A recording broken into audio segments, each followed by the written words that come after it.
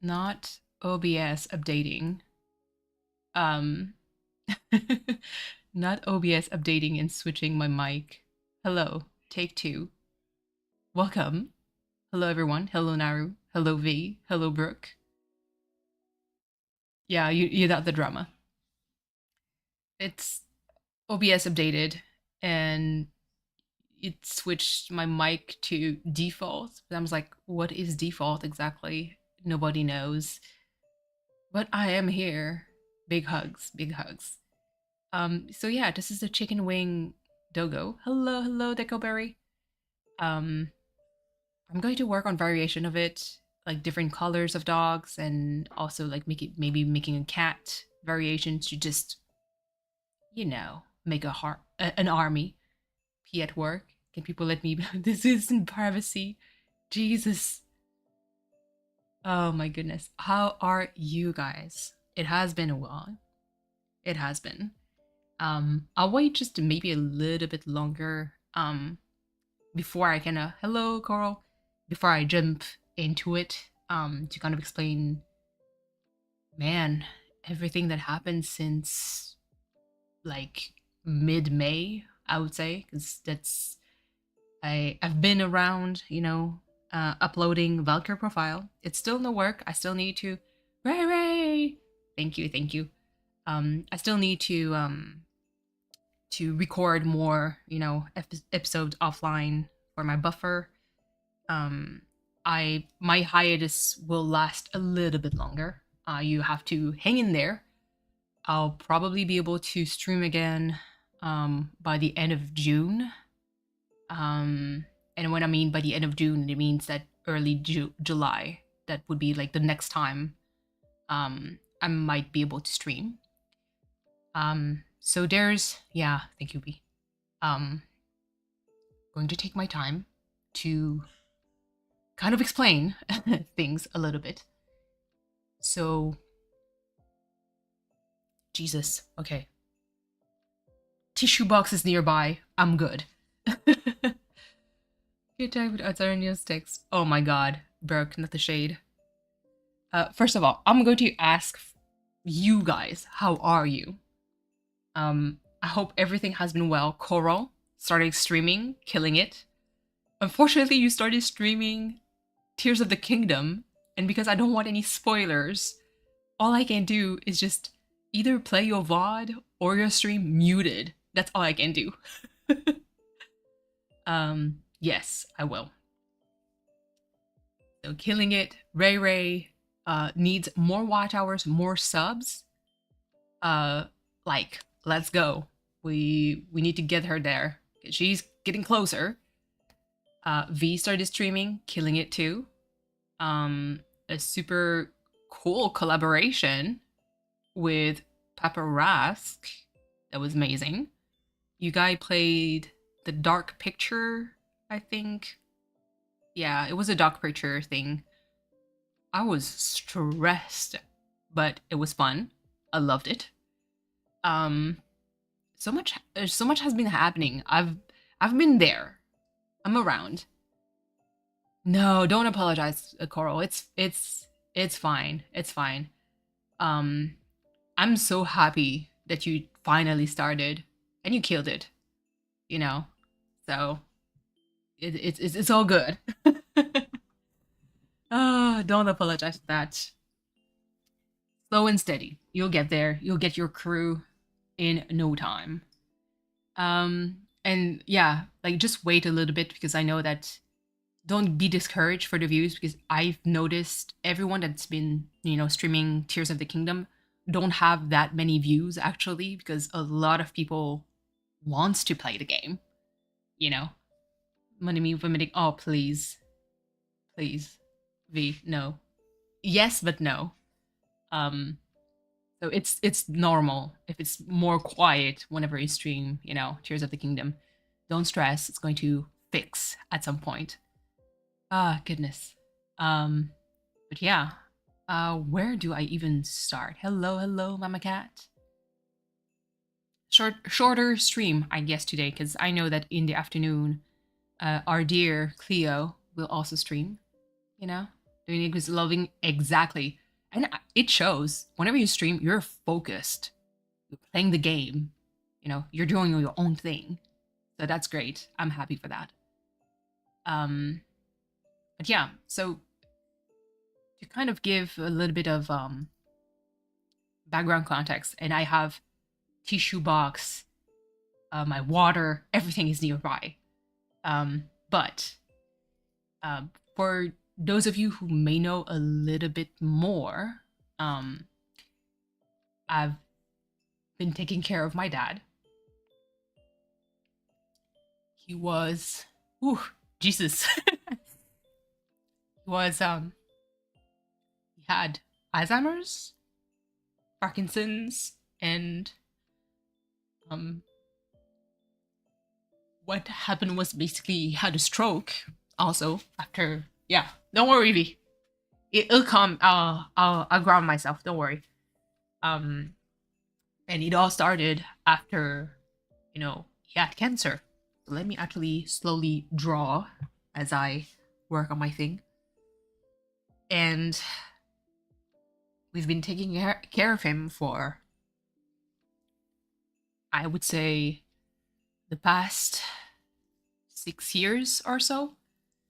So his cancer actually started when in 2019 he finally got a a blood work done. So my dad was always someone who, you know, who the way that he would say things, it was basically the only moment I'm going to see a doctor is when I'm going to die. You know, which is extremely ironic. And he was always, you know, super adamant on not going there. Hello, hello, Neptune. Thank you. And so that was in 2019. And at the end of 2019, he got his first diagnosis of cancer, prostate cancer to be specific, and he had to undergo treatment. Obviously, Jesus, what the heck is going on here? And so he went, you know, had no choice. He succeeded on beating cancer by the end of 2021. But unfortunately, by 2021, he also had a stroke, like a small stroke. And I noticed it before I went to see the doctor. He had a follow-up, he stood up, and he was kind of like leaning toward his left side. And at the time, obviously, because I do work a little bit in physiotherapy. Where it is? Okay. Sorry, I'm just trying to figure out, like, crop? Okay. Trying to, like, I already knew kind of, like, what happened, but we needed to, you know, we needed to have, like, more exam to confirm things. And so we went. And the doctor was, well, indeed, your dad seems to have had a stroke. We need to send him to do a CT scan and check if there's any other damage. And so in 2021, they discovered that along with his stroke, he started having Parkinson's and Alzheimer's at the same time. Obviously, at that specific moment, I already noticed that he had, you know, some cognitive loss, you know, being a little bit more confused or forgetting some stuff. But I didn't pay too much attention at the time because I was like, you know what? He was 78 or 79. It's like, can we give the dude a break for like 2 seconds and be okay with just him having memory loss? And so, you know, all we could do was basically be comfortable, like make sure that he was comfortable. Hello, Kaylee. And that he was basically surrounded with familiar faces. That was my goal. And so we did. Things oh, Coral, it gets worse. um so fast forward to now, things were a little bit more under control. And so I remember the 9th of May was when my dad started, after eating just a basic ass sandwich, he threw up. And obviously, throwing up with diarrhea. So we thought, was it a stomach bug or something? Didn't know. And so, you know, yeah, we thought it was a stomach bug. So he slept it off, you know. And my brother was worried at the time, but you know, whenever you don't know what's exactly is going on, it's technically better to wait, you know. And so the next day, the 10th, was it a Wednesday? I believe it was a Wednesday, either a Tuesday or Wednesday. My brother knocks on my door. So we live in a family duplex. So basically, like my parents would live on the first floor. My brother stays at a bachelor in the basement, and I live upstairs.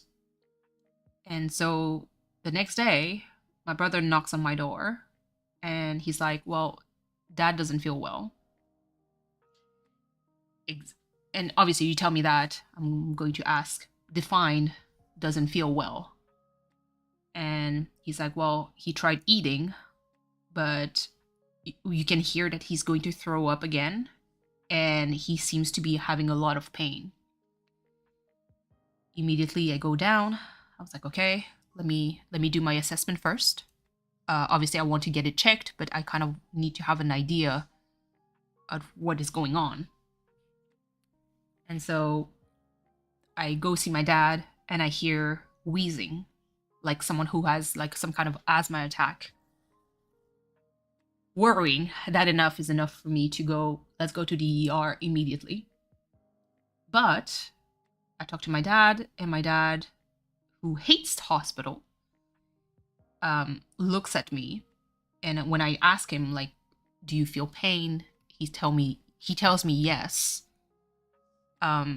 And I ask where, and he showed me like his stomach, like abdomen area, without being super specific.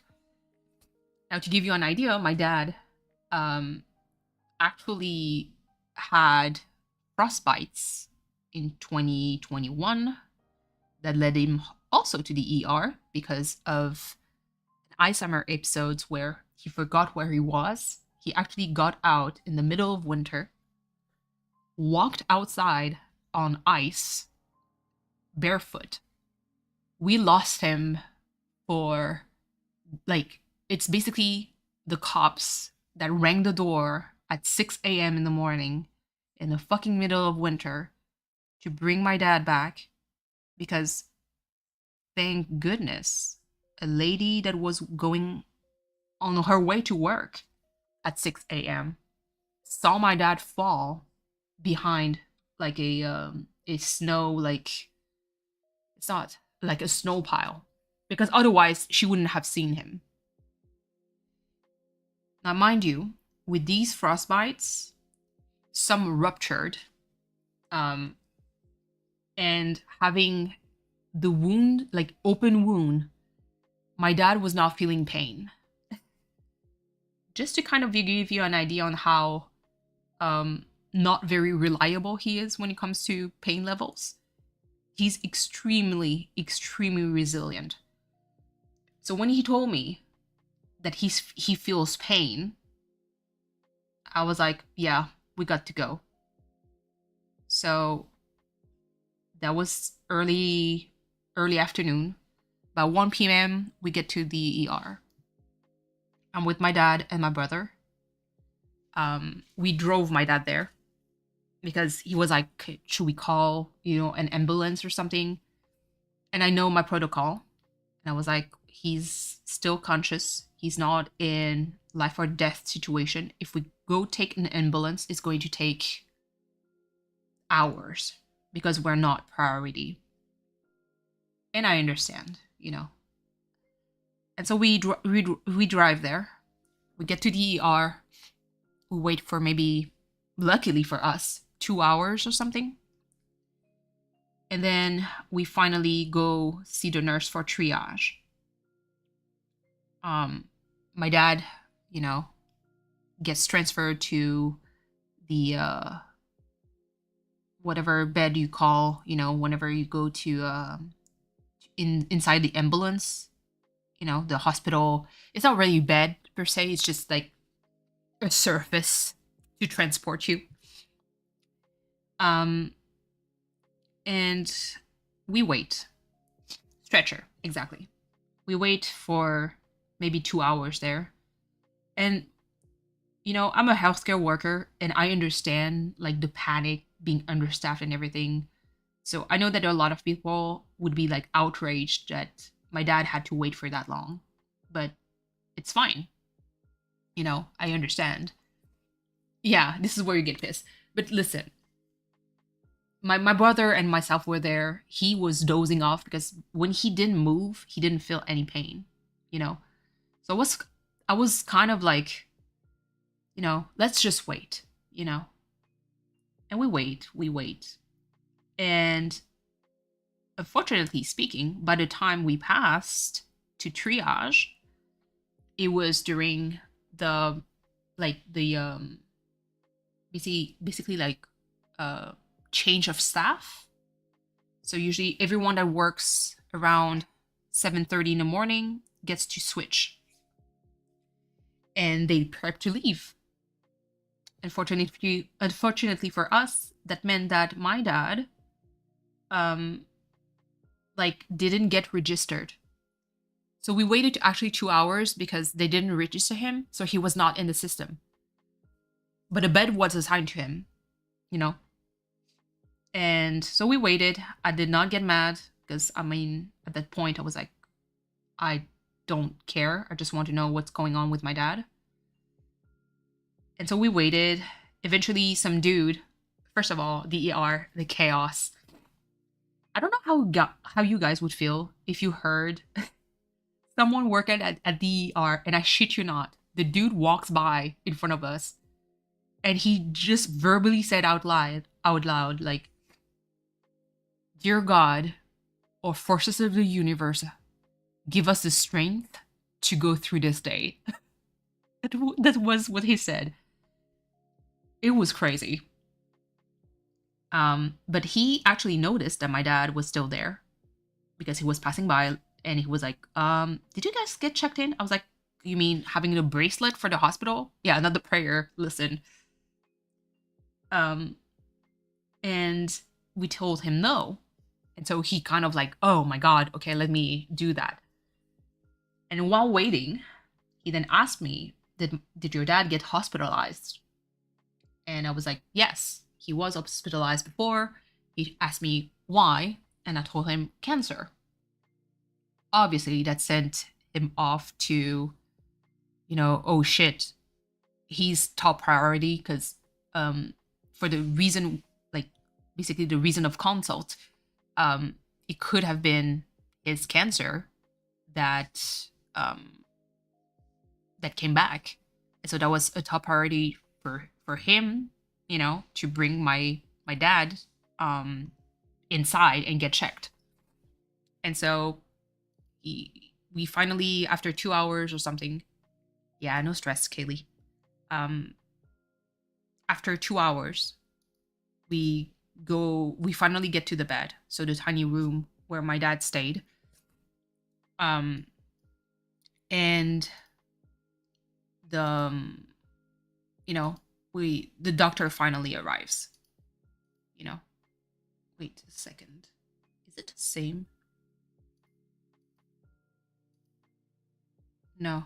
Okay. Um, the doctor finally arrives, takes the blood work, do the assessment, palpate my dad's abdomen, and notice that he was in a whole lot of pain. I mean, we understand that, it's understandable. And thing is, wait, is this onion skin? Okay, perfect. And takes the blood work. I wait. I'm still with my dad at the point. My brother is there. My significant other, like, actually was ready to leave work early to meet up with us. My mom is home. My mom, like, we told my mom, like, because I know that my mom would be like a worry wart, and she would panic. And at this moment, we needed to just, keep some calm and focus. And obviously, who else is better than this than me? So that's so ironic. And so I stayed with him until blood work comes back. Blood work nope, undo. Blood work comes back, and the doctor comes to me, and he's like, "Well, your dad did have acute pancreatitis that was severe enough to cause him kidney failure. And because of the kidney failure, he had water in his lungs. And because of the water in his lungs and the quantity of it, he had arrhythmia. So his heartbeat was not regular anymore. And he has, how do you call that? Fibrillation auriculaire, auricular fibrillation. So it's basically, it's really like irregular heartbeat. So instead of like just doing like one heartbeat, like boom, boom, it's like AFib, is what he had because of the water in his lungs. And obviously, for me, I know what the prognosis is. It's not good. And so I stayed with him at the ER. I've seen, I think, 8 different specialists. So from ER doctors to surgeons to the ICU doctor to palliative care, pneumologist, cardiologist, gastroenterologist. Like, I've seen everyone. And obviously, at the beginning, because you're not supposed to stay at the ER for more than 24 hours. And I'm not talking about waiting room. Waiting room is something else, but like actually admitted to the ER and staying inside the ER is not something that you're supposed to, do for an extended amount of time. And so I repeated a lot of information. And to regular folks, I would guess that it would make you probably frustrated to repeat the same story all over, because you're like, don't you guys read the damn chart? But I paid no mind, because at the time when they told me that, I was like, you're not healing from acute pancreatitis. You're not. And the pancreas is the only organ in your body that nobody will ever do a surgery on. Now, the reason why is because the pancreas is actually very, very deep inside your abdomen. It is surrounded by your aorta and also your inferior vena cava. So those, and if there's any damage in any of those 2 structures, you die. Plus, the pancreas is considered as a very brittle organ.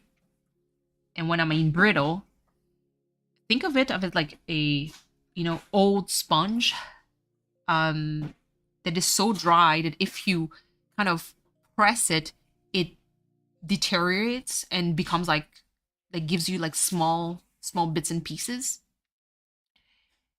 It's what happens with the pancreas. So they don't operate on the pancreas. After you survive acute pancreatitis, it stays there and can come back. And so I was like, okay, so there's two things. Since his kidney actually stopped working, that already meant for me that he might not pass the day. And like judging also from the doctor's reaction, I was not wrong. You know, and so I remember day 2 at the ER. I stayed there. I slept on the chair. And the first night, I think when I heard the news, I told my brother, I was like, "Go get mom, because we don't know if he's going to survive." So my brother goes get my mom. We explain everything, and she decides to stay the night with me for the first 24 hour. So we stayed. I kept waking up with the nurse to help her check vitals, and obviously you can't really sleep properly because, let's be honest, there's so many machines going around you that you can't really sleep. His saturation, so his oxygen level, were so low that it kept on beeping, and when it beeps, it's like beep, that kind of beep.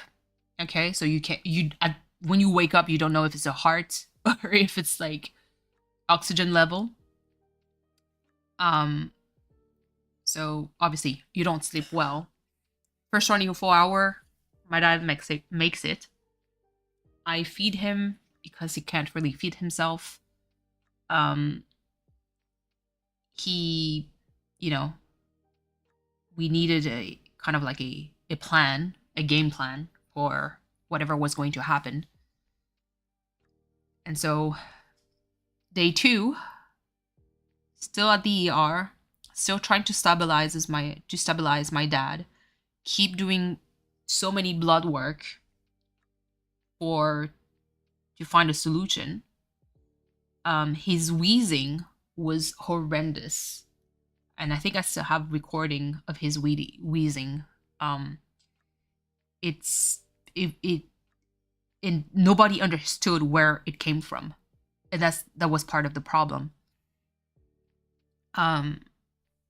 And day 2, doctors come in and they talk to me and my family, specifically my mom, obviously, about what was going to happen next.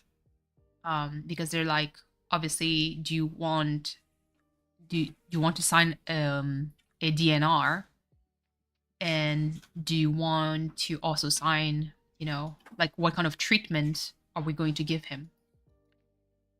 Because we didn't want any invasive treatment. And when I meant invasive, it means intubation. It means transfer to the ICU, where there's going to be 20 people around him. There's going to be tubes everywhere, on his neck, on his throat, everywhere. And I know my dad, I was like, that's not going to happen. But obviously, I have to talk to my mom. My mom says, hell no. That's not what he would want. And so I was like, okay, agreed. Cool. Now, we were waiting for him to be transferred to another room, because there was a room at the hospital on the upper floors that was ready for him to arrive. Thing is, he decided, well, not decided, it's not up to his control, but his condition became unstable, and he had to stay at the ER for a little bit longer. Eventually, after 72 hours, my dad finally got transferred to the upper floors.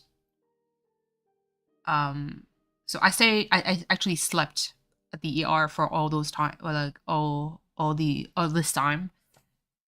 I came back home, I think the second day, just to take a shower, and then come back. My significant other, the trooper that he was, forced me to eat just a little bit because I've actually spent that much time without food in my body, you know? And yeah, so after 72 hours, he was finally admitted to the yard on the upper floor. And I knew that I didn't need to sleep at the hospital anymore because he was safe. And my mom still insisted. My mom, I think she's the one who slept at the hospital the most. I went, no worries, V. I went there in the morning just to make sure that everything was okay and that he was, he was fed. If there were any like questions or anything with the doctor that I would have been able to answer, And so we did that. We did the back and forth between, hospital and home. Obviously, my mom, being not really young, my brother and I, especially even my significant other, didn't want my mom to stay at the hospital all those nights, and because that's not the way to sleep, obviously. And she's old, and she has her own health problem. And so we struck a deal. I was like, okay, Mom, every 2 nights, you're going back home. You're going to sleep in your own bed. And, you're going to rest properly. He agreed. So every 2 nights, my dad would stay alone at the hospital. I already gave all the consent for in case my dad was agitated, because it happened that he got so agitated that he would rip off the IV from his body.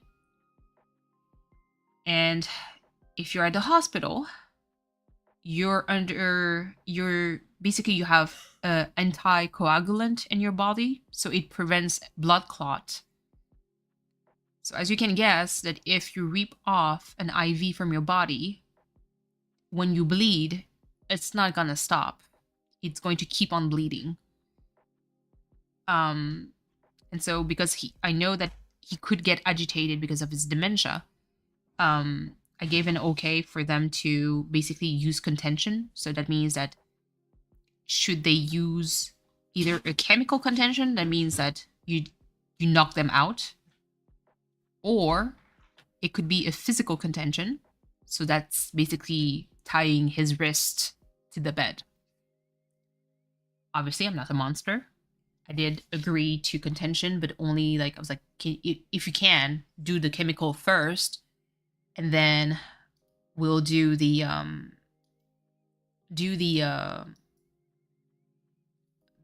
physical only if needed. Agreed.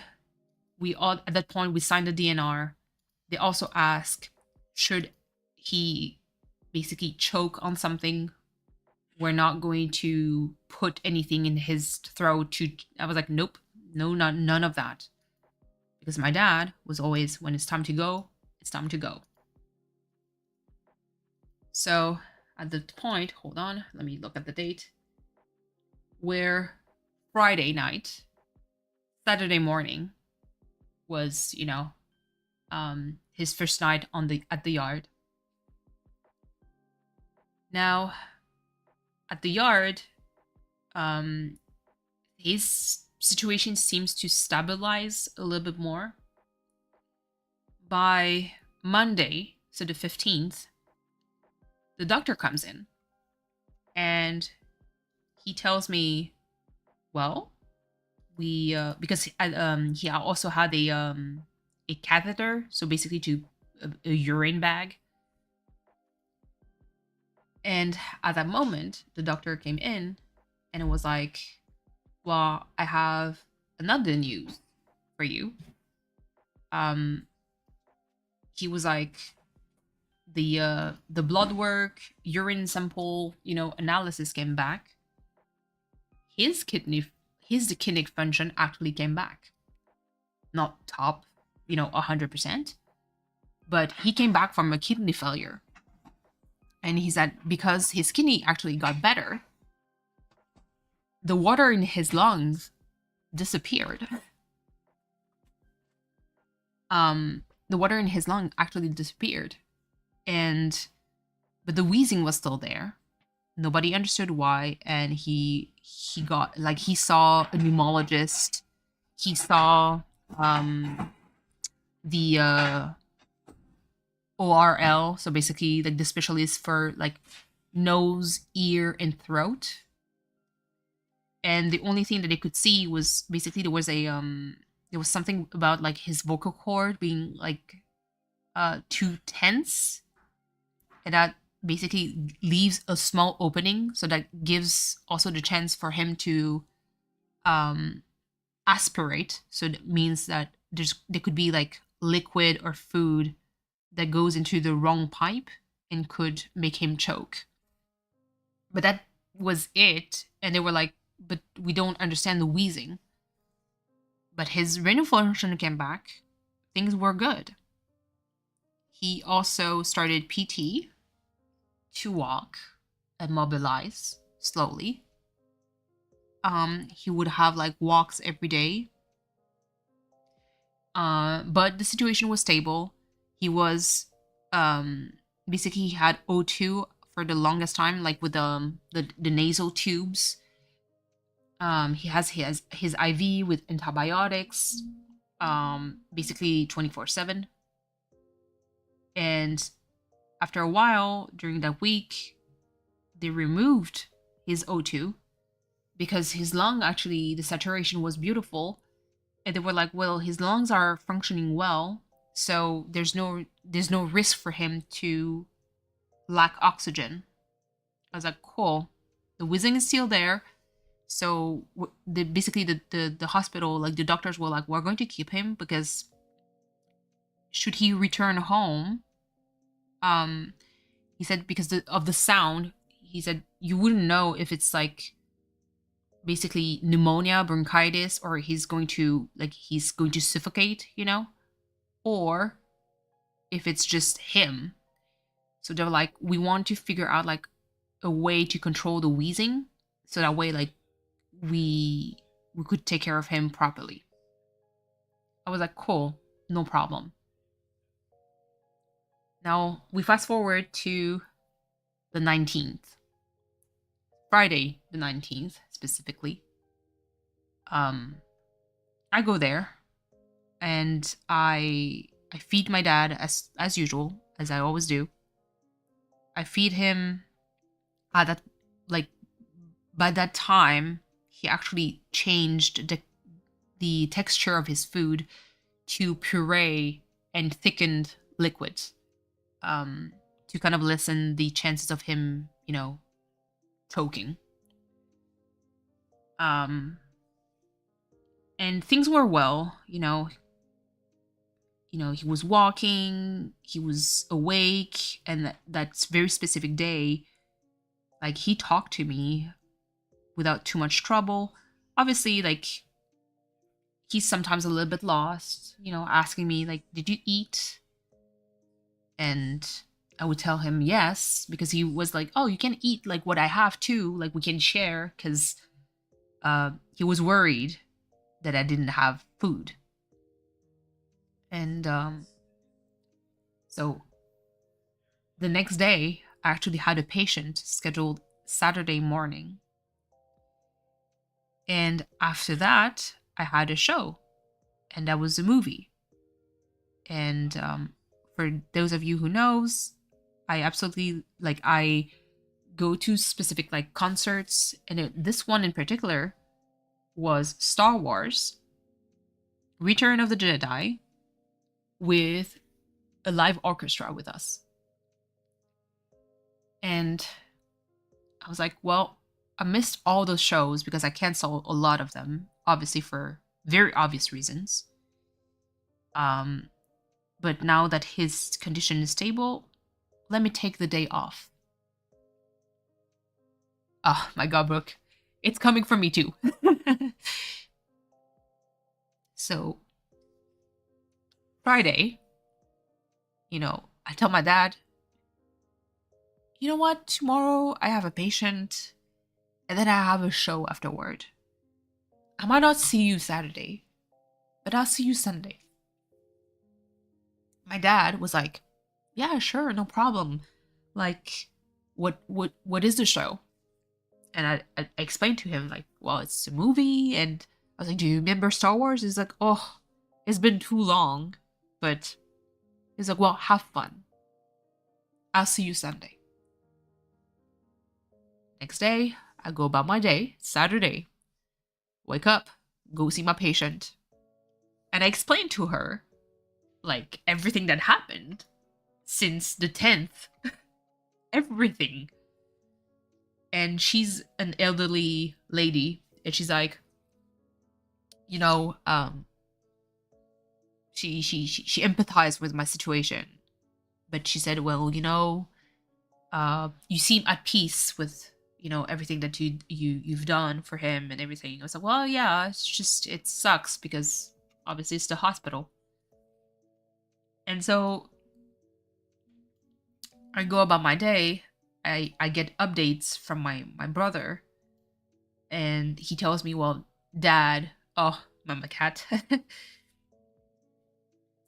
My brother texts me, and he's like, yeah, Dad is going well. The doctor visited, and they think they figured out it's really his vocal cords that's doing the wheezing. So they're going to test medication, but things are going good, and he's been walking, and he finally accepted the walker. My aunt, like, she's 1 year older than me. But through basically like links of blood and everything, she's the niece of my dad. So my aunt was there, and she says, yeah, he talked to me in Vietnamese. He talked to me also in, like, because my dad knew 3 dialects of Chinese. And so he knew Mandarin, Cantonese, but he also knew a very specific dialect that is like from a very, very, very tiny village. And he spoke that language with her. And he said, yeah, he even spoke French, and things were good. And she was there when the doctor also gave the news of like, oh yeah, like things are going better. Like, and he was a doctor that followed him since the ER, and so I was like, okay, cool. Give the news to my significant other, and we're like, okay, well, it's time to go for the concert. We go there. So mind you, my life, the way I basically deal with it, especially with my time, is that I always have my smartwatch, always, every day, 7 days a week, rings or vibrates at 6 a.m. in the morning. It's my wake up time. 7:30 is my limit time of waking up should I, oversleep. And 9:30 p.m. because it kind of gives me a sense of time that it's 9:30 and I should really think about it if I want to go to sleep. Because otherwise, I don't sleep. And it's always been like that. During the movie Return of the Jedi, my wristwatch, my smartwatch, vibrates. It's 9:30. Don't pay too much attention to it. Go back to the movie. I just remember specifically the scene that was playing during the time my watch told me the time. And obviously my cell phone is on silent. My watch is on do not disturb. Movie ends. I check my cell phone. I see one missed call from mom at 9:45, and I see 3 texts from my brother.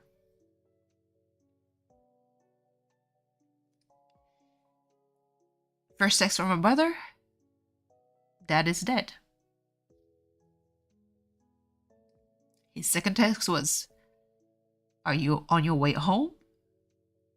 Third text, I'm on my way to the hospital. The scene at 9:30 that was playing was the one where fucking Darth Vader dies in the arm of Luke. Of all the fucking scenes.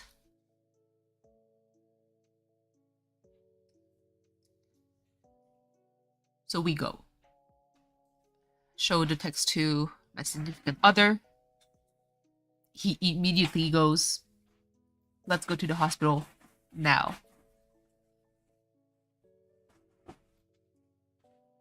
We call the Uber driver. The poor driver. Jesus Christ.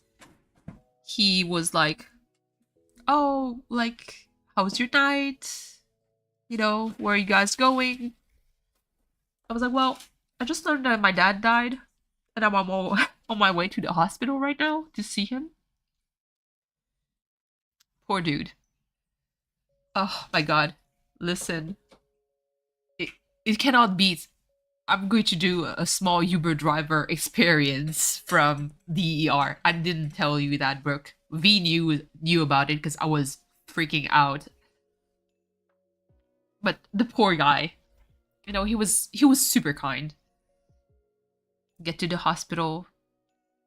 I go to see my dad, and I asked the nurse like that my Uber driver got arrested. That I was on the like in the middle of the highway, and my fucking Uber driver got arrested by the cops. There was another one. That's not the that's not the one of that said night. But yeah, so I talked to the nurse who took care of him, and she was like, obviously, first question I was like, did he suffer? What happened? And apparently that night, he, after everyone left, obviously, he got really agitated. And, you know, my mom was there, obviously. My mom was there, but he got really agitated, and he wanted to rip off his IV. That, by the way, happened already, because I remember there was a day where I came in and I saw his wrist being attached, and I didn't know, like, okay, what happened?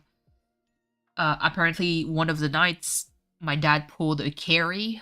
I don't know if you guys ever saw Carrie, the horror movie, like the infamous scene when there's like just pig blood dumped in top of her, and she's like covered in blood, and she's go fucking batshit crazy. My dad pulled that one because he ripped the IV off, and being confused, and I know that my dad does that when he was confused, was to, like, you know, you rub your face because you're like, oh my god, what's going on? And he put blood everywhere. And so because of that episode, they tied him to the bed. Again, I understand why, so I wasn't even mad. And it stayed like for 1 day only. Then they removed it. But yeah, so she said he became agitated They gave him something to calm him down, and it didn't fully work. The nurse noticed that he had like a bit of like temperature, you know, and so she was like, "Let me like my." And my mom asked, like, "Can we give him something for his fever, or maybe like he's in pain or something?" And the nurse was like, "Yeah, no problem," and proceeded to give him like said medication. Did not calm him down enough. So the nurse came back with another stronger, basically calming solution, whatever medication that it actually used before when he was at the ER, because there was a night where he got so agitated that he wanted to like rip off everything. And that's when I, like they wanted to give him that, which was not a problem, but she needed to make sure that everything was okay. Got the okay, administered the medication. It oh, OBS disconnected. Reconnection successful. Let me wait. There might be a glitch in the matrix. So if there's some kind of lag or anything, just refresh. That should be fine. The OBS again, please. Okay, what's going on? Yeah, OBS is acting up. Let me just close some stuff. Even though that's weird because it's not supposed to cause any problem. OBS, what are you doing? Yes, I'm back. Yeah, that should be good. But basically, she rubbed his arm and he gasped for air. My mom was holding his hand the whole time. And kind of reassuring him, like, because she could feel that probably it was time to go. He did that 3 times. And the nurse was like, half of his face was sagging a little bit, kind of an indicator of perhaps a stroke. But he passed. I called on my way to the hospital. I already called my eldest sister that lives close to Vancouver. We cried together on the phone as I was on my way to the hospital. My sister, who's a nurse living in Toronto, tried to reach her, couldn't. Sent her messages. I texted my aunt that saw him Saturday to tell her the news, and she didn't know. She was like, she didn't want to overstep. She was like maybe now is not a good time to visit. And I was like, fuck this, just come. It's your uncle. And she also lost her dad last year. And so for me, I know that she couldn't be there, when he passed. And so she came in, and it's something. It's not funny, but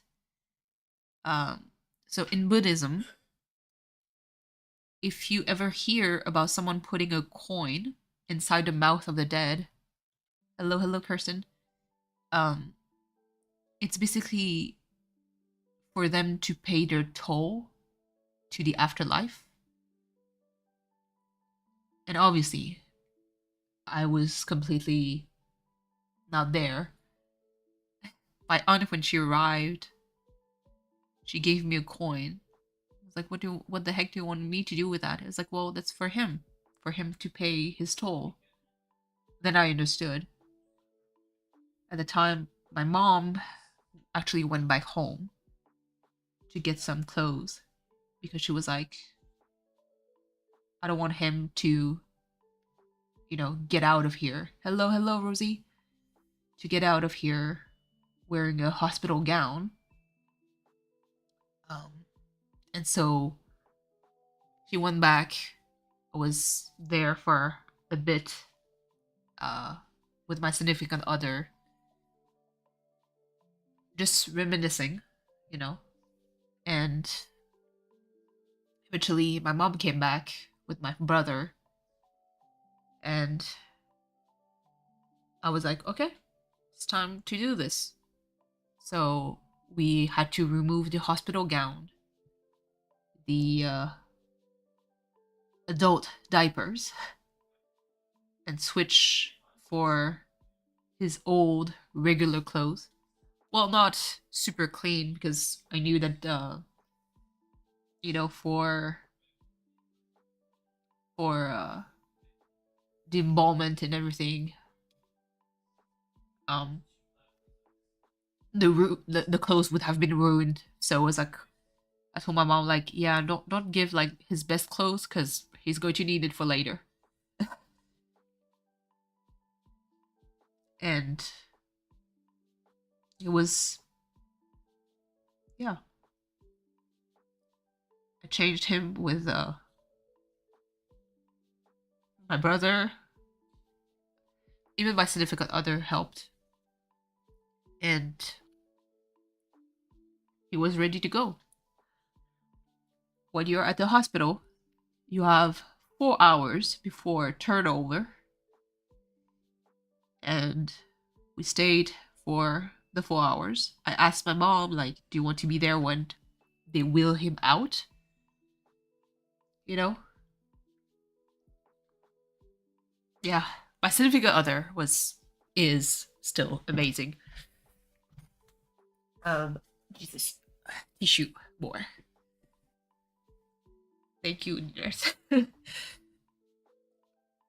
And she was like, no, it's rather we leave him as if he's sleeping, you know. We pay our goodbyes and we step out. My goodness. So yeah. Now I'm currently in the process of arranging for his funeral, which is, by the way, a motherfucking scam. But I even asked one of my colleagues who worked at another funeral home that and I'm going to sound stuffy because I'm stuffy from crying. It's not getting stuck in my nose, so I'm sorry. But yeah, so my colleague actually worked at the other funeral home that we could have you know, worked with. And apparently we got off easy, because they're not the most expensive ones, which is outrageous. Thank you, Mama Cat. But let me tell you that dying is just as expensive as living, which is unreal to me. What the fuck? Because she said that 6 years ago, the prices that I gave her, she was like, you add 4K more. So I would have paid so much more than now, you know, and that's already a lot. So yeah, that's the main reason why I was gone for such an extended amount of time, which I'm sure you guys understand a little bit more now. And his funeral is going to be the 17th of June. You know, I am still arranging everything. to have so much paperwork to deal with. Um, at least my sisters will get to be there, which is what I wanted. Because let me tell you, I actually had moments of getting mad against my mom. I can give you a little bit of context with that, and I'm sure it's because there's a lot of things. But under the pressure, my mom accepted. Oh, thank you, Coral. I remember the 24th, so that's 4 days after he passed. She was like, uh, she told me, like, oh yeah, tomorrow you have to go to the funeral home to do the arrangements. Now, mind you, I don't mind. I'm like, yeah, sure, fine. I was like, go with your brother. I was like, yeah, okay. And so I asked her, like, oh yeah, by the way, do we have a funeral date for his cremation? She tells me, yeah, it's going to be the 26th. I was like, excuse me? In 2 days? She told me yes. And I was like, well, first of all, I am not available the 26th because I do have something to attend. My brother wouldn't have been there the 26th either. My sister in Toronto couldn't be there because she's a nurse. She just can't flee work like that. And my sister from BC was also going to be absent. So I was like, I told my mom, I was like, do you realize how insane it is for you to tell me that the funeral is going to be the 26th and none of his kids would have been there? Excuse me? She canceled that real quick. Now everybody can be there. And the main reason why I got so upset was because my sister in Toronto actually didn't see my dad for 2 years. And I don't know for you guys, but for me, I could never,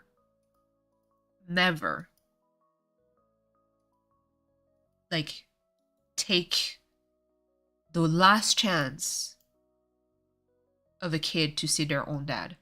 Well, not me doing copy all the time. And so eventually she kind of understood that how absurd it was. And now we're good. My sister is on her way, on her way there. She can fight, absolutely. Yeah, I know, Niners. It's been something some some uh some people in the community actually knew you know everything that happened, because obviously, just to share a little bit the burden, I but I didn't want to, at the time when he first went to the ER, I didn't want to uh you know say anything because, to be honest, I didn't know if he was going to make it and what was going to happen. Yeah, yeah. I I was just so, like, there was too much things going on, and I was like, you know what? Just because I don't know if he's going to make it, I'd rather I'd rather not say anything. And so I was like, that's why I made a post of like, hey, by the way, I'm not going to stream for an extended amount of time, but I'll be back. I don't know when. Oh my goodness. V, please. Full family funeral, homestead town. Yeah, everyone had input. Listen, I'm a cat. The way that I fought at times was insane. Um, but yeah, like, I didn't want to say anything, so I kept it to myself. Because, like I said, I didn't know which way it would go. Especially because I mean, when the doctor was like, he might not pass the night, I was like, okay, this is it then. Uh, and by some kind of freaking miracle, he actually pulled through. And I was like, okay, well, apparently Dad wants to live a little bit longer. And so, yeah, the reason why I released so many Valkyrie Profile episodes was really because when I needed to unwind, I needed to unwind. I think I recorded the Valkyrie Profile episodes after the 72 hours at the ER. I I was like, I need to keep my mind busy, so let's do this. And yeah, that's what happened. And that's why, like, if you ever hear some of the episode and you heard that I seemed a little bit, tired, that was because I was tired. Oh, not me doing that. Crap. I needed to do that on another. Okay. Whoops. I need to remove all that. Oh, you know what? I can do this. Can I do that? I think I can. Yeah, because I want this. No? Okay. It all my sushi. I will. But yeah, if you want to hear about like highway robbery, to give you an idea on how cheap we had it for this, the grand total cost, without including the flowers, without including so many things, it's 10K. Let me tell you, when you sign that check, you cry. It's 10K for, cremation. Yeah. And let me like, we didn't go expensive for the casket and everything.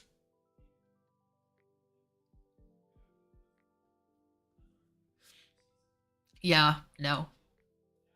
It's $10,000. Let me tell you that when I sign that check, when you do a double take and you look at, your first reflex is to look at your bank account first, because you have to sign a check and you're like, I don't want a check to bounce. Yeah. Yeah, for real. I was like, just do a Viking funeral. Please don't do that. That's illegal. But, yeah, it's $10,000. And at the time, it's just, so numbed out with everything that was like, fuck it, let's go.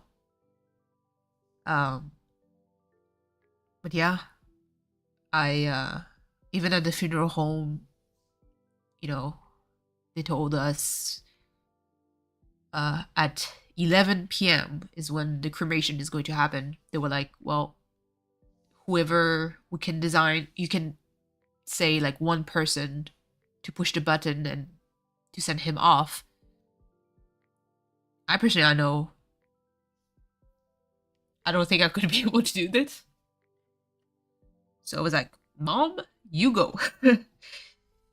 It's your husband. Do the thing. We'll be right by you. But, throw me to the sea and listen. Yes, that's my thought exactly, Coral.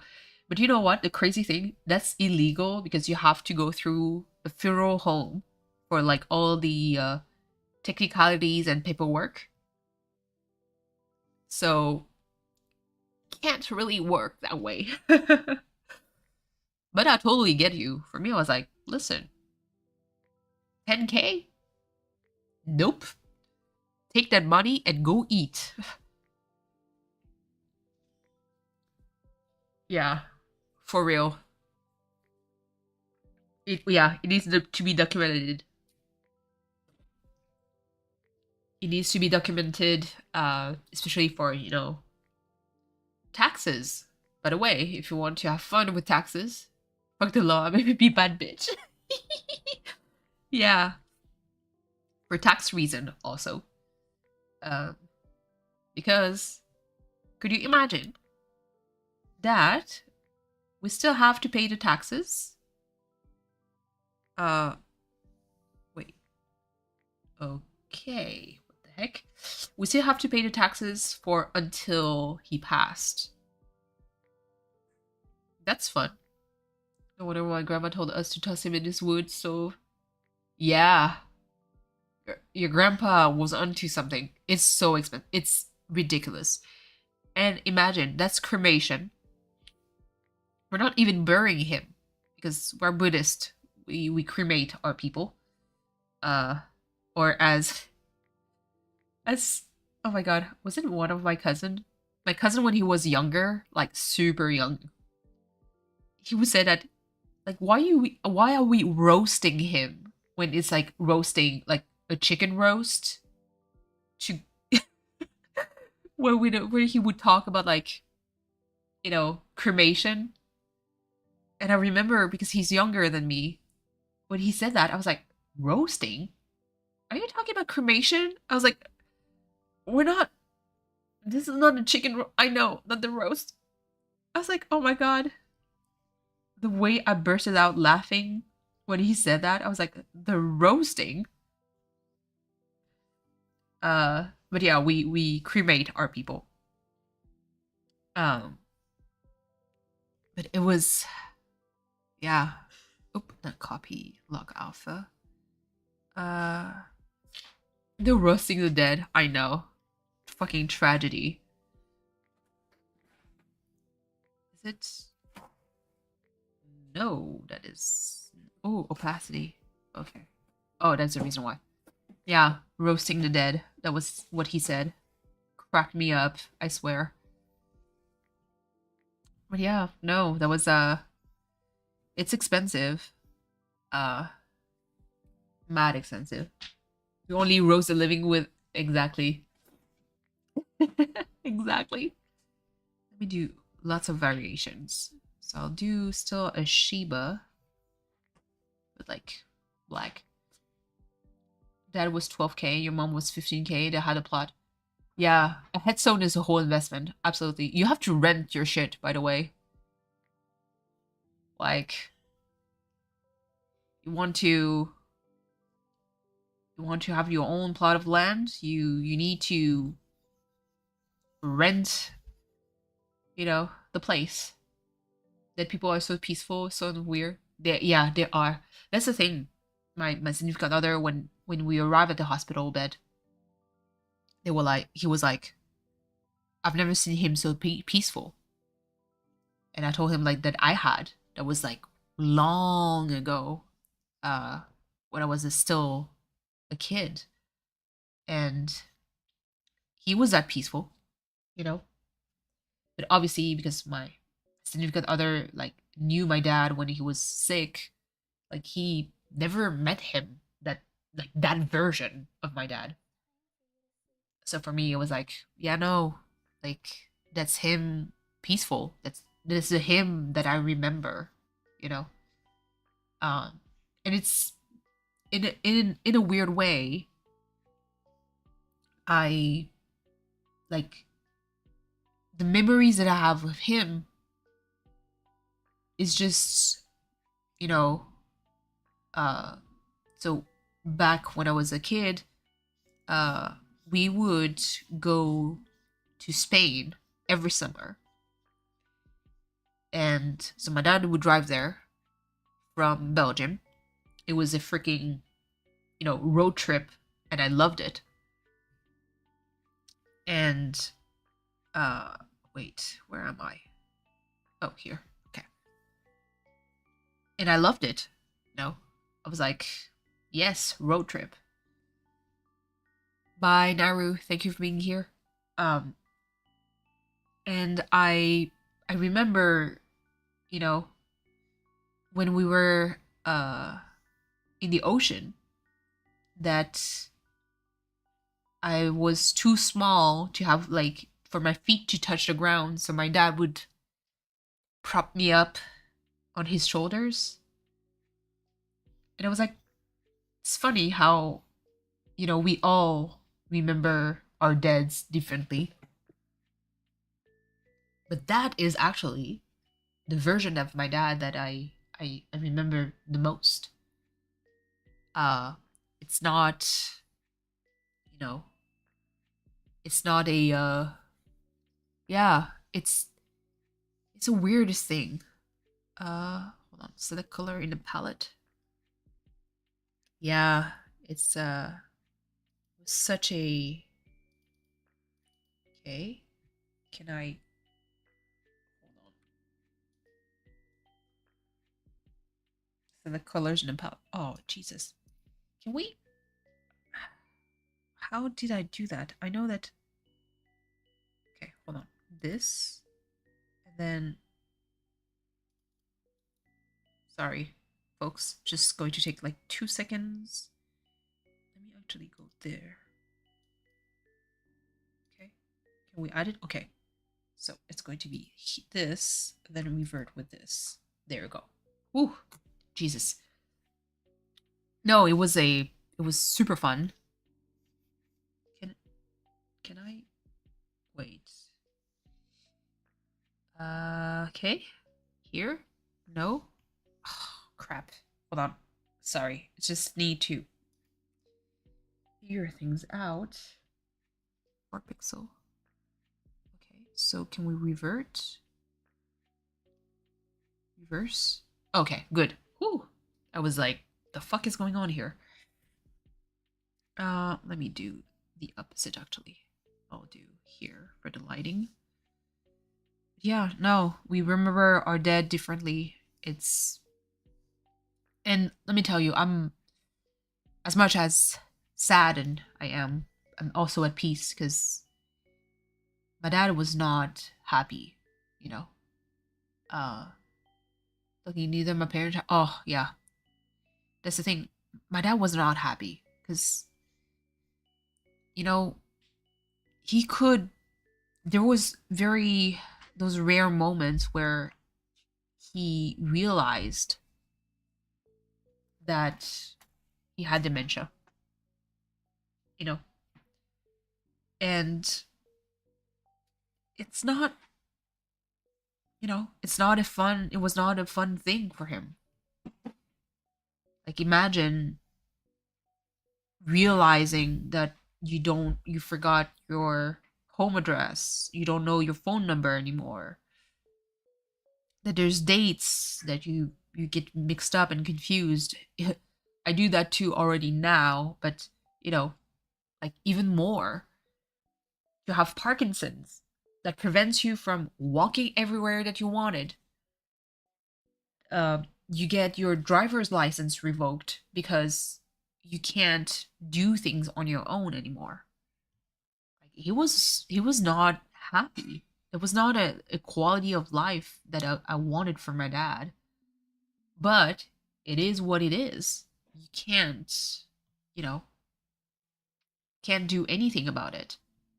Uh, and so I'm saddened, of course, but at the same time, like, I'm also a bit happy that I didn't get to see him like almost like a vegetable, that adventure too. Yeah, exactly. Oh, Rosie. Grandpa had dementia the moment he forgot about me, killed me. Oh, yeah. That happened with my grandmother. I remember shutting off emotions then because I cried like a fucking baby because uh she would still you know would take care of her, And I remember the day she arrived. So she flew all the way from Belgium to, yeah, prolonged sickness, absolutely terrible.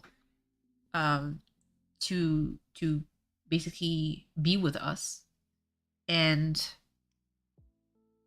I remember we opened the door, and a few years ago, my grandmother would recognize me. She was like, "Oh my god, like you've grown so much. Look at you. You look like your mom when she was younger." Obviously, all in Vietnamese. And I remembered that year, I opened the door. She saw my big brother, recognized him. Saw my eldest sister, recognized her. Saw my second sister, recognized her. Came to me, did not know who I was. These times it's just a mix of emotion. Where to call bittersweet? But yeah, it is. It is. Like when my grandmother did not know who I was, but knew who everybody else in the family was, I was like, okay. I noped out. I was like, this is where I'm going to draw my limit here, you know? Um, and I kind of like, because I was basically became a bit of a caretaker. Um, my grandmother actually thought I was my mom when she was younger because I look like my mom. Right, colon cancer was for me. Yeah, I know. And so for me, the real blessing is actually the fact that how can I say it? But I was able to be with him till the end. I was able to talk to him till the end. And like I said, he had, like, he didn't have a quality of life that I wanted for him because my dad is a world traveler. He traveled everywhere. He had a very exceptional life, if I can talk about it. To give you an idea, my dad saw war, witnessed family members being killed, saw his own sisters die trying to flee the country on a boat, and saw the boat sinking. And the time, folks, it was steamboats. And when it sinks, it boils the water just to make things even more horrific. And by a stroke of luck of the fucking universe, he was not on that boat. You know, hear more about your dad? Yeah, no, obviously. Uh, kind of keeps the memory of him, you know? Uh, and yeah, he dodged death so many times. Uh, eventually left the country. And like I said, he dodged death several times. Like he fled the country before things started being too bad for him to not be able to run away. Um, switch identity, you know. Uh, man, I don't want to dox too much. I mean, he's dead, so who the fuck cares? He actually switched his birth date to not serve in the military because he knew, like, if I get there, I'm going to die.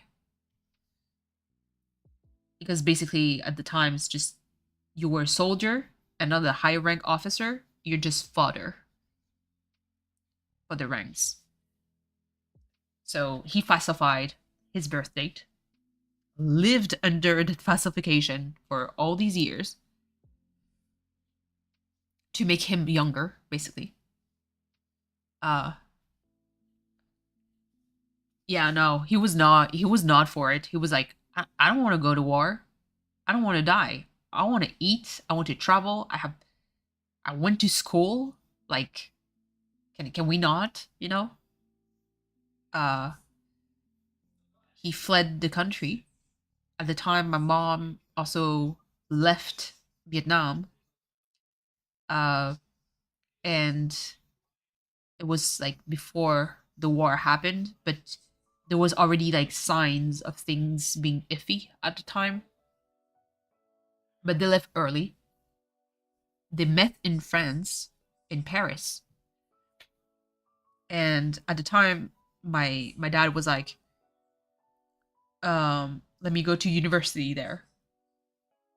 Yeah, 100%. He was like, my dad, his philosophy was like, I'm not a high rank officer. They don't care about me. That my country doesn't care about me. I'm just fodder. If I die, what are they going to do? Dump me? I mean, because that was what was done at the time. It was like, dump me in the ditch and then cry what? Nothing. And he even said like, oh, that for what? For some assholes to get a medal and be like, oh my god, you served well, your troops actually helped the country, when the dude would not lift a finger. He was like, nah, boo boo. He was like, you die alone, go. You know. And so yeah, they met in France. They got married there. My dad eventually left for Canada. For the loss of a pawn sucks. I absolutely, absolutely. And my first sister, my eldest sister, was born here. Then, like, he worked at the time on hydroelectric. How do you, the fuck do you call that? Dams, you know, to generate electricity. He worked on those. My great grandmother came over from Germany during World War II to New York City. She moved away from the city to get older. Tried to go back home to NYC. Yeah. Yeah. My dad, man, he pulled that one on us at some point. I was like, what the fuck, man? But yeah, no, like, they left for Canada. He worked on those dams to generate electricity. First sister was born. I'm not going to disclose exactly when. Well, I mean, I don't care. Let's go. She was born. No, I can't disclose because otherwise I'm going to dox myself. But then they went back to Europe, specifically to Belgium, and owned a restaurant there.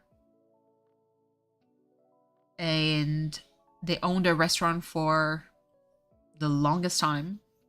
My second sister, my brother, and I were born in Belgium. And eventually we left to live in France and moved again to Canada. The food was lovely. Absolutely. That's why I love cooking. My grandma, who was her caretaker, would find her walking down the road. Yeah, that happened with my dad when he had a little bit more, you know, it slowly advanced. It was not fun. And the thing is, like I said, I'm a healthcare worker.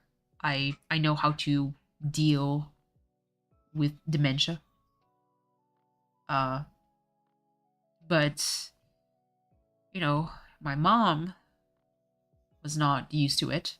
My brother was not used to it. My brother is an IT.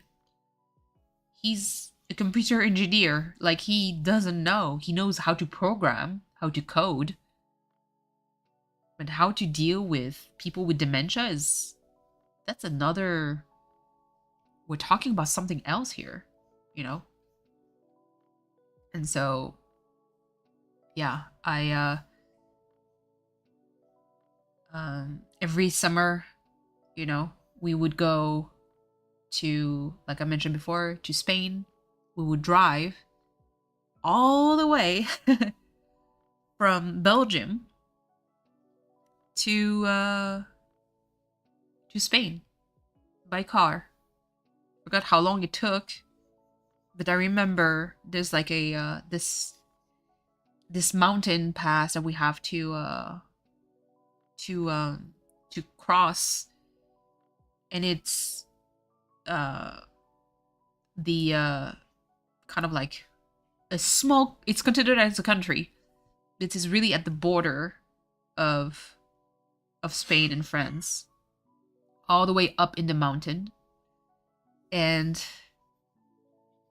when you go there, it's so high up at some point that if you step out of the car, like at the rest stop, your feet would be in the middle of clouds.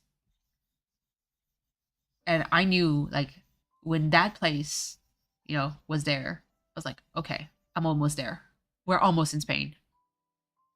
And just like the smell of the sea, like everything, the languages, and yeah. Yeah, it is. Because you have to cross the mountain, so you go way up. And then there's like there was a small like gas station, I guess, all the way to the top, and then you drive back down. Nova, Genome Project, well related in war, possible family. Yeah, true.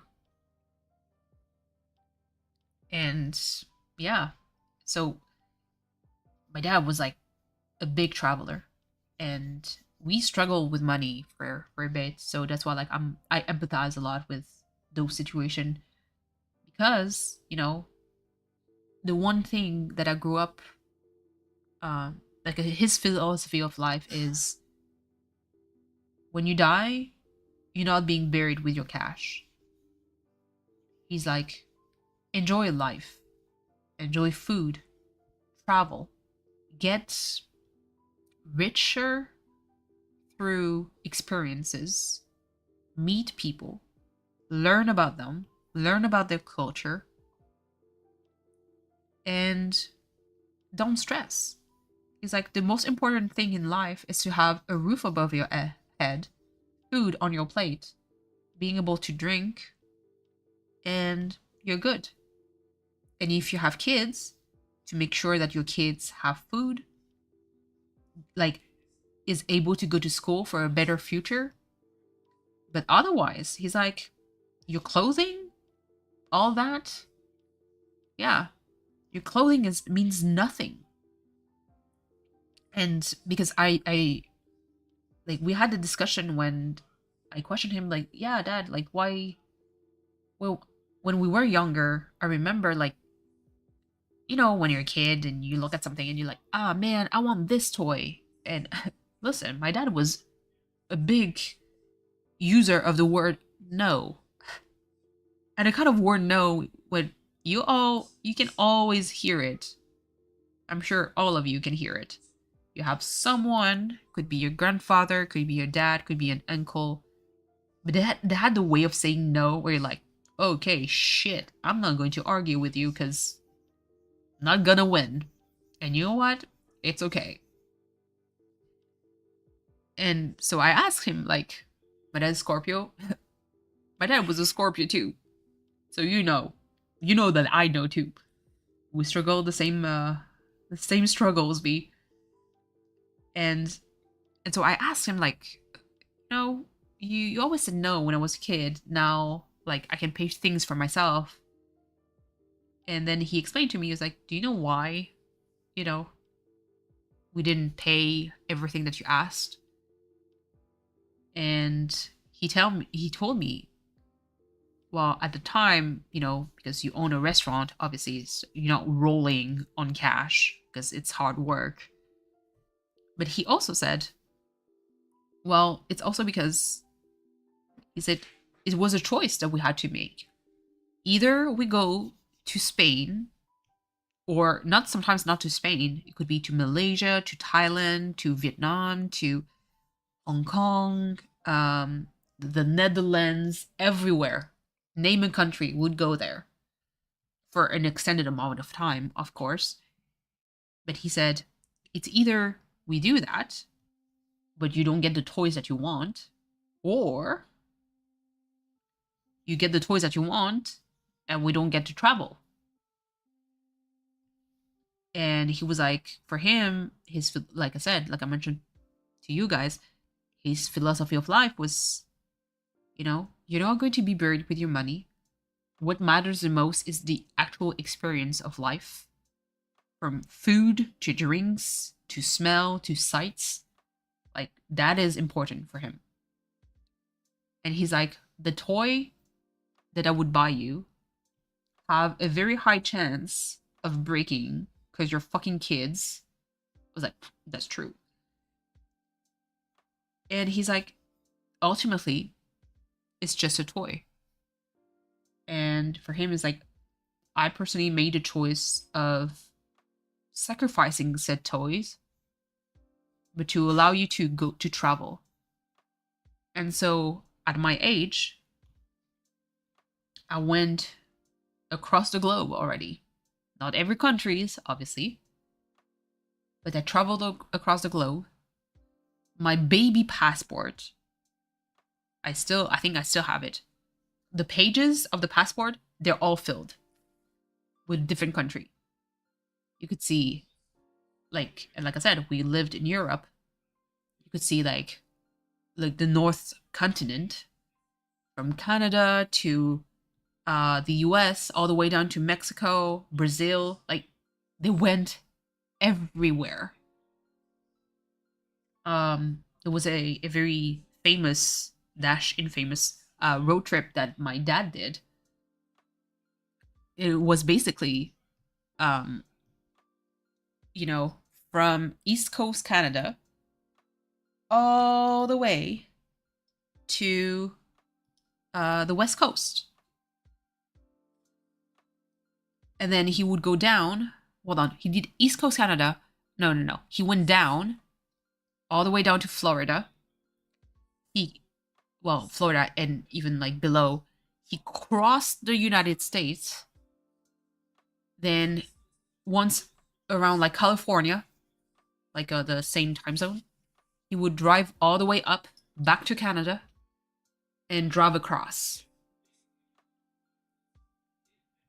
That was the kind of road trip. Hello, JJ. That was the kind of road trip my dad would do, with us, So, and that's why, like, in the community, a lot of people, see me as, Santa brings and everything. It's him. That's the influence of my dad. You can actually thank my dad for that. Because that's the way that he would live his life. It's just, like, material thing doesn't matter. Help, like, he was super like selfless. He said, if I can help you get a better life, then, or be more comfortable, or do your own thing, then so be it.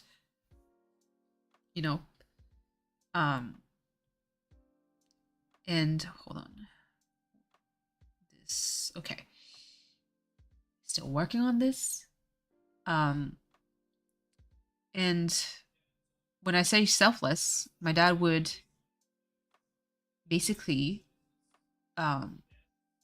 he brought in most of our family members to Europe, paid for their school, paid for the food, helped them get the job, helped them get the citizenship into Lurk. No worries, Mama Cat. Thank you for being here. And never asked for anything. Because he was like, no, school is important. It's for your future. It allows you to get a job later on. and food is meant to be shared. And so that's why a lot of family members, you know, they always respected my dad because of that. Um, and he never asked anything in return. The only moment he asked for a service was when we were super broke, like holy shit level of broke. And when he actually asked for help, which is, like I said, that's my dad asking for help, and, which never happens because he's like me. Um, like family relatives did not hesitated. Like they were like, you know what, take the money. And when I tell you that my dad actually got like 10K from an uncle that he helped in the US, and the uncle was like, there's no need to pay me back. That's the level of impact that he had. Yeah. I mean, they lived in a shoebox.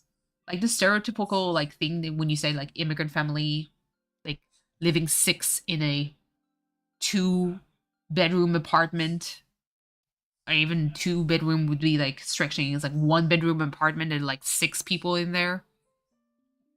That was it. That was the thing, you know. Um, but yeah, that's the way he lived, just giving and helping and just being selfless, because like you don't know where those people came from. You don't know, the hardship they went through. And if you can help them, you have to help them from the goodness of your heart. Don't expect anything in return to get paid or anything. He's like, you shouldn't care about that, because he said if you help, it means that you're able to help yourself, you know, or you look at your finances and you're like, you know what, this makes sense. I can do this. And when my dad helped, my some of my uncles, the brothers literally and sisters of my mother, he didn't think twice about it. It was like, yeah, no. He's like, well, the grocery sales needs to be done. I'm still cooking food. It's going to be modest, but I think my uncle said that my dad would tell him, like, I hope you like boring food because we're going to eat the same shit for a long time. And they were not complicated, so things were fine. But yeah, so he made sure that we had everything. And I remember like telling the story once on stream was when I got in trouble. I got in trouble because I may have slammed someone's head in a locker because they were bullying me, and I was like, you know what? Fuck this. And my Aries ass just snapped. Yeah.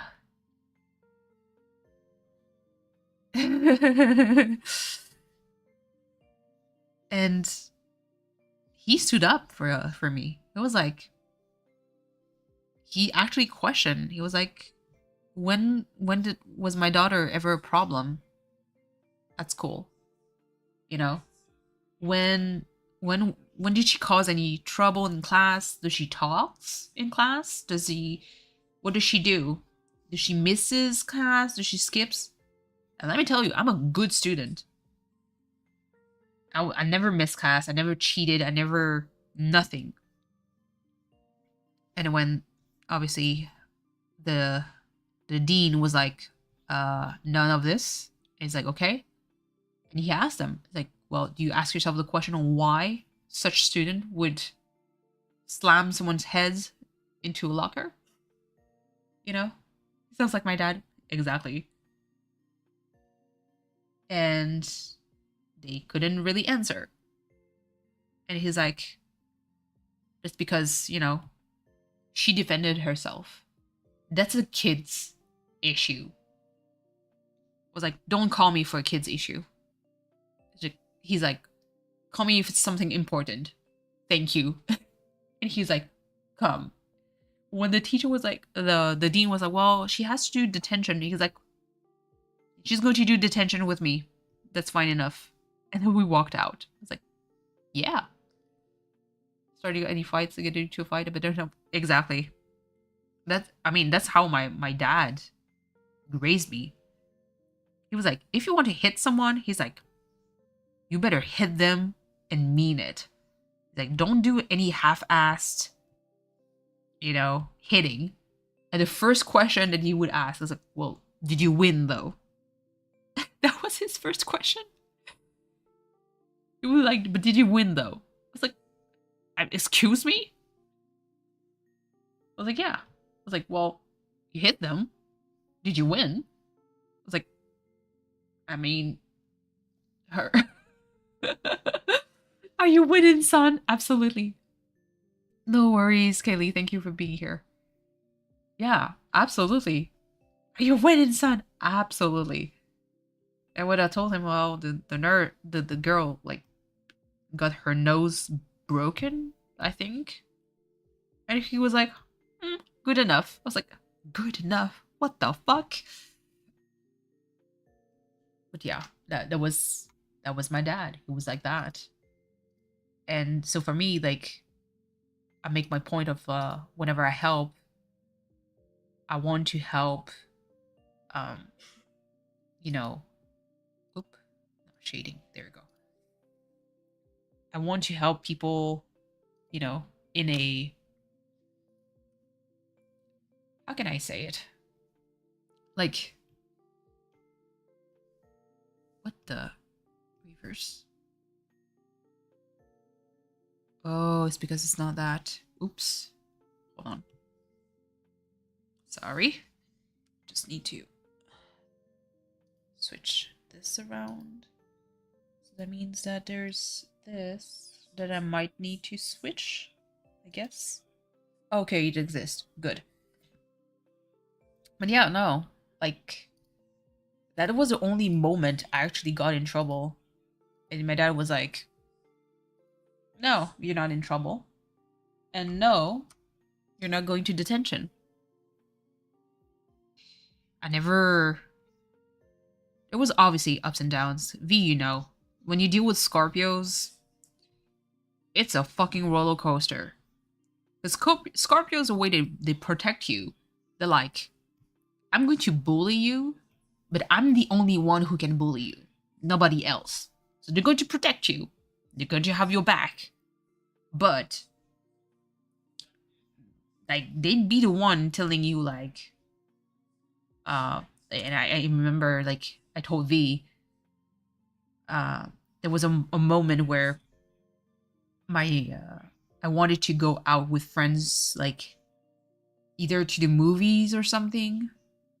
And the shit that my dad would say was like, oh, yeah, if you want to go, like, just pack your things and leave. Like, you can live with them. No need to come back. I was like, what the actual hell? Hello, Mama May. Just, unfortunately, just reminiscing some stuff, because like I announced, like, unfortunately my dad passed away the 20th, you know. So just reminiscing some stories and shared with the class. Speaking of Scorpio, Dad be here this morning. Tell me why he just dropped me off pizza at work. Yeah. That's the thing. They're your biggest bully. But I remember my dad would be like, but are you hungry? Like, do you have food?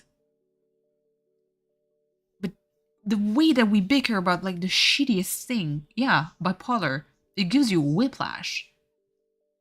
But like I said, Scorpios, they're your biggest supporter, but they're going to be your biggest bully. Your mom is a Scorpio? Niners, you know. Biggest supporter, but also the biggest bully. Like, It's going to drive you crazy at times. But you can't help but love them. You know, you can respect them, you love them, but holy moly. You need to do that sometimes? Yeah. It's just... If someone is a Scorpio. Scorpios are insane. I don't know if I know anyone that is a Scorpio.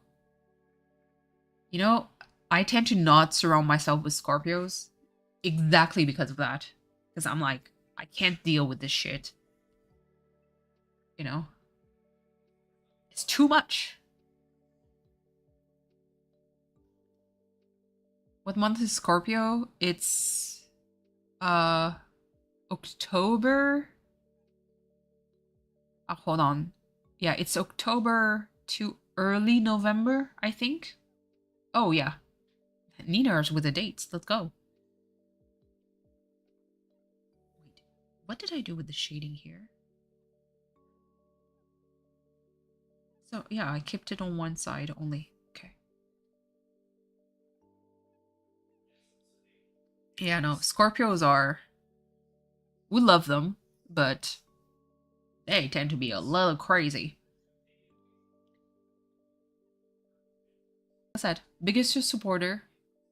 You missed 2 Scorpios in your Oh! The fact that you forgot Rosie, it says a lot. It's like your brain saying like, no, please. Ooh. Okay, oops. Let me actually do the lazy way. New requirement to be in my circle, don't be a Scorpio.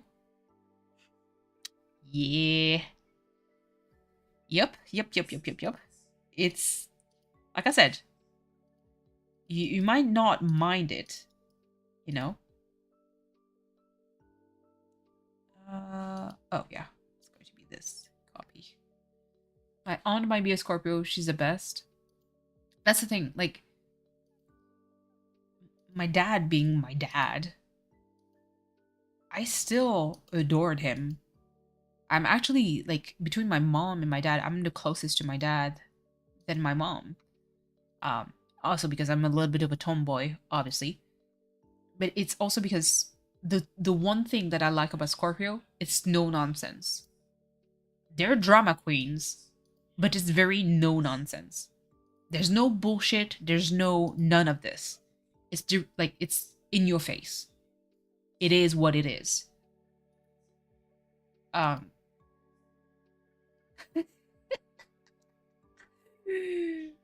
Not the chicken wing dance with the dog.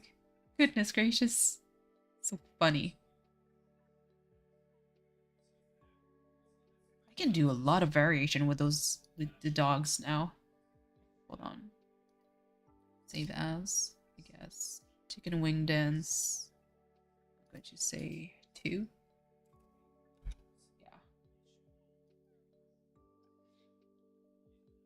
Over here changing my mind. No, it's really, like I said, they're, and that's the one thing.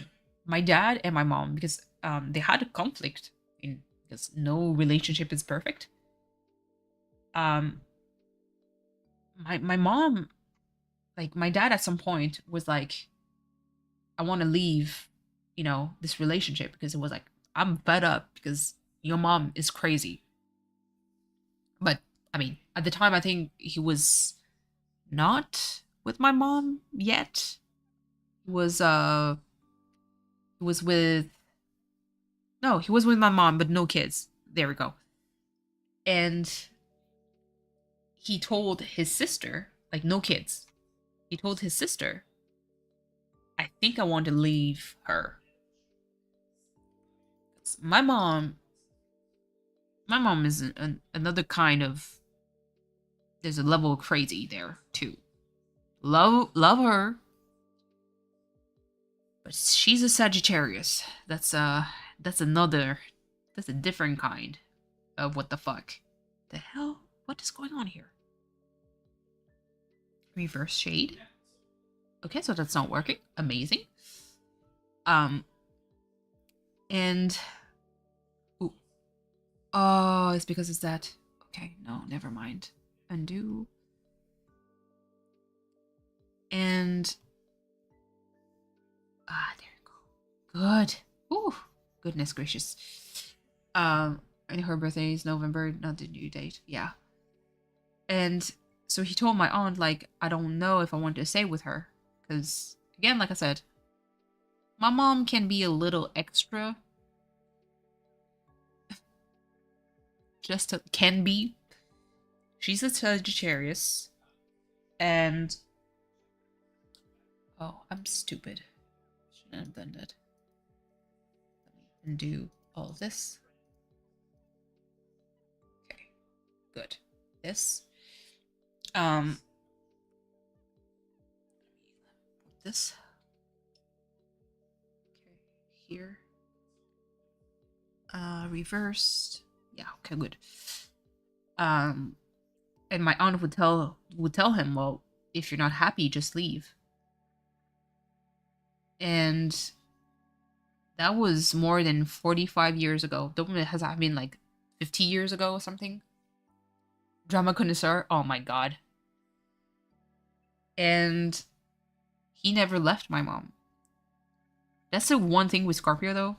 They're very, very, at least my dad was very, very, very loyal to my mom. Like, no matter how much drama my mom would pull, my dad would still be with her. And when I tell you my mom is extra, like, the fucking drama that she pulls, at times I'm like, aren't you tired of being this dramatic? Because shit is not cute. Your parents and mine are the same. Coral, it's exhausting. It's exhausting. Like, I love them, but I have like even going to eat, you know, to eat with them was a process. I can eat with my dad because when my dad is going to be, we're going to eat in silence and have like some chit chat. My mom though, Jesus Christ, like she would like, basically I love her. She's going to feed you like crazy, but she's also going to guilt trip you, like, oh man, you know, nobody visits me, and I'm like, it's because you're too much. That's the reason why nobody visits you. You're too much. But that's my mom. You know. Mama is a Libra. Coral. My elder sister is a Libra. No idea what happened here. We're supposed to have more chill. My sister is a Libra. She has no chill. No chill. Love her again. Like I said, love all my siblings. But she has no fucking chill. And be horizontal. Jesus, the roasting. No, my sister is a Libra. That's something else. Libras. She is, like I said, love her, but she can be, Libras can be very intense. No, Coral, I live with a crazy Libra. Love her. They're going to organize your shit like no tomorrow. But listen, the way I learned how to clean my house was basically through my sister. Venting into existence again? No, Dig. You missed me crying first. Now it's the venting because we're just reminiscing. But you missed the crying first. And my dad is a Libra. Yeah, no, she's so chill. Oh my god. Like, that's the thing. My sister is chill. But the moment they don't have any chill, the fucking crazy comes out. A little. Yeah, it is. Just a little, Dig. But hello, how are you? Like I said, like the way my sister taught me to clean the house, you clean the walls, the ceilings, everything. And she would double check and it would still be dirty to her fucking standards. I'm like, what the fuck, man? What happened? Oh, Jesus. A lot happened. TLDR, my dad passed away. I'm cremating him the 17th of June. It was a painless death, but still a shock, you know? So a lot happened. I was just reminiscing some stories, like family stories. Not that, yes, my dad. And like I said, like that was the main reason why I wasn't around, because I needed to go to the hospital. I didn't realize. No, it's okay, Kelly. Yes, I am. Like I said, I'm very much at peace. You know, with still sad, but very much at peace with him. You know, because he did not suffer. He's safe. You know. Yeah, no, my dad like was someone. You know, it was still tough to deal with him at times. Like the amount of argument of like, go to the movies, like, yeah, I want to go with some friends, and my dad would just be like, oh, you want to go? Okay, go. Don't come back. I'm like, the fuck? I'm just going to the movies. What the fuck is going on? No, that was not it for him. It was like you actually want to go? Excuse me? I was like, well, it's a movie? That was not it for him. He's back. Exactly. Thank you. And that's the thing. My dad, he could throw my shit away. It was like, oh, not this color, actually. You know what? Let's do a darker shade here. Almost black, but not totally black. But yeah, no. He would... none fucks given. Ignore him because I'm paying your own bills? Exactly. Exactly. I remember when I first got my own, like my first job, and I was started paying... yeah. Arguing, he said I was going to toss my PC and told him I wish you would... I know. Same thing. Like, if I were to go out with friends without him, like his consent, which is wild to me to say that, he would be like, well, when you come back, your shit would be outside. The thing is, don't tempt a Scorpio. Because if they tell you that, they will do it. That's rule of thumb. Don't tempt them. Like, my dad actually had, just to kind of give you an idea on his temper, he never did anything against us. The kids were like, never hurt, never lifted a finger against us. But when he was much younger, his parents actually sent him to a basically you live where you study, you know, there's dorms there.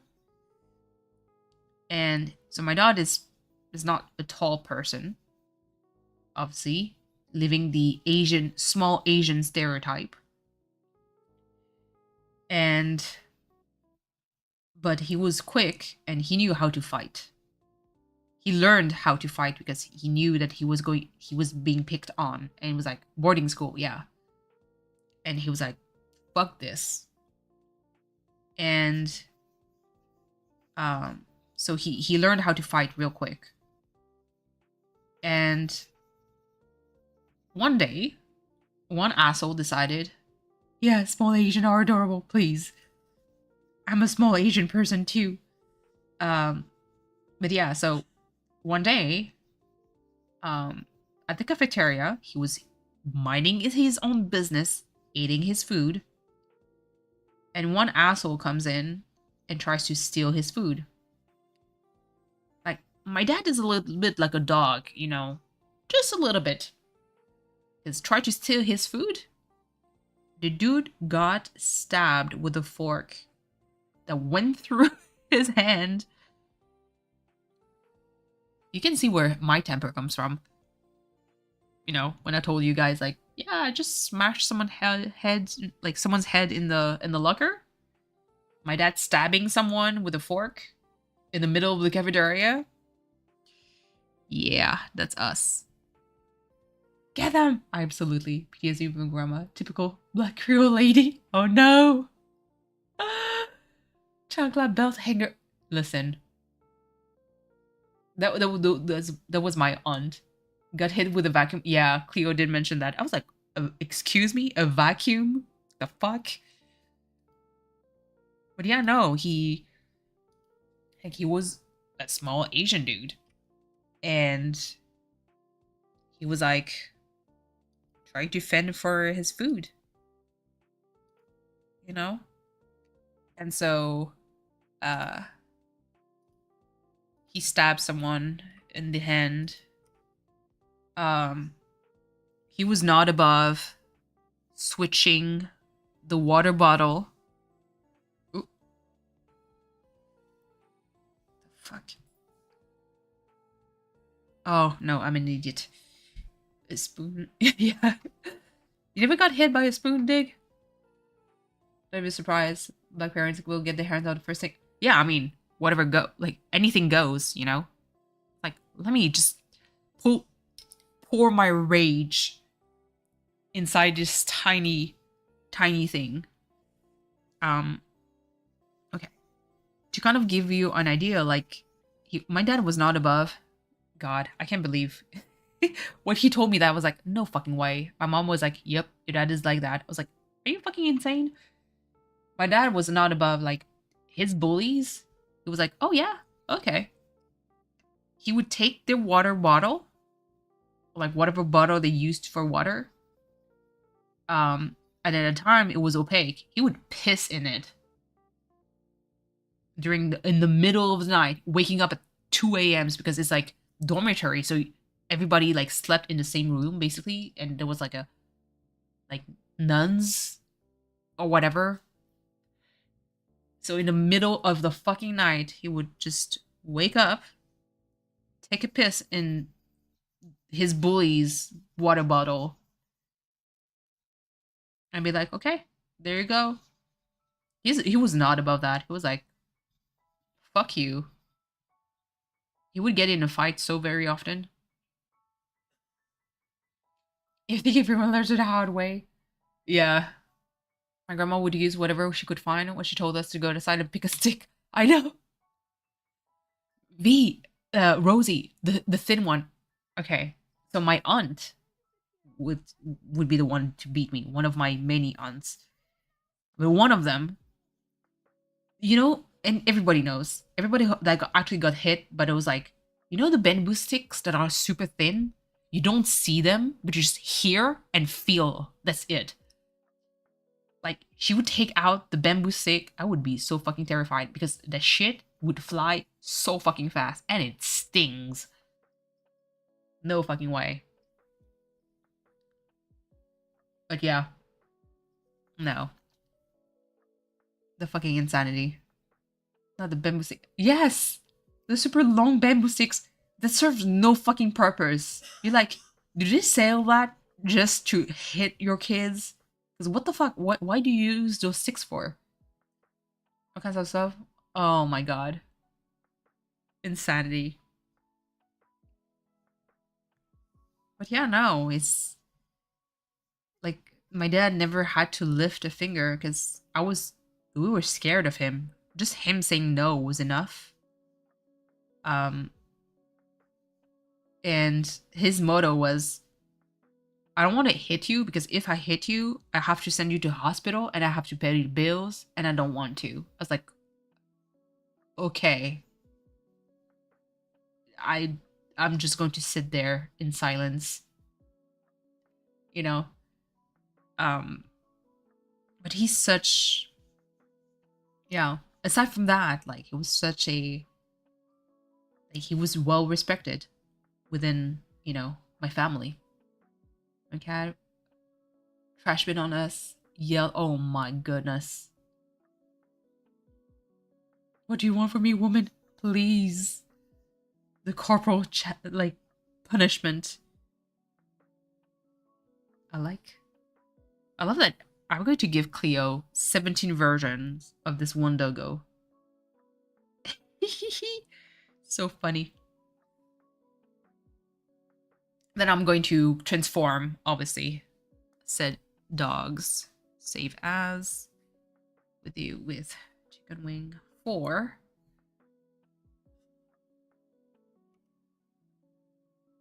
But yeah, that's the one thing I do learn from this though is to take care of this testament.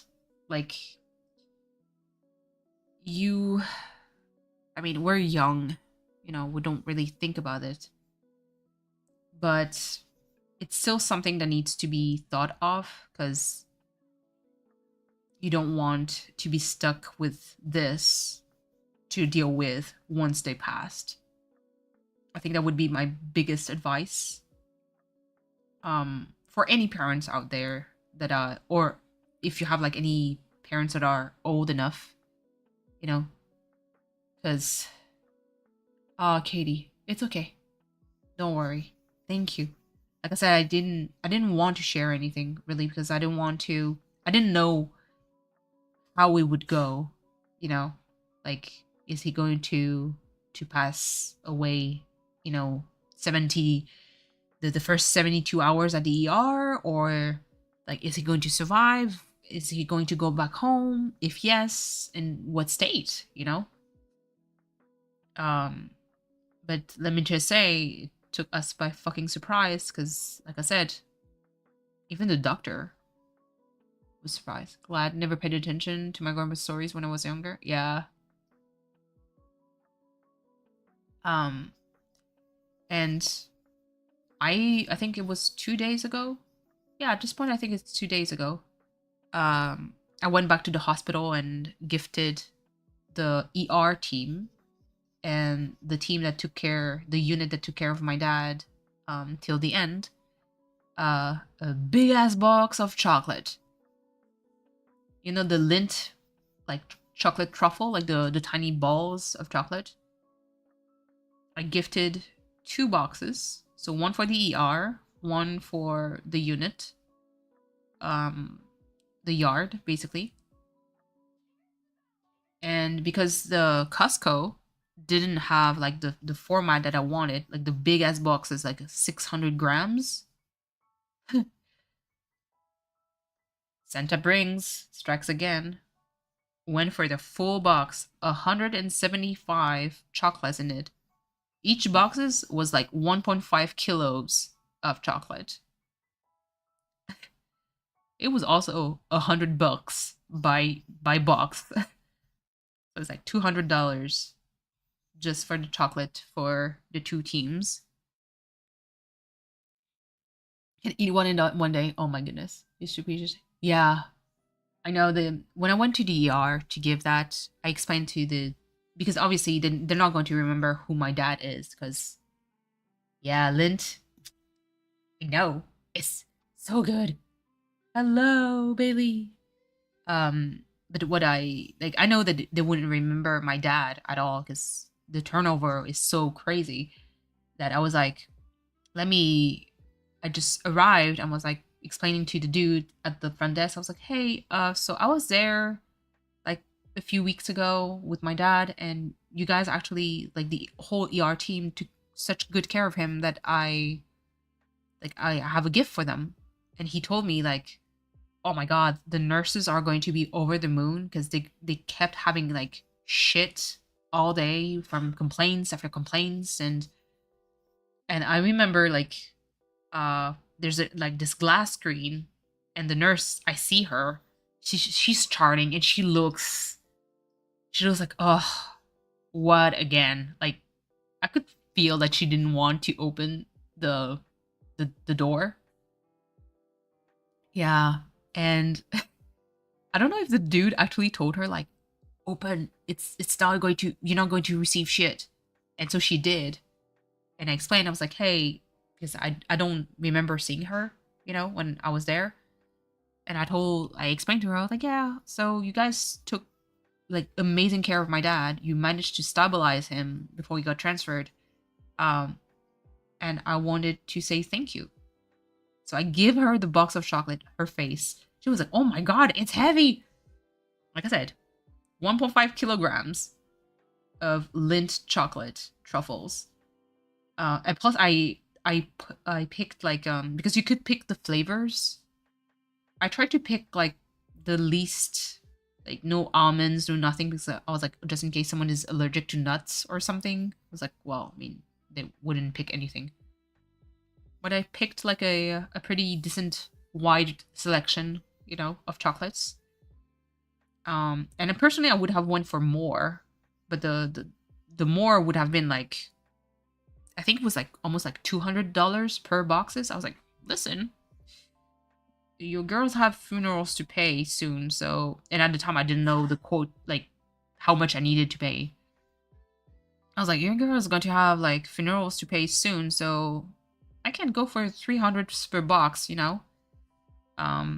and yeah, so I went for $100. She was super happy. When then in the unit, I didn't write a card or say, hey, this is from the family. And I was like, you know what? Sometimes staying anonymous is okay. And so I went there. I was like, yeah, you guys took care of my dad like a few weeks ago. And I mean, at the time it was like, you took care of him last week, because I went back to the hospital exactly 7 days after he passed. And I was like, thank you so much for everything that you guys did. You did an amazing work. Please do share with everyone, the orderly, everyone. And so she left it to the employee lounge. And hopefully the chocolate made it to everyone's belly. But that was kind of like my what I had to pay. And yes, funeral cost. It's a fucking scam. It's a scam. It's so expensive for what it is. And I can't help it, Like I have to go through it. But yeah. I don't know how my sisters are going to react. I know that my other sister, she's going to bawl her eyes out.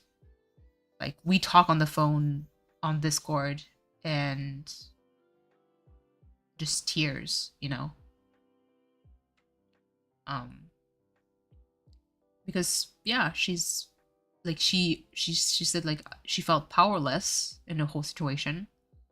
She was like, "Do you want me to come earlier?" I was like, "For you to freak out and stress me out? Just wait, Your home used to do, yeah. Just used it, and then I mean, it's great. And that's the thing, like the funeral home that we went to, it was, I mean, fuck, it was yesterday. They seemed all nice and all. It's just I personally hate funeral home, but I know they're going to do a great job and everything. And like I said, man, yesterday I bawled out for a whole other reason. So obviously, when someone passes away, especially for cremation, the body is exposed because, he's not mangled or anything. But the body is going to be exposed for an hour or something, or 2 hours, 3 hours. And I remember, like, the funeral home was like, well, he's going to need clean clothes. Usually for men, a suit, or whatever clothes, he felt comfortable in. And I remember my mom would show the clothing that she picked for him. And it was this one tie I have it right next to me as I'm streaming right now. This tie, I remember stealing it to my dad when I wanted to wear a tie, because, like I said, I'm a tomboy, so sometimes I do wear suit and ties. Uh, and she pulled it out of the bag, and I was like, my first reflex was wanting to reach over and just take it, because I didn't want to part with my dad's tie. And went home because obviously he needed a little bit more, and then, well, okay, let's go back and take care of it. And my significant other, being my significant other, was like, I was like basically going through my own stuff, and he was like, what are you looking for? And it was like, hey, do you mind if you swap your red tie? Hello, Ro, welcome, welcome. I was like, do you mind if you swap your red tie that you have, that my significant other actually really likes, for a for my dad's tie? And he said yes. And now, because I just didn't want, because basically when you cremate the body, the whole thing is gone, you know. And now I do have like a piece of clothing for my dad that is going to stay with me. But the way I bawled when my significant other was like, yes, of course, what the hell? Like, he said, I can buy a new tie whenever. He was like, this costs $15. And he's like, you know, yeah. He was like, this is your dad's tie. Of course, take it, you know? So now I'm going to forever have it. You know? Yeah. Yeah, it's just, you know, it's like the simple things, because he was never someone complicated, you know. He was always someone who's oh, oops, I think, oh, crap. Wow, whatever. He was always someone who just enjoyed simple things, you know. I was like, whatever material things that you have, you're not going to be buried with it, so why do you care? And if you clung onto material things, my dad, the way that he would say things, it was like, are you a pharaoh or a pharaoh or something? Like, are you going to be buried with all your servants? I was like, huh? Like, yeah. You cling so much on your shit. Are you going to be buried with it? I was like, well, no. It's like, then why do you care? Life lessons the hard way. I was like, what the fuck? But yeah, no, he did the switch, and I am, like I said, forever ever grateful for, because for me that's not just a tie. And even my aunt, like, she looked at it, and she was like, oh my god, yeah, because that was the one tie that he wore for his marriage, you know. It was a tie that he would always wear when he needed to go outside, you know, to formal stuff. And basically that was him. That's his identity, almost. An old ass tie that I personally, I don't think I could find something that could match it, you know. But yeah, holding on, yeah, holding on to everything. Pharaoh waking up with the afterlife, being shot, the content of his spirit, not being just him with, yeah, I know, like my, he just didn't understand the concept of like holding on to stuff. But mind you, like I said, he lived war. He lost everything. Um my grandfather was part of the military.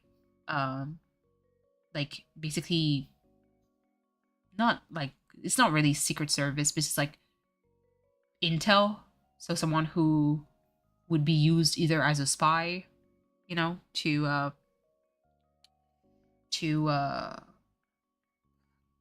damn it, there we go, to gather information because they know several languages, you know, and because of that line of work, um, his family was often basically in danger.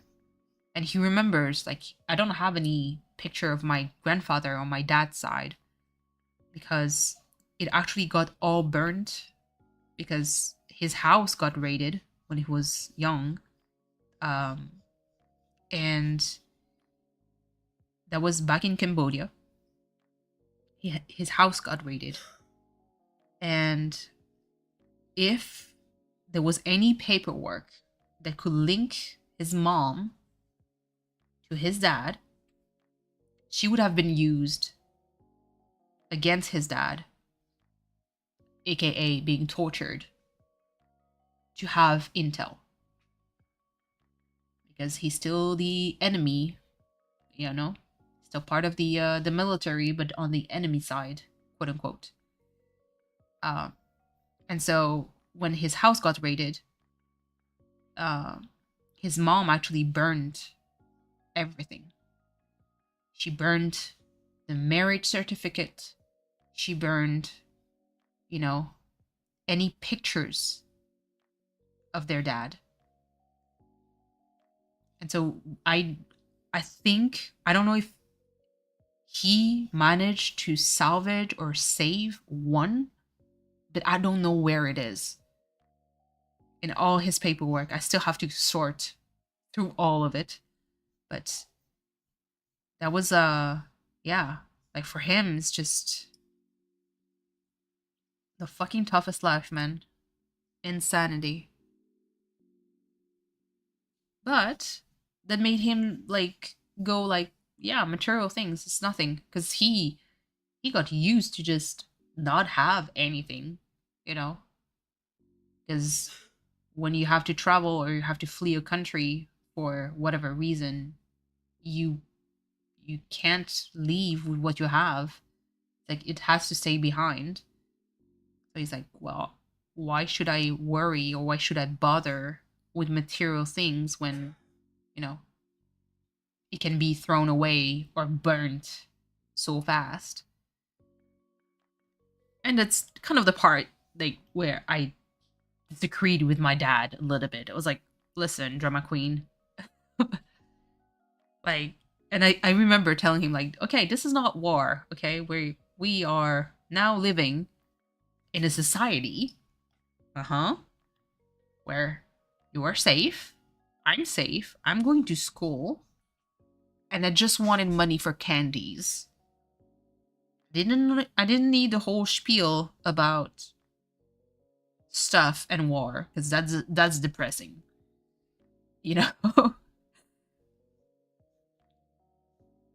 Yeah.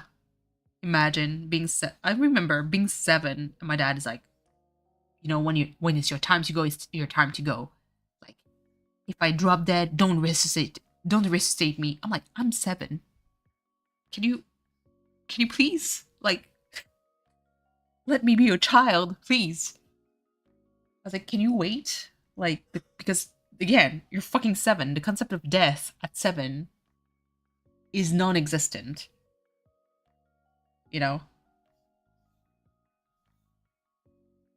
My grandpa accused me of robbing him when he had Alzheimer's. Then I asked how he remembered me and taught me how to poke someone's eyes out. Yeah. Sir, I'm a child. Exactly. Oh my god, your grandpa. Iconic. Yeah, my dad basically told me there's no rules when you fight. It's like, hit the balls, hit the boobs, hit everywhere. He's like, if you want to survive, Do whatever you have to do. He's like, have no mercy. I was like, bet. Let's go. That's why he was always like, if you hit someone, hit with intention. Don't, you know, don't just, pretend to hit. He's like, no, he did. Resuscitate, yeah. What the fuck resuscitates mean? Oh my god. Like if it asked me to sneak him a night to bust house of his nursing home. Oh my god. Absolutely. I'm glad my dad never made it to a nursing home. It would have been so sad. Oh, imagine the improbable situation. It would never happen. Could you imagine if he gets into a nursing home and he gets to the floor where the dude works? Like the dude orderly, you know. Imagine. I would die. Just a little bit inside. I know that he would take care of him, He's an excellent orderly, but holy crap. Not me having to see him every day. Ew, no. Uh Imagine. But yeah, no, I'm actually glad he never had to go inside a nursing home. It's a little drastic. I mean, how would he fight the guards and cut the restraints? I'm kidding. I'm kidding.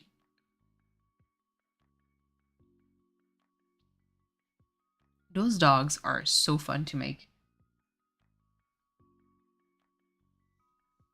It is like, as you see, it's very lazy. Like I don't have like I streamline things. I did most of the stuff already. For the World War II, I think it was a bit of a flashback. They don't teach them how to make a shiv in there. No, because all the plastic spoons and everything, they get taken away. Some actually keep them, I think. I've seen a lady having like holding a spoon in her room. So she could have made a shiv. 6. But yeah, no. The shit that he would do. Absolutely unreal. Molotov cocktail with also missing those ingredients. Oh my god. Bring him some vodka. Like, oh, your grandfather is going to drink? Nope. Going to burn this place down. No, it's funny. But yeah. This is toilet wine instead. Oh my god. Can you imagine making moonshine inside a nursing home? That'd be wild.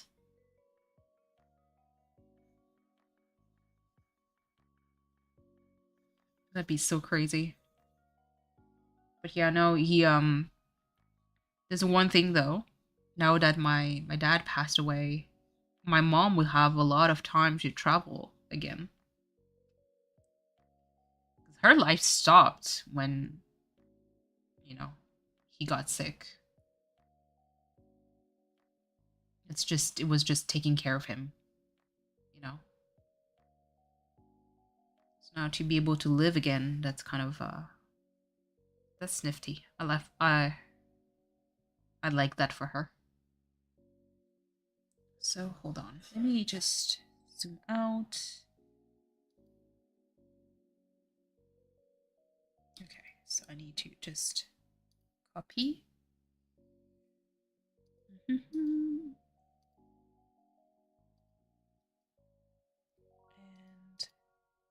paste. Yeah. Oh, is it different?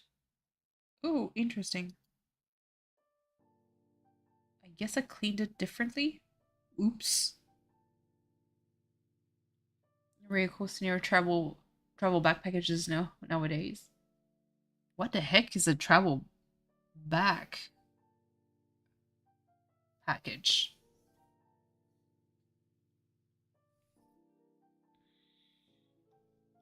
Simple. I guess I go like this. Yeah.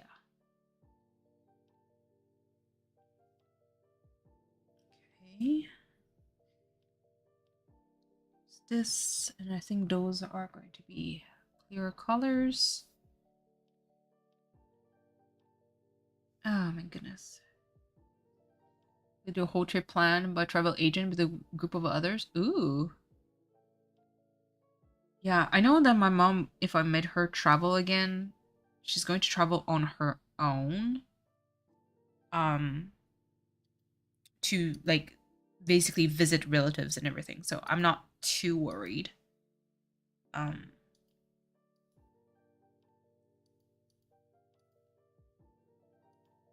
Because yeah, she obviously don't have to take care of anyone anymore, so might as well. I know my super cute neighbors used to do those all the time. They liked it. It was kind of like instant friends. Aww. Yeah. The way that I would send my mom traveling was basically, you know, because I have family a little bit all across the globe. So I can just ping them and be like, hey, so at the time, mom and dad, like they're going to arrive then. Like, are you guys okay? Can you like let them stay for like a bit, or do I have to book a hotel? You know? And yeah, most of the time, like things were fine, you know?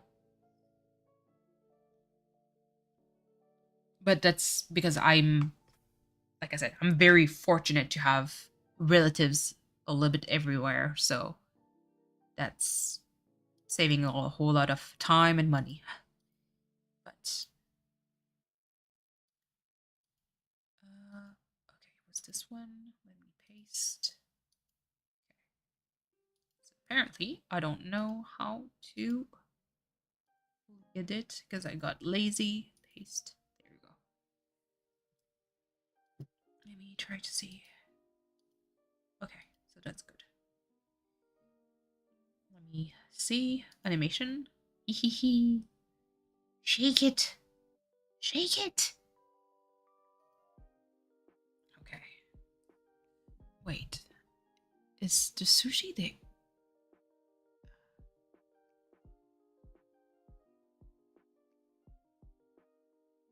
They're still not there. Wait, what the fuck is going on here? There's so much. Aggressive shake it. Yeah, I know. Shake it! Huh? Wait, what the heck is going on?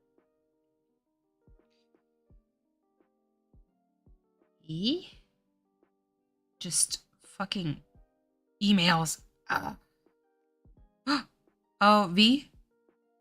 V, the reason why I didn't get anything, if you're here? Are you here? Question mark? I can hear V already screaming. Yeah. The order got cancelled on Twitch stream.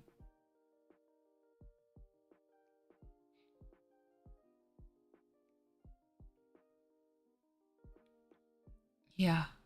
I'm packed up. It's okay. Oh my god. Whoever donated on Ko-Fi, thank you. You didn't have to. Jesus. Not me. And I mean, I didn't notice the notification for all this time, so I'm sorry.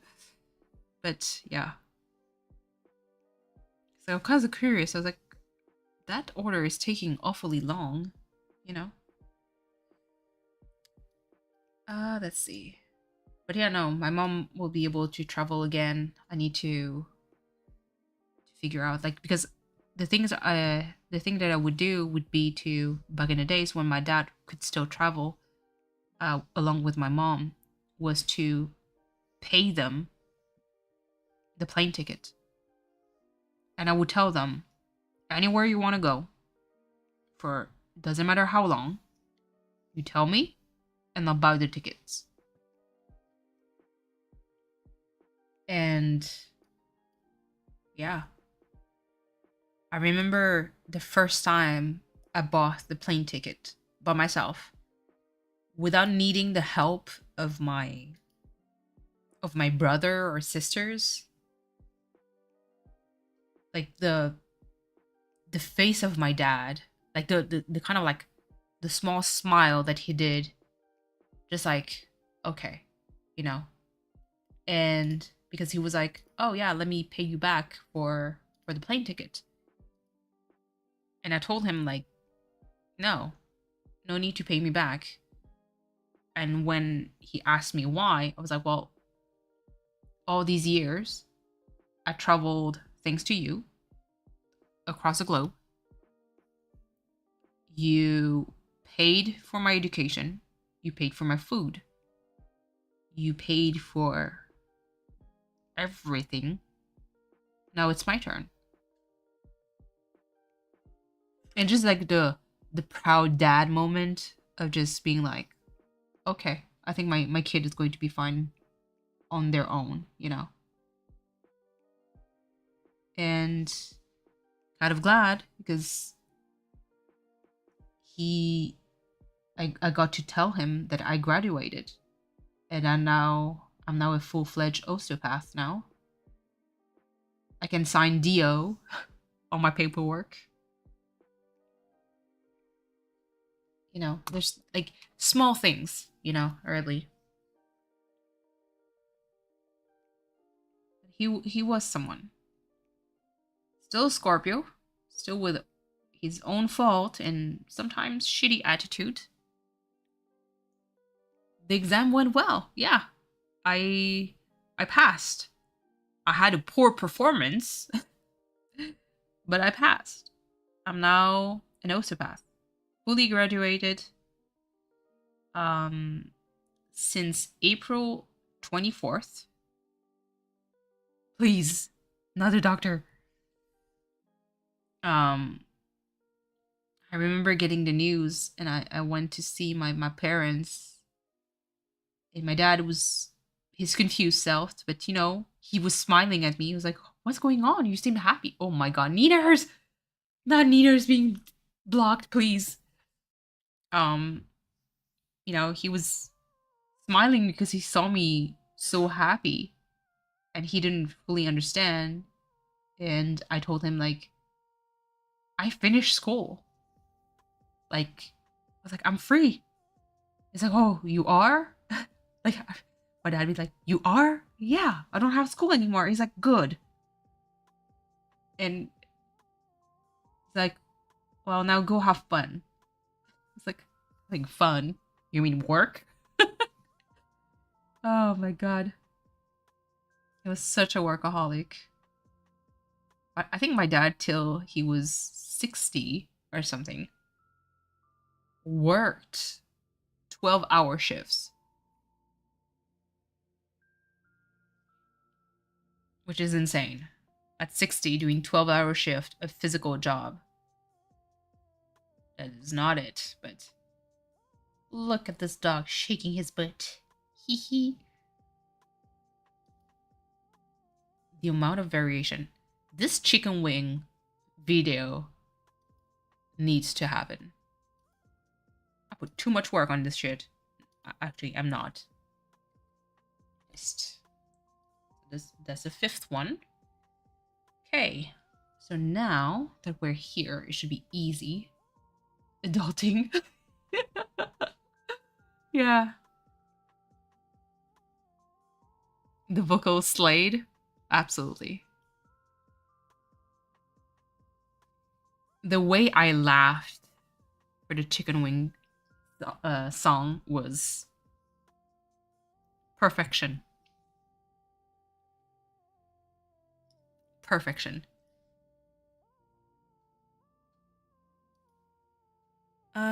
What color? Can it go fully like a black doggo? Can go like for a darker shade of brown, I guess. And switch this. So the one thing that I love about this program is really because it makes the coloring process so much easier. Wait. Reverse? Hello?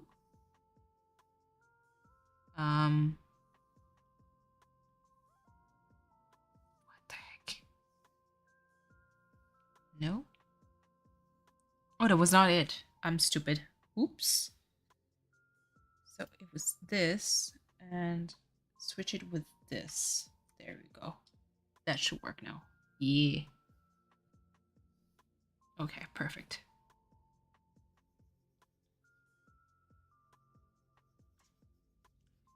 But yeah, no.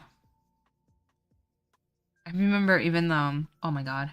First trip to the ER that he had after he walked outside in the middle of winter.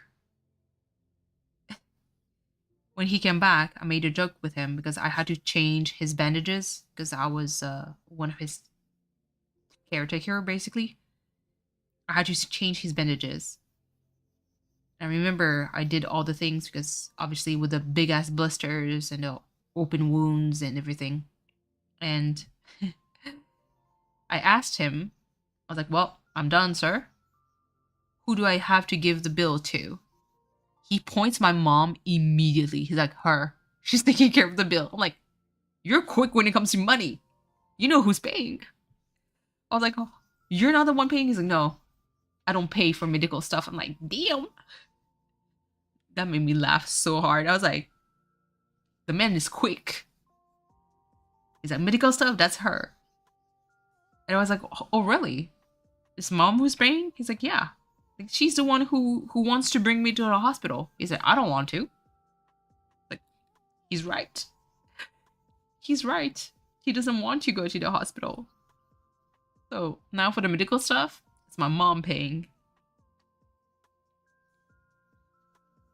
But he pointed at her with the quickness that I haven't seen in a hot minute. Like, oh my god, that was so funny. The bill, he just give it to her. I'm like, okay. Oh, that's so funny. But yeah, no, it's really like, it's like for throwing your mom under the bus. I know. I was like, nah. Who's paying for this? That's her. I ain't paying for jack shit. You dragged me to the hospital? I didn't want to? Nah. I'm not going to pay for something I don't want. And he's right. But goddamn. You know, it's so funny. That's when this is during his like good days, you know. Still had like his old sense of humor. No, like truly he went the way he wanted. Like quick, efficient, and without causing trouble to anyone.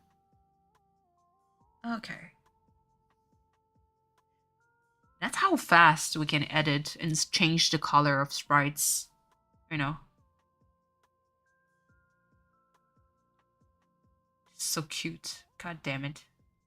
I love this. I think I've made enough dogs. 6 dogs seems to be enough. Oh my god. Okay, so if we have to edit the face of the dog for a cat now, still reminds me of Penny. Oh my god. Oh yeah, hold on. I could maybe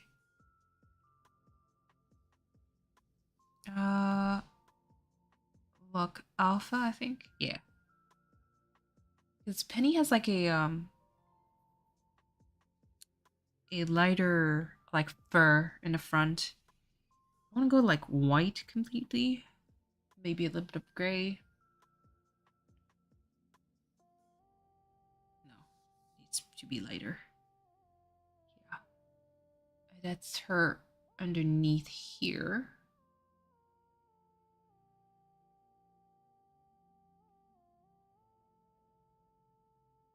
Like this, I guess. Like her chest area.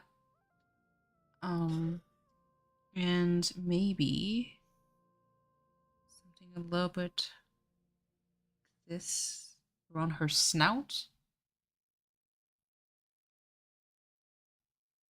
6 better be paying double. Oh no, no need to pay. Completely free. Truly. This came from an unhinged stream, you know? No need to pay. Absolutely not.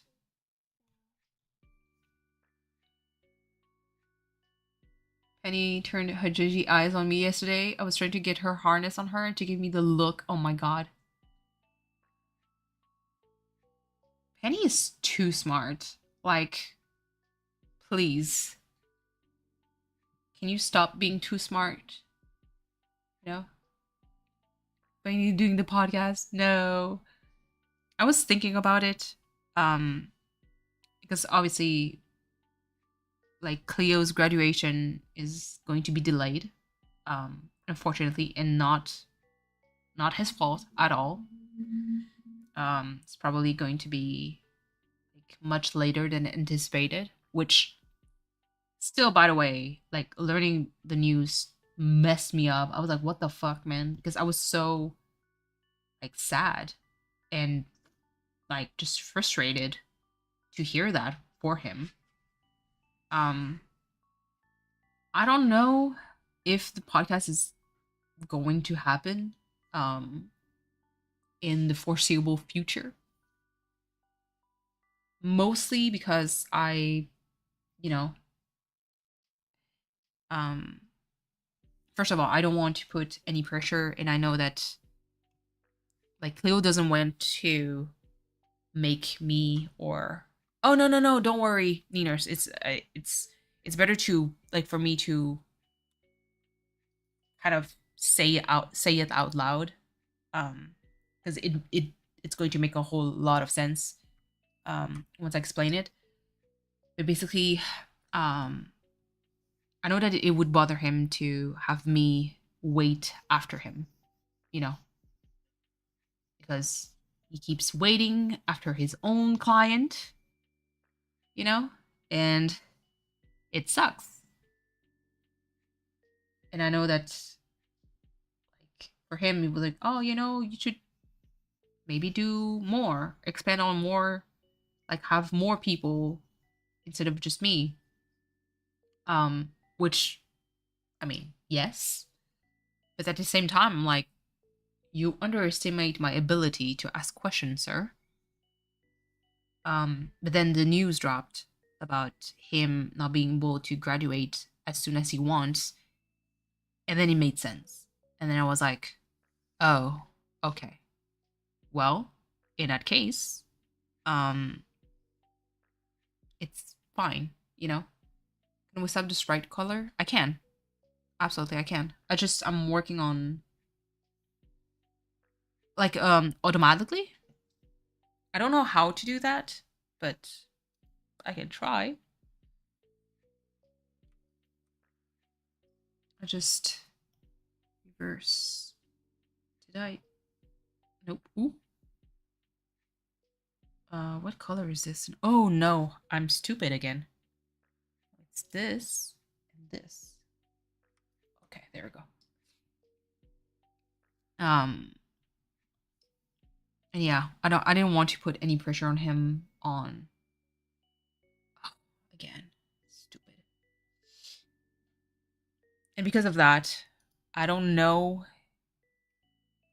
if it's going to happen anytime soon. Because yes, I had in mind to maybe ask other people to join in and talk with me for different about different stuff. But at the same time, I didn't. I mean, yes, but the amount of questions that I had regarding to music, I think he really underestimated my ability of being just curious about it. Um, we got more irate over the post. Yeah, for real. It wasn't choral until August. I was crushed. It's just it sucks, you know, so bad. Hold on, let me pull. Just going to look at a penny picture. Ooh, oh, there we go. Are you doing the SGDQ? I am watching SGDQ. I'm not participating because I am not nearly talented enough to run a speed run, but I am watching SGDQ. Currently, they are at where are they? What's the total? What the hell? Please remove. What the? Donde? I usually see the amount. Oh, they're already at 500,000 for Doctors Without Border. Okay, got the penny picture. Let me. Okay, good. No, I'm not talented enough to do like a speed run. I wish, but no.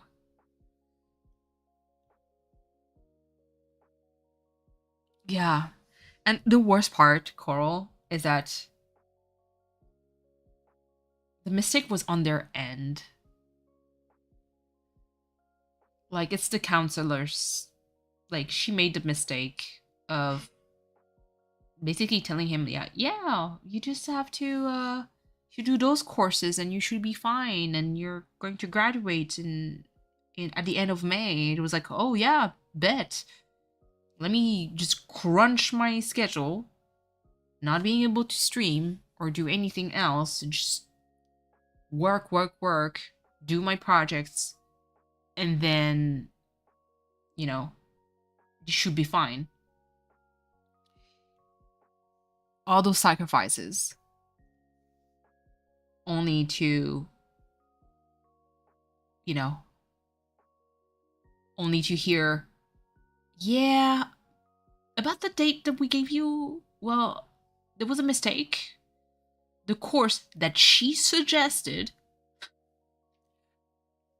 was not even credited. You know?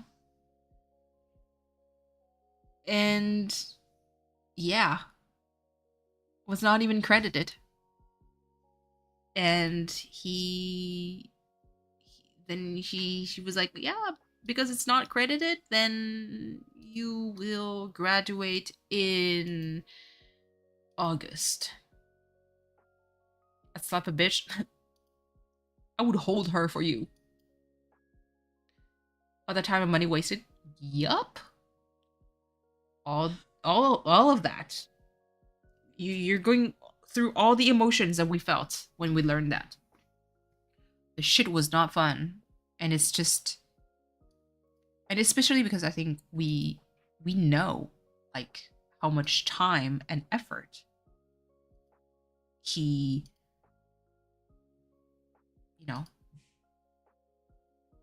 he did. Yeah, absolutely. Okay, so it's this one. Good. So let me do this switched with, I believe I took this. There we go. Yes, is it? Let me, please. Okay, it's this one. Good. For 2 seconds, I was like, which one did I pick again? Shading. So let's take, I want to take this and switch it with this. That way I can streamline all of this. Reverse. Oh, okay. Whew. By other people, miscalculation made by other people's are circling Cleo. Yeah. Insufficient postage? Fucking unreal. No, no, no, no, no, no. I mean, yeah, no. How do you insufficient posting? Like, is it because the Canadian dollar dropped in between that the value of the package changed midway? Like, how the fuck does that work? Explain, please. Oh, yeah. Okay, it's because I didn't change it on the actual chicken. Insanity. Insanity. Okay, so first of all, let me just fix that. Simple, and then we do one.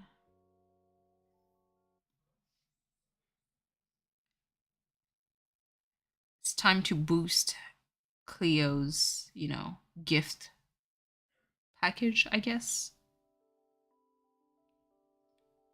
Because I want it. It went to California, then to Maryland, then to. It went to California first?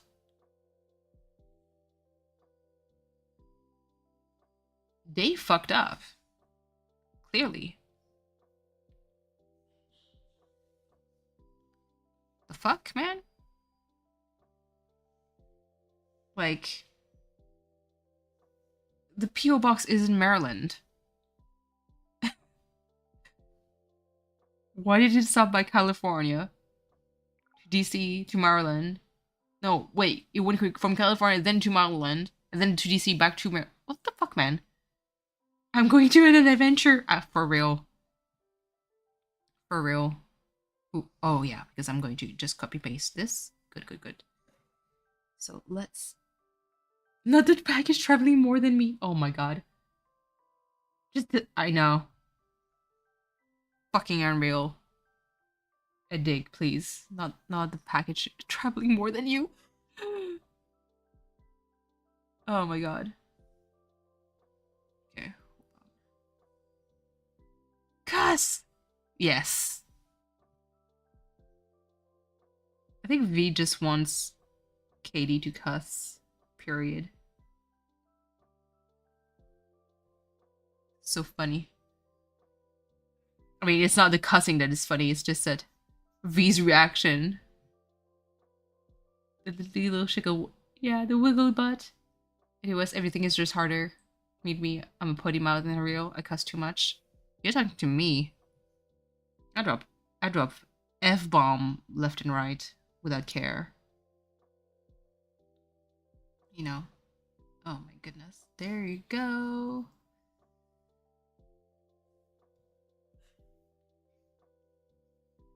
Productive. There. Out of curiosity, Katie, I hope the package wasn't too expensive to send. Because I know the last time I tried sending something to Cleo, the expenses, I was like, hold on. Why do I have to sell a kidney to send this package? What the fuck happened? Oh no. Actually, what I do, let me undo, because I need to edit the shading first. $32 AQ. Oh, a fuel search? Mm-mm. It's called a scam. You got scammed.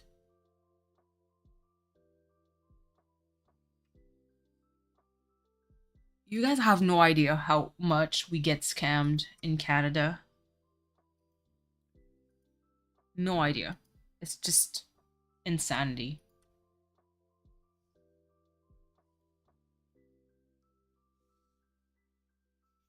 Okay, good. Like, I think it was close to that for me to send something to Cleo too. $30. And it was not even a box. It was just like a painting. But because the painting was big, then apparently that's normal. No chocolate? Then you know what, V? Can treat yourself. Buy that chocolate for you. Please.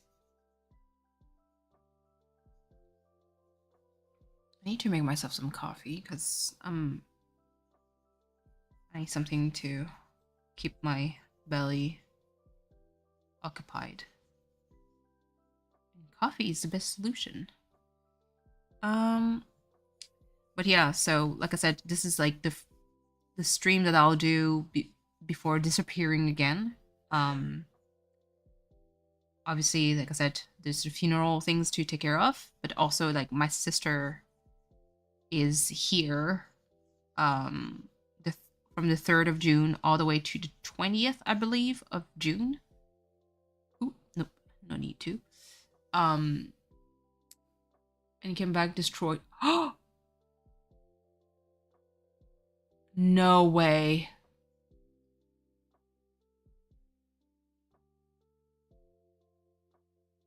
Oh my god.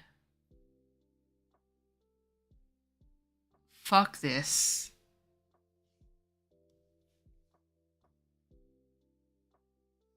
Oh, that's terrible.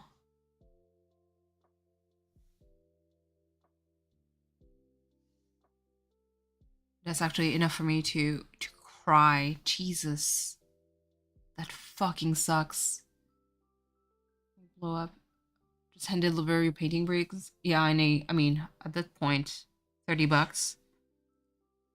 Let me get a ticket to Maryland and be like, knock knock.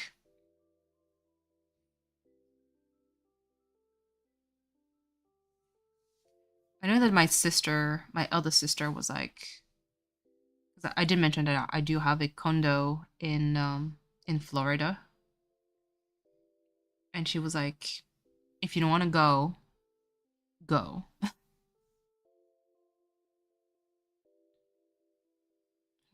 let me just switch. Just to unwind after this whole like ordeal with my dad.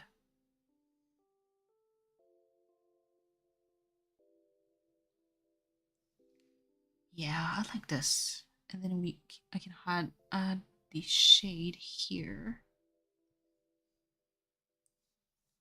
Because she has like a little bit of a lighter. Yeah, it might not be now, because thanks to kind of like the irony of the situation, because HR fucked up so fucking bad for my contract. Still not working. So as you can imagine, the bills is a little bit stressful. Um, but my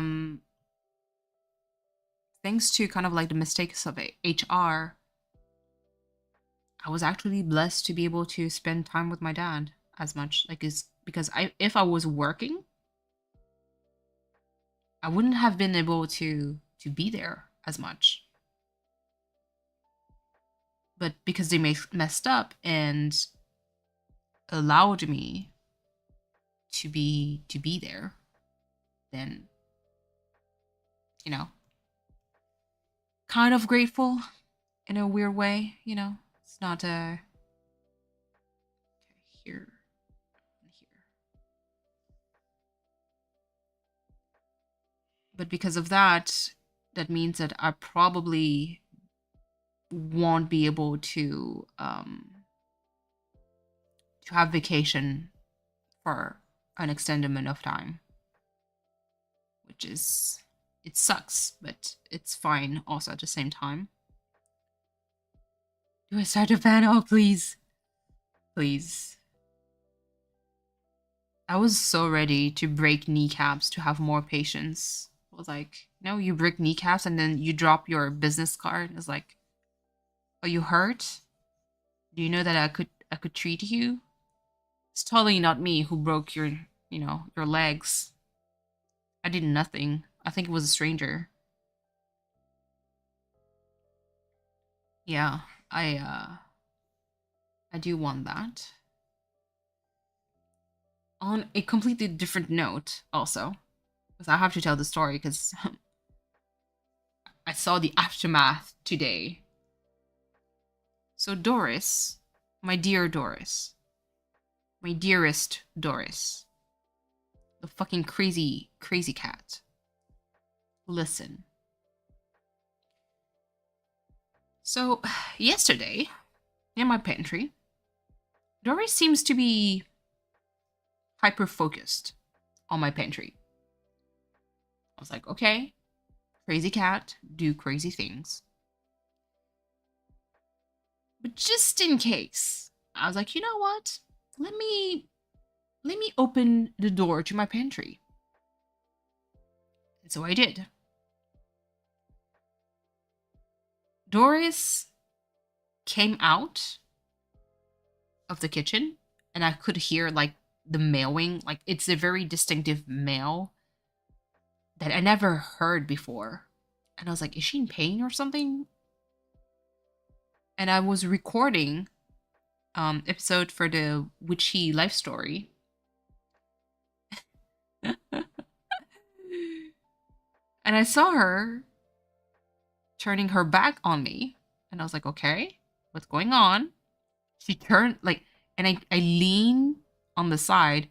I see her. I see like a, what could be a shoelace in her mouth hanging. And as I lean further, she turns around, looks like a fucking crackhead, and has a tiny mouse in her mouth. Like any responsible owner, I immediately opened the pantry. I was like, the fuck is this shit? There's a mouse here? That tiny mouse actually ate all of one bag of flour and a half. I was like, holy fuck. But the thing is, Doris being Doris, why eat the mouse when you can just play with it? She played with it, kept having it into its mouth, dropping it, releasing it, hunting it again. And I was like, can you just kill the poor thing? Her answer was like, nope. And then she dropped it. But I couldn't find the body.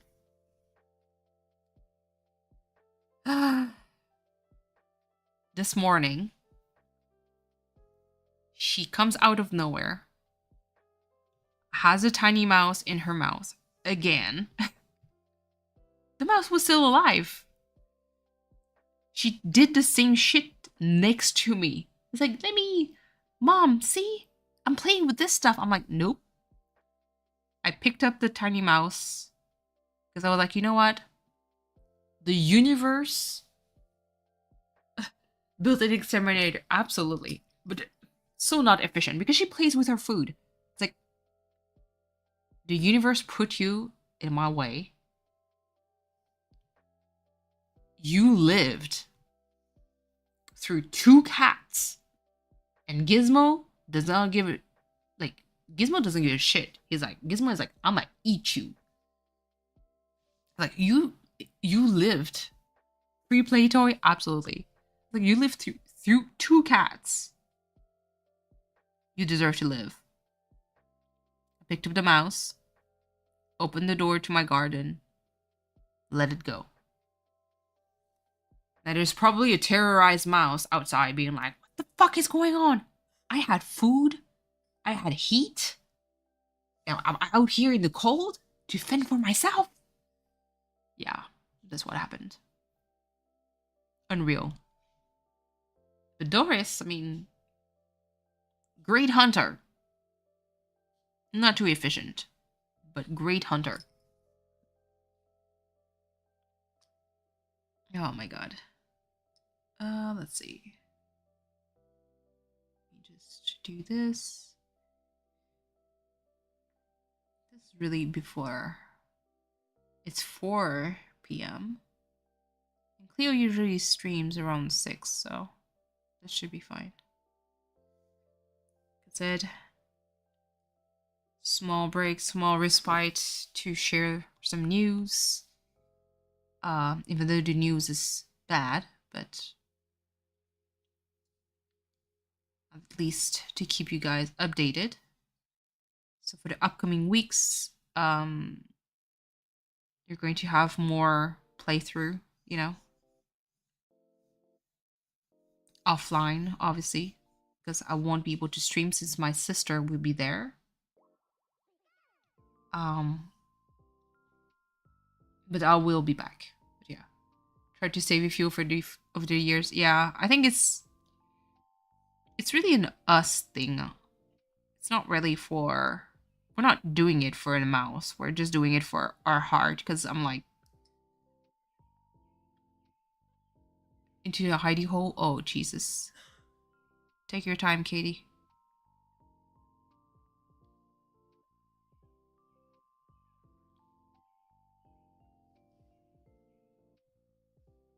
That could be funny.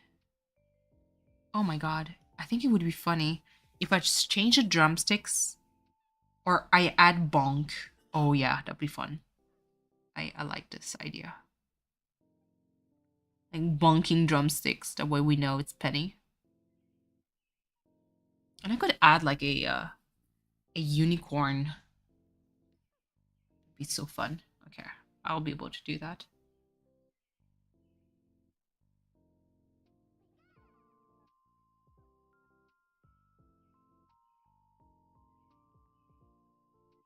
Ooh, Jesus. Edit, undo. There you go. Sir says no stream today? Oh. Well, he can rest. That's worth it. Okay. This. Getting so many, like, emails.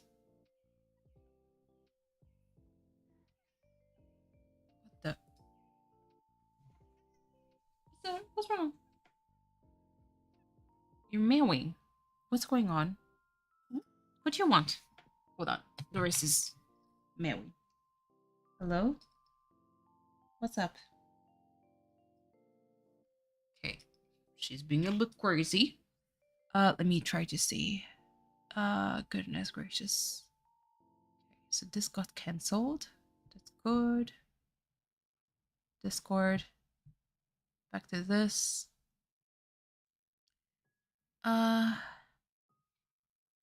Oh my god. Okay.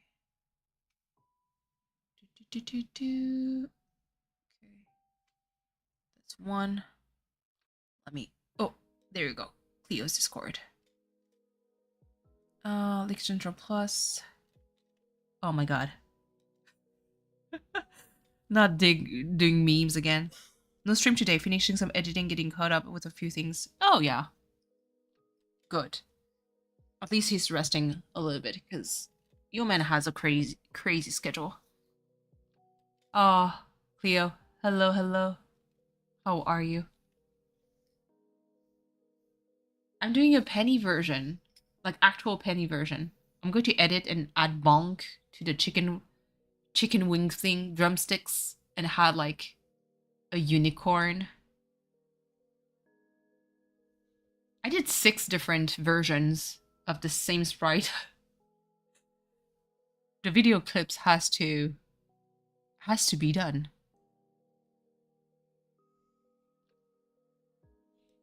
No choice now. How are you, Cleo?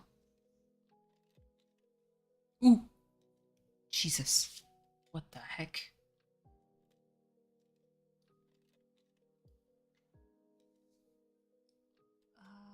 Like this, I guess.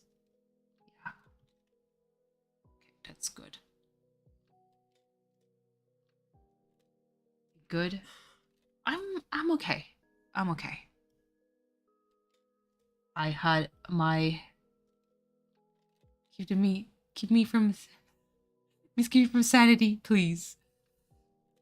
I'm okay. I already let the tears flow a little bit earlier. Now it's okay. Not the mother cat. Oh my god.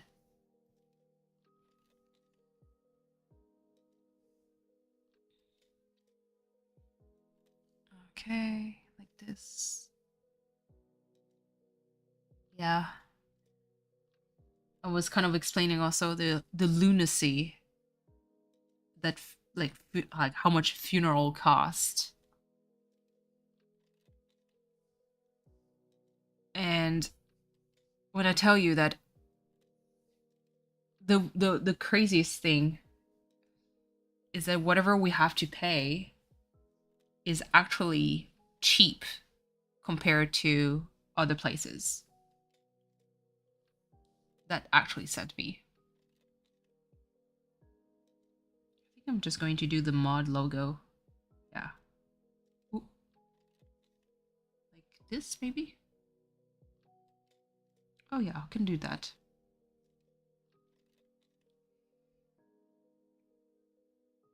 The funeral prices? Yeah. Imagine, Carl, like, so we went with a funeral like home that is not that expensive.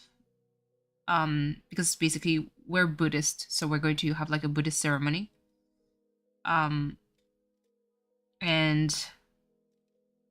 when I tell you that some other places would add, you would add 4K.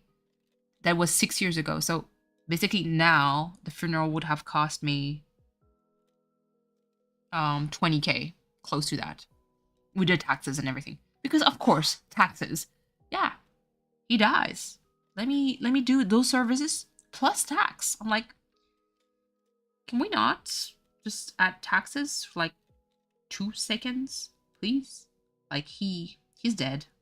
Can you know, apparently not. You have to add taxes because that's a service. Yeah, it is. Dying is expensive. Dying is absolutely expensive. What the fuck? Did I make it? Yeah, okay. That works. The mod. I actually love this. Can I just copy and the Audacity? Yeah. And that's the like, and that was a question that kind of went into my brain was, how do people do when they can't afford it? You know, out of curiosity.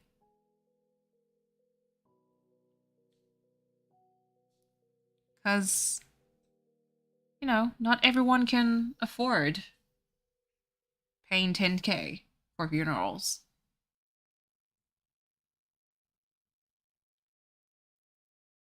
And the way they kind of explain things, I'm like, is this a wedding or something? Like, because obviously I mean, I'm saying like that without, I don't want to disrespect, but um, basically the way it's going to be is like there's going to be like a Buddhist monk at the front, saying the prayers and everything, and then behind there's going to be um a designated someone that holds like a picture, I think the picture or something, and then everybody there's going to be like the coffin being carried, and then there's going to be basically the rest of the family and like the closed one.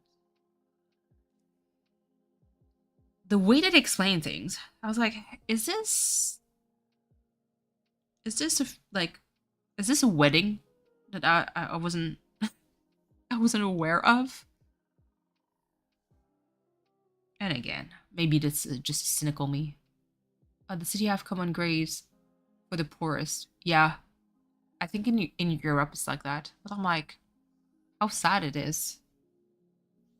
The common grave, you know.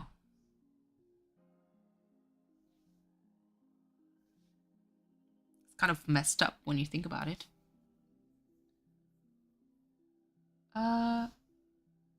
Slice tool?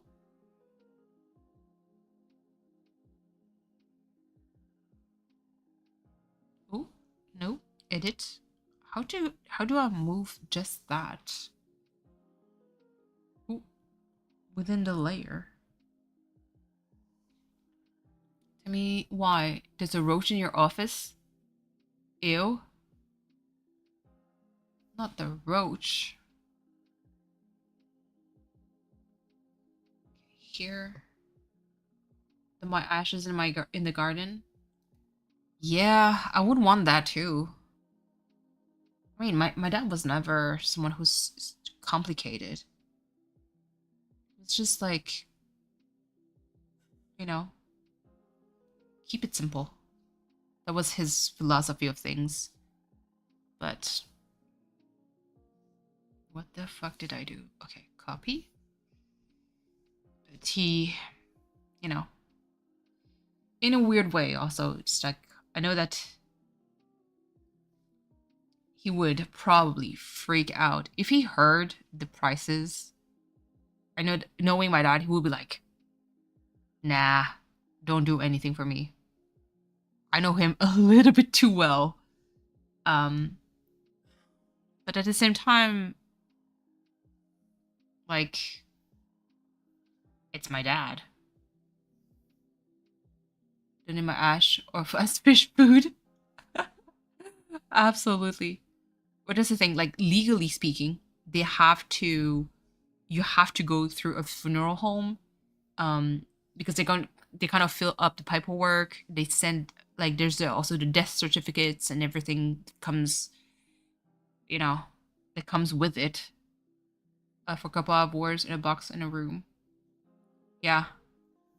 It's crazy, huh? You pay all your life, literally.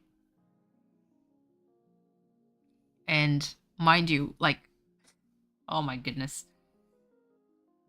When we visited the place, and it was already surreal to me because I was like, my dad is here somewhere, in the freezer. And I remember when they asked, like, all the questions, and what was wild to me is that when they were, okay, well, we'll have to select the coffin.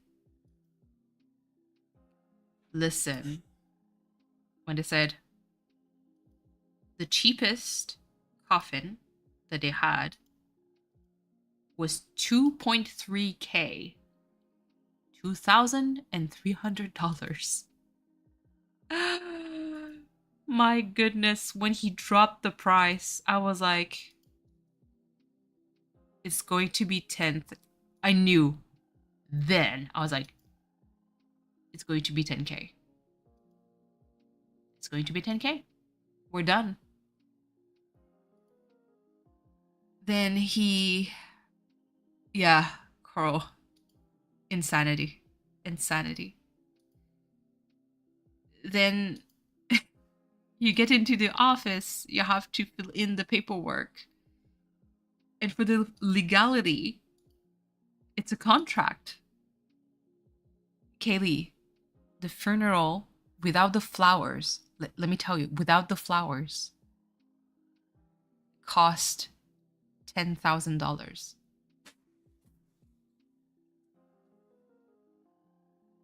I still have to order flowers.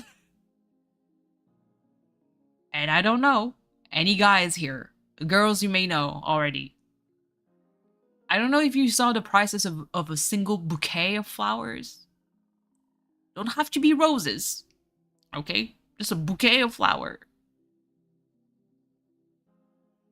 An average size one, at least over here, it's already $70. We spend 2K. Kaylee, I'm being robbed. Okay, let me do this. I love this.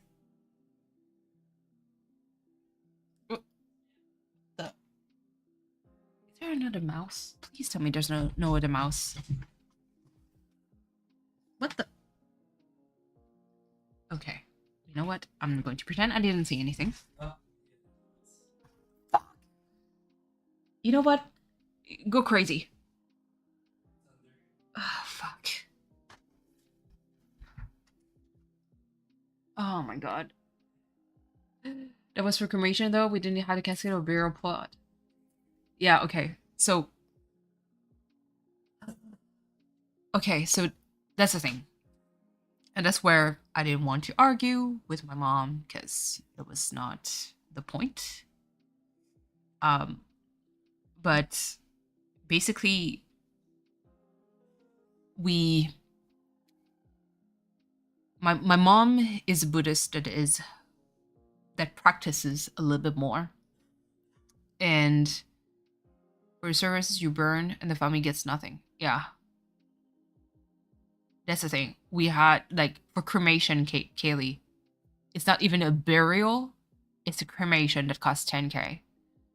If I had to bury my dad, it would probably cost me 20K. And like I told you, the funeral home that we went with is technically a cheap one. If you just want to cry inside just a little bit more.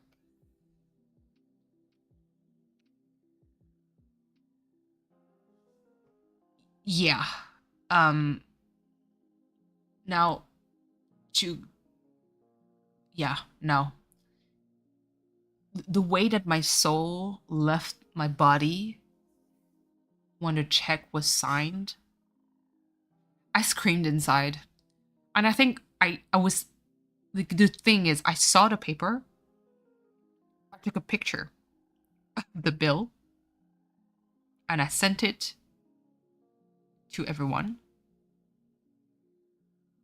V, I think you were there when I was screaming inside. Because I think I sent a message, and I was like, this just happened.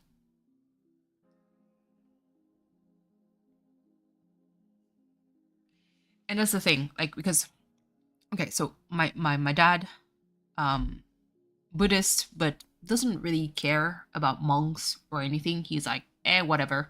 Monks are just humans. We don't... No need to really care about them. And so, like I said, I know my dad. Oh, please. There's another mouse, by the way, and Doris just hunted them. Fuck this. Eat them all. Like, actually eat them. Can you not play with your food? Sir? Lady? Miss? Ma'am? She plays with it. Like to eat mosquitoes? I wish it was a mosquito. It's not. But yeah, no, like... But, like, it's just for cremation. But in, the cheapest casket was 2.3K. That was the cheapest. And at the same time, like, we could have rented, and I was like, for me, the absolute absurdity of the situation. Do you know that rent a casket exists? Yes. You can rent a casket and have some kind of like cardboard box. To which the face of my mom, I was like, oop, we're not taking that route. We're not taking that. Can it...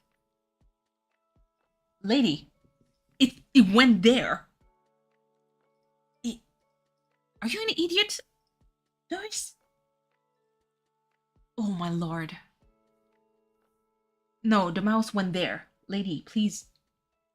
Go.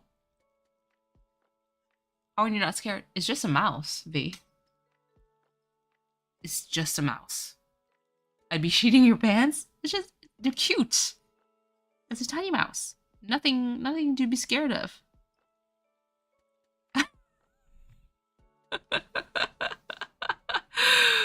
Not like this, please. But yeah, no, it's just a mouse. Oh my god. But yeah, no. Lady, no. Okay, hold on. Let me grab this. You stupid bitch. Oh, yeah, go there. It went there. Go.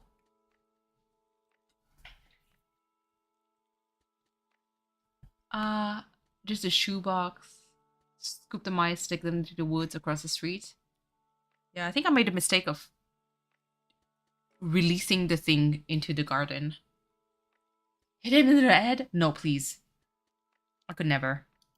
The poor thing.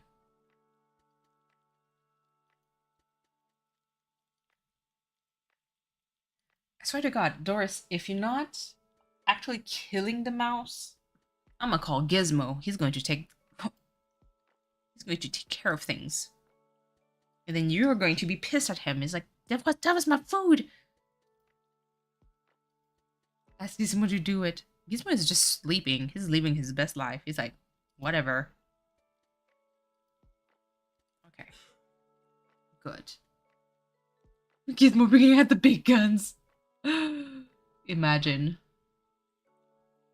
Let me do this. This is actually Penny.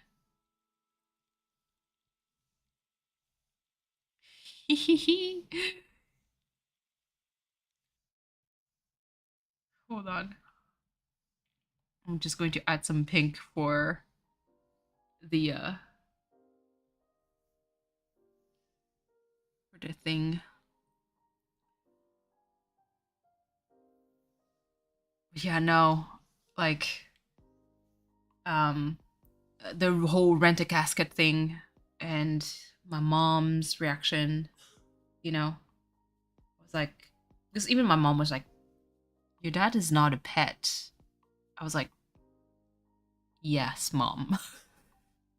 And so I was like, well, I don't mind going with the casket, but you know, let's take the cheapest one.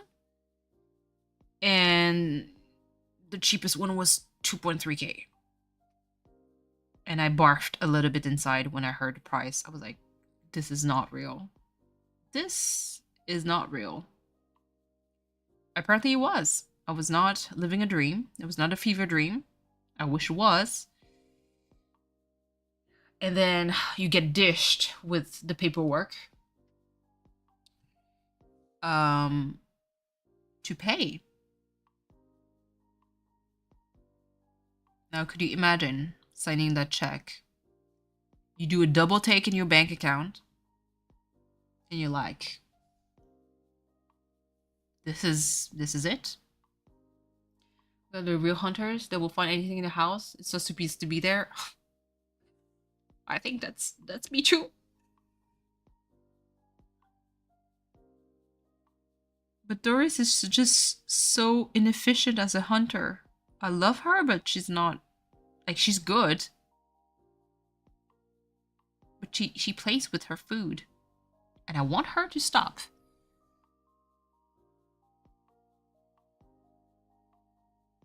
Okay, let's finish this. Kind of love doing this. So many sprites. The possibilities are endless. Did you get the mouse? It went over there.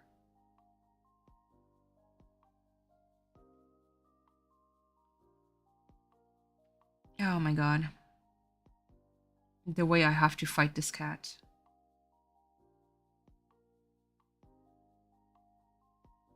Yes, I'm talking to you, lady.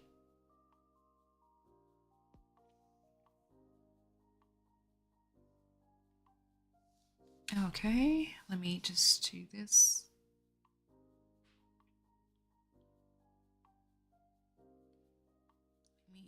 Ooh. Dear God.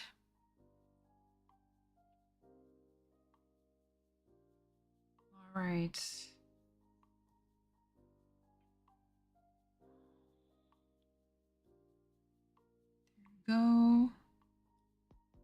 Ooh, I think that works. Yeah.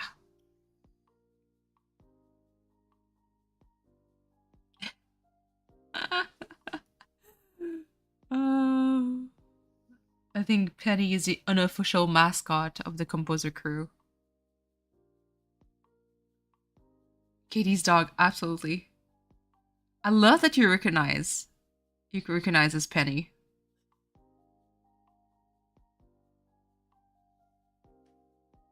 I'm going for a walk. Bye, Kaylee. Thank you so much for stopping by. Hello, hello, Mimi. But yes, that's definitely Penny. Oh my goodness. So yeah, I'm kind of in the middle of all this. So stream is going to be kind of out of the question for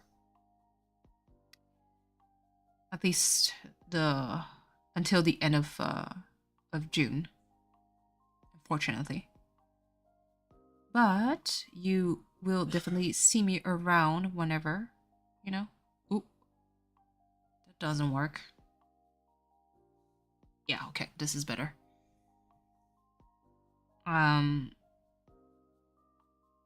By the time the ceremony would have been made, I still need to maybe write to like few cousins and everything, so they know to be there, you know. You know what? I kind of wanna do shading. Let me do this way. Okay, good. This, but shade with this, and then do a 2 pixel.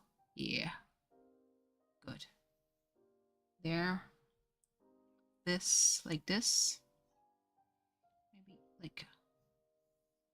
Yeah, I like this. Good.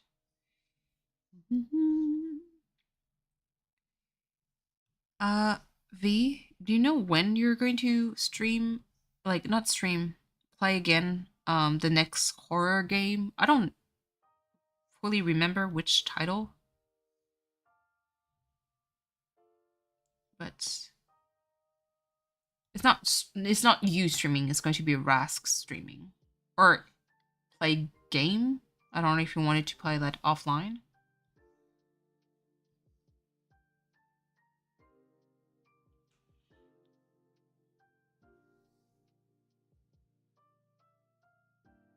Okay, that's good. Do this and then select this one. Copy. I'm going to do paste here. Yeah. Dark pictures. Ooh. It's going to stress me out again. It was so fun. Copy and paste. Oh. No. Oh, okay, because I didn't. Wait. Z? Okay, no. Okay. Did I skip the first one? I think I did. Oh, jeez. Okay. Well, it's okay. Let me fill with this. It was honestly super fun to see you in in game with him. Oh, Jesus. Undo. I kind of forgot, like, and maybe that's just me, the way that they presented gore. I was like, was it really necessary? You know? Is it really necessary to put that much blood? Especially in the intro, I was like, God damn. I was like, absolutely not. Can we walk out of here? And characters that don't know how to run, also, like, can we yeet them out? Shading. Let me do. Oh, yeah, cool, perfect. But yeah, it made me want to play like the game a little bit. The way you keep posting up. Yeah, and I know that there was a little bit of a barrier, like a language barrier there, because obviously he sometimes you would pick an answer as like it's the wrong one, and they're like, but I didn't understand it that way, so why did you penalize me? I didn't do anything. Wait, okay, good. So now I can copy paste this. Copy. We paste it here. Good.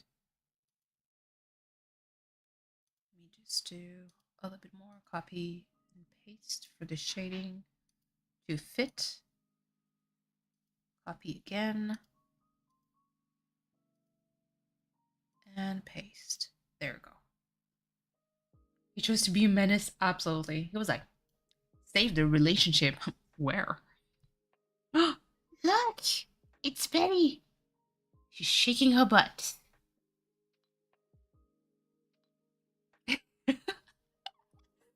With a chicken wing with mod, like, with the mod wrenches. I love this. Wait, I'm still looking at Penny's picture. Maybe I could add like a little bit more. That's fine. She's so judgmental. I love her. Ooh, sorry. Can you, Doris? Still hunting the mouse? Please.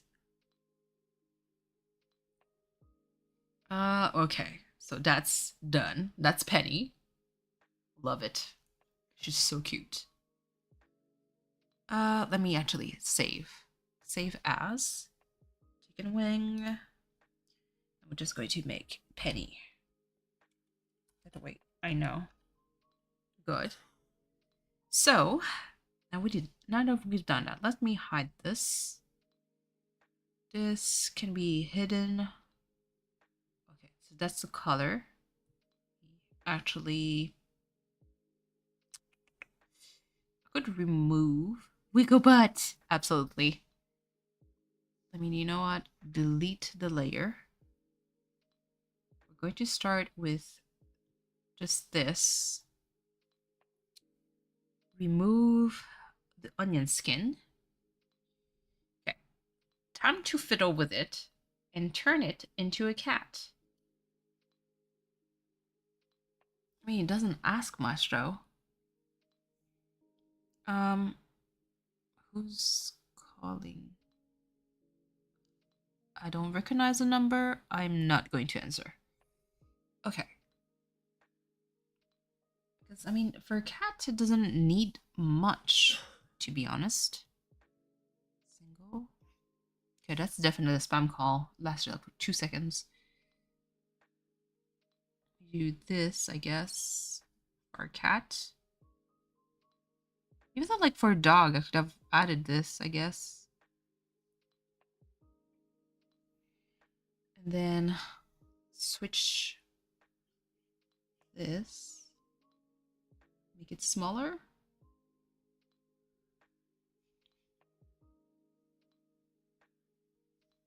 Okay.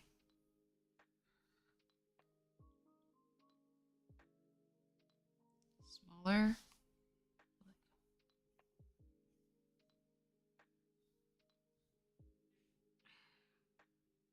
Will that work? No, I'm going to make it like a tiny bit smaller for the nose.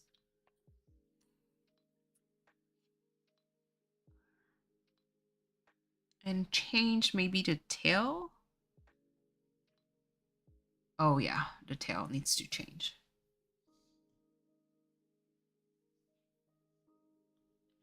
Time to transform. Okay, what kind of tail should I go for? Maybe like a long one, like this. But it needs to make sense with the chicken wing then. So hold on. So, kind of wonder like what flow I should give it. Like it's over there, so maybe do this and follow kind of like the movement, or do the opposite.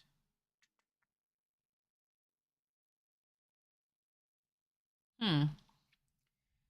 I'm thinking. Yeah, I mean, I've been kind of what I look like when I was composing. Yeah, dancing. A dancing cat. Absolutely. I mean, Cleo, the talent is there. Just let me do this. Yeah. Okay. Yeah, I like that. I want it to be like loose, kind of.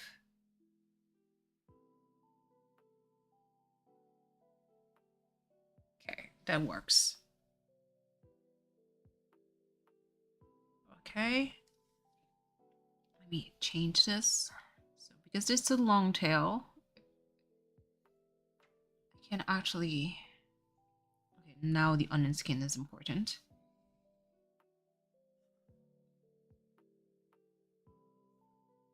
Like the way that I did the chicken wing dance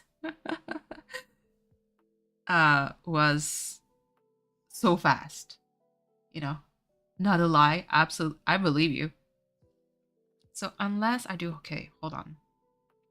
So because it's, I think I'll do a hold frame. So barely change anything.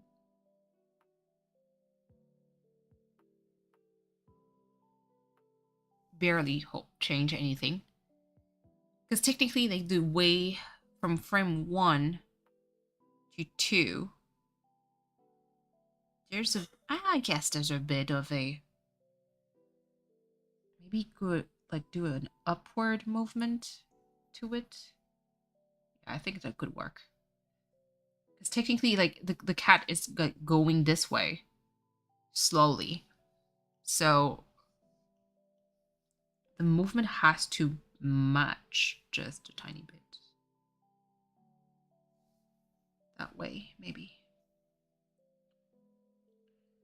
And then, so I erase this part too. The way it works. So I'll do like one longer stream and then I will probably see you guys like at the end of January. Not January, June. You know, let me focus on the tail first. I don't like this here. Hmm?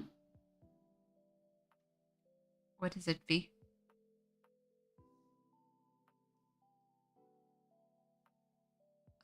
Okay, so how... Okay. Waitress... Oh, for me to be... Yeah.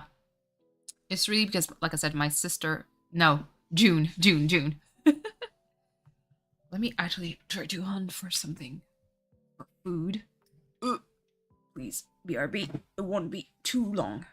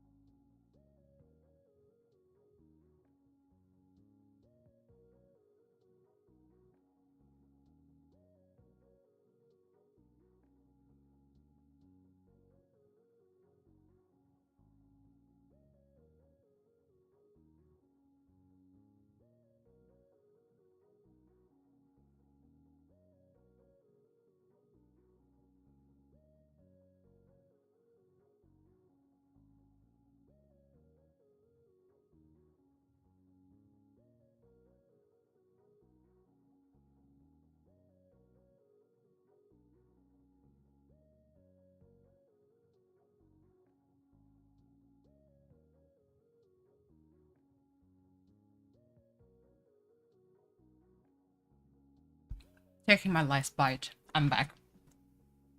Listen. The way... Doris, please. This cat is going to give me a freaking heart attack. Let me go back to this. Hold on. I shared it on Discord. But not the big Discord. It was on a smaller one. Let me save this. Oh my god. I swear to God. So I told you that my cat Doris apparently doesn't understand the concept of hunting and killing a mouse.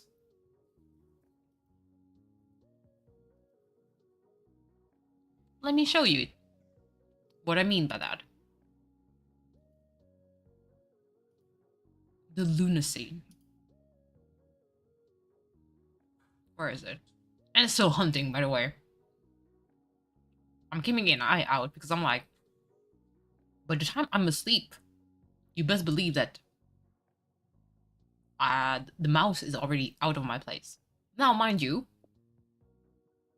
I probably did a mistake on releasing it in my garden. Maybe I should have went further, but at the same time, I'm like, I don't want to cause any trouble.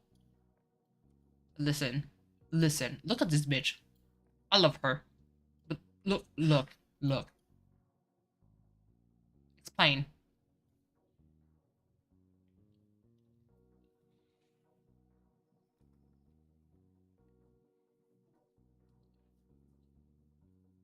The mouse was frozen in fear. That bitch just slid in front of it. I was like, sup, boo? I'm not moving. I'm like, you're a cat. Can you do your job?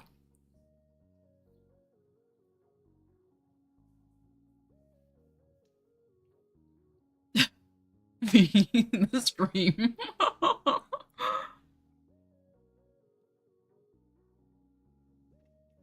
Timothy! Hello. Batteries ran out. Listen. She's supposed to be hunting the thing. And I'm like, I'm all for, let the cat experience its own thing. I know it speaks French, but it's a cutie. Thank you. Hello, Timothy. How are you? But yeah, I was like, what? You're supposed to be hunting the thing. And she keeps on, like, hunting it. And then releasing it. And then hunting it again. I know it's typical cat. But just kill the damn thing, please. Because otherwise I'd be forced. I'll be, you know what? The mouse survived long enough. Time to take it out of here. Okay, let's go back to the transformation of... Because I know, V, you would have crushed it. I'm not there yet, I'm not. This is... Oh, where's my... Oh, love. There. You took a picture? I did! Listen. Doris is still at it. She knows where it is. She's waiting for it to the poor mouse to just get out and jump on it. Not my fault. Is her friend? She could eat her friend, please. Okay.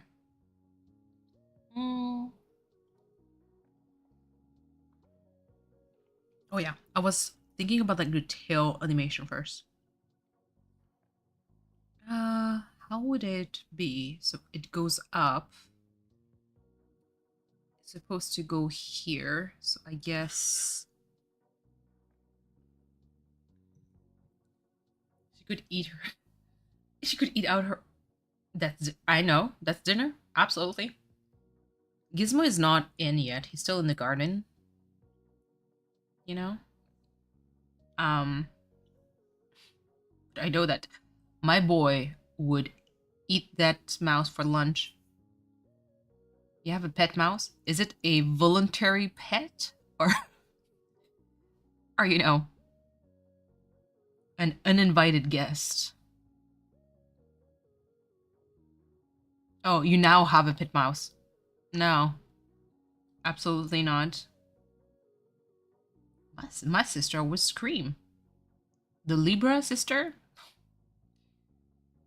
No, she would scream. Kind of wonder. Maybe that's too much of a stretch. We'll see. And then this, I guess I could start. This it's a long tail. Could start like this and have.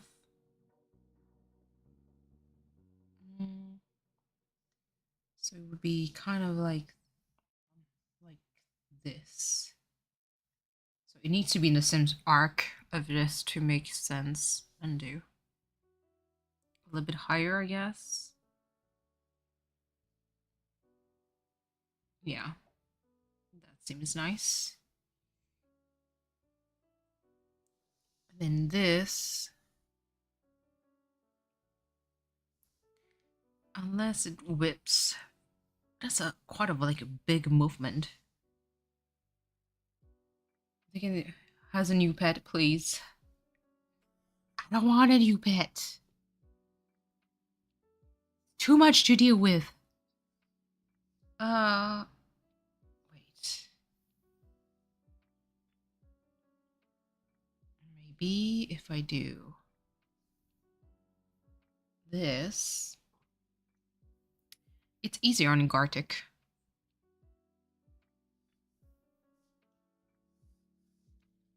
I'd love to play with Gartic phone also.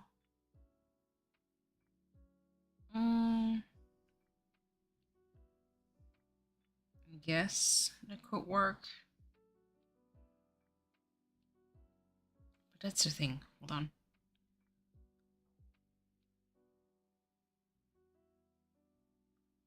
And then, okay. So I can be a little bit more bold with this.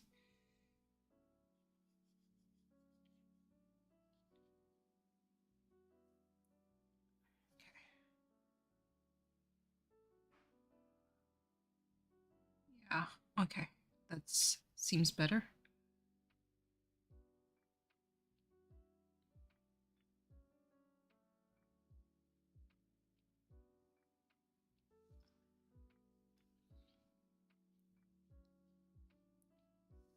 I never knew that in Gartiphone you could. Sorry, I just saw that for like a hot second here. I never knew that in Gartic phone you could. How can you say it? Basically, use AI to artificially draw something. It's wild to me. And I think the tail is going to be the only animation I'm not going to loop. Because it moves with its own, like, time.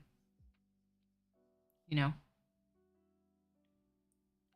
iRobot, for real. For real.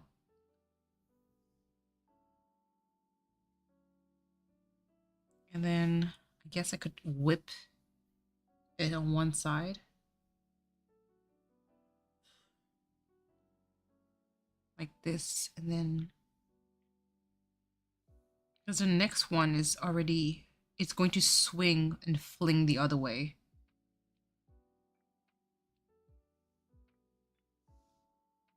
So it would have like a tail left here.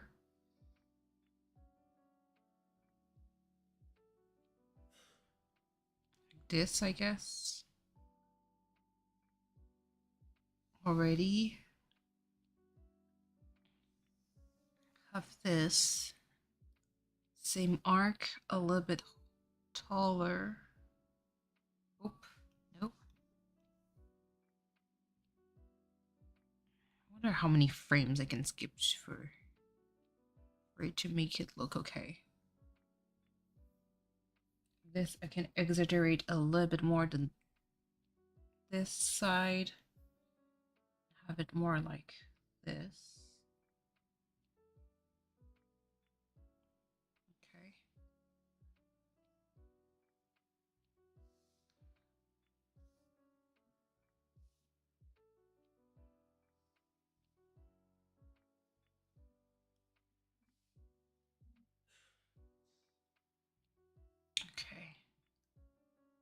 guy does have his own pet goldfish. Like actual pet or like tormenting kind of pet.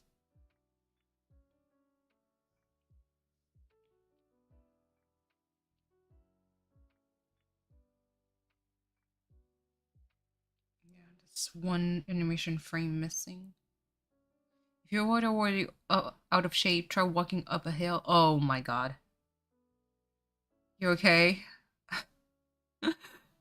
Goodness gracious. Maybe. I guess.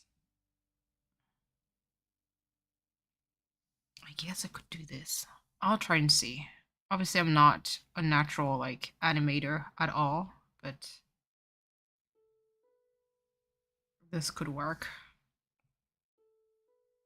Oh, it's weird.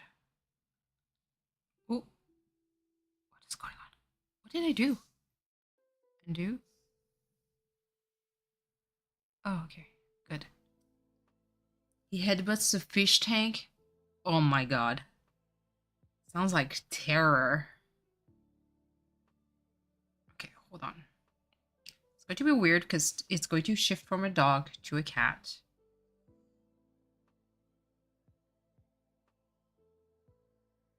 Okay. That works. Good. Ooh, I was scared for a hot second. And then we can do this and then do that, I guess.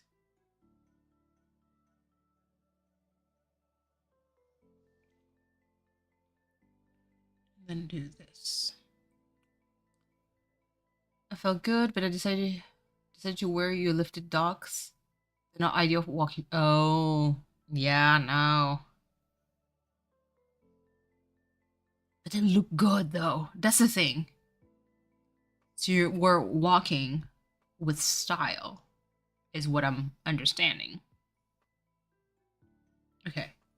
So I'm just focusing on the tail animation here, just for it.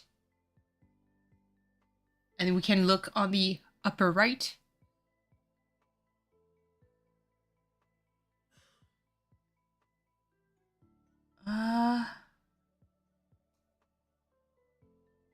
Okay. It's hypnotizing. But I think the last frame, I could fix it a little bit.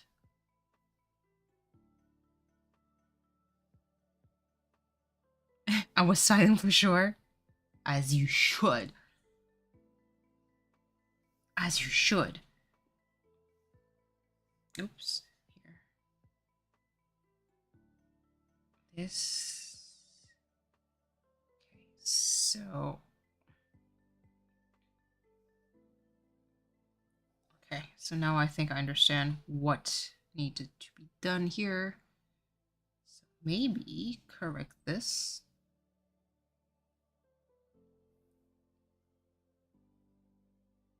There. Oop. Nope. Undo, undo, undo. Where's the mouse, lady? Hold on. I'm going to show you, Kaylee, the absurdity of Doris, quote unquote, hunting the mouse. No hunting was done here. I have 3 hours left. 3 hours left at work. Just stay with us, V. Stay in this stream. And if you want to stream later, we can like go for it.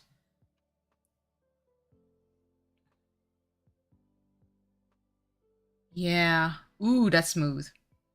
Ish. It's not the best, but look at that tail go. I'm focusing on the tail. It'll be late, please. Oh my god. Hee hee hee. It's so fun. Look at it. Booty shaking. I'm very ready to bust you out. You have a whole team behind you to bust you out of here. So let's make this smaller for the nose. This also needs to be corrected.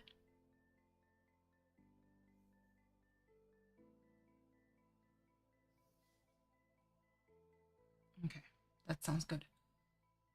I could call you having a mental breakdown. Oh my god.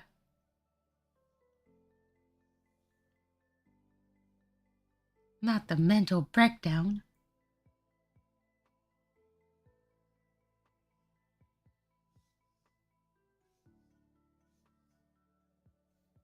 Oop. 6 hours of work. Jesus. Yeah.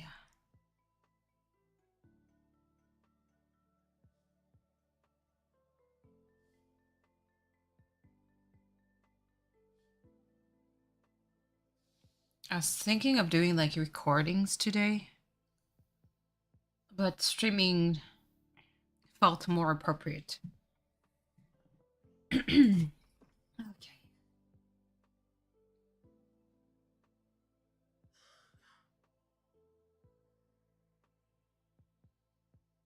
Let's do shorter here. There we go. Boss was it hang up? Oh no. Not like this. I wonder what zodiac sign does your boss be? Makes me curious.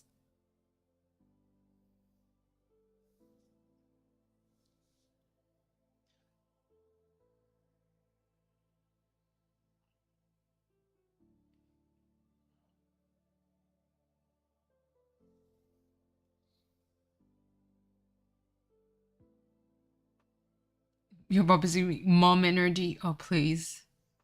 The worst mom though. Yeah. Not cool mom energy.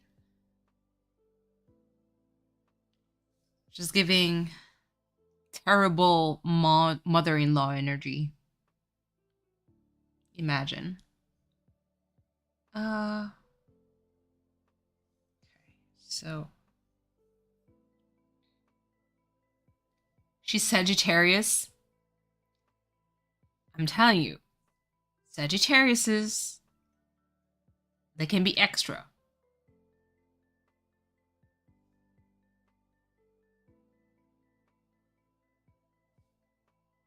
Just saying, they can be extra. At least tomorrow's day off. Ooh.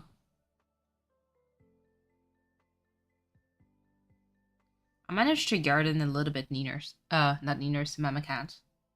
I mean Niners too. Let's go. Let's talk to everyone who gardens. I managed to garden a little bit. I'm actually looking for. Now I can explain it a little bit more. I'm looking for a plant that represents my dad that I could plant in the garden.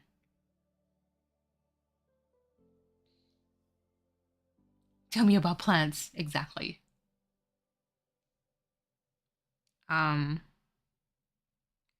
So in my garden we do have not a whole lot of roses, but I do have roses. Even though my significant other mowed them over with the lawnmower without realizing that tiny shrub was actually my roses. Yeah, he did not realize. That was tragic. I usually plant sunflowers. I have a wisteria. Wisteria. How the hell do you pronounce that in English? I have irises right now. I have what do you call those flowers? In French we call them jonquilles. They tend to bloom in early spring. Oh my god. I'm going to curse myself for not knowing that. Let me just Google that real quick. Jonquille. Daffodil. I have a daffodil. I have peonies. I have lily of the valley, tulips. Um, I have I have lupin. I have a lot of different kind of flowers, but I want to plant something that could come back every year that would remind me of my dad. He unfortunately don't really have a favorite flower, but yeah, I feel like I should plant corn, pumpkins because your dad would. Yeah, he would. I'm proud of myself for getting you met daffodils. Let's go. I had a mind blank. I was like, what the fuck? How do you call them? Entire bottle. Yeah, I love flowers. I absolutely love flowers. So I always, you know, try to, have as many as I can. Um, but yeah, I just need to figure out like what could I plant in my garden, you know, in memory of my dad. That's like the hard part right now.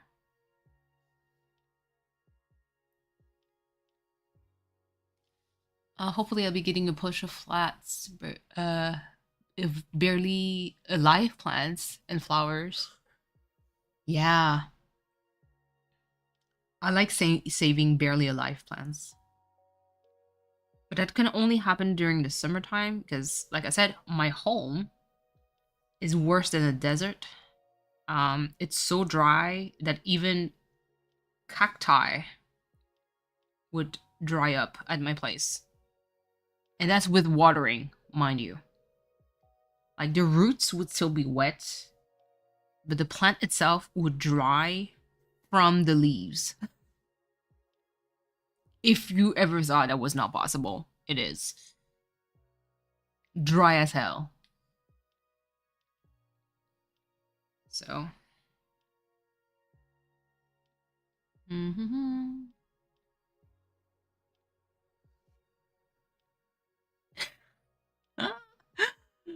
What a shitty.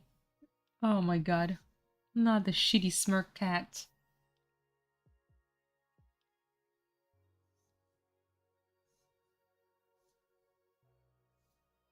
Ooh, no need to be this far. Like this? Yeah. Let's go. I'm not even kidding, Dig. Nothing survives at my place. It's so dry. And I tried because I love succulents. I love them. But I have a hard time keeping them alive once they're in. Like succulent care, super easy. You water them once in a while, you know, from the bottom up, you know. But at my place, even if I do that, so the top part would be completely dry. If I remove the whole plant, the bottom roots would still have a little bit of water. So technically speaking, you're not supposed to water them.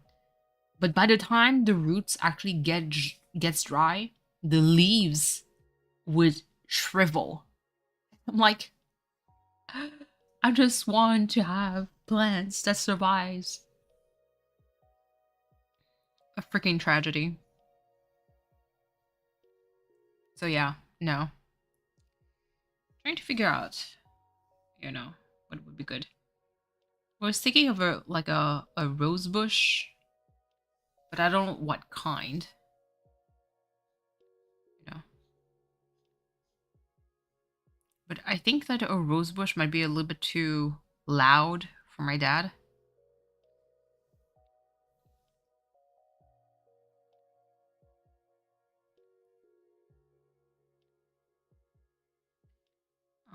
He did love like the sea and water.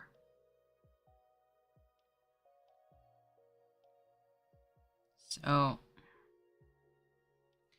but I live in a place Where it's winter 6 months of the year, so I have to also be mindful of that. I even thought about irises too, because my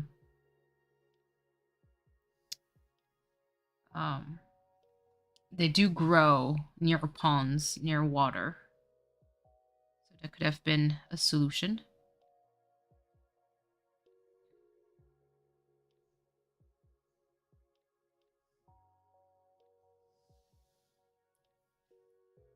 Oh, let's see. Does this work? And then the last one. Remove this. Tail animation is done, so that's cool. Let's remove this. Oh my god. Doris, please. Please kill the mouse. Stop playing with it.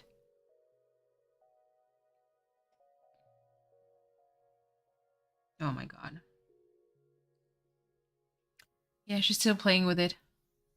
Save me!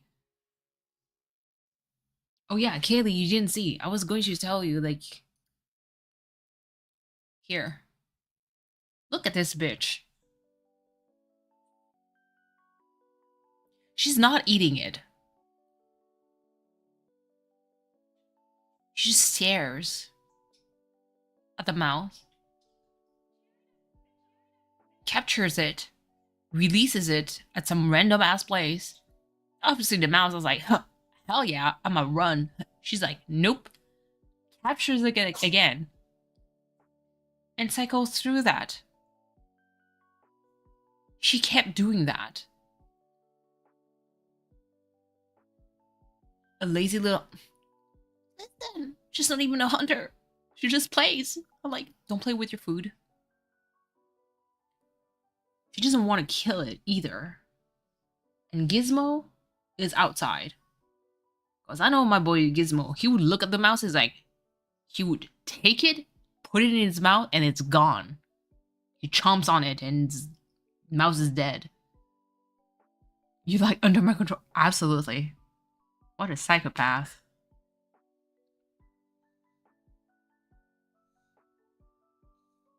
Totally not taking this from me.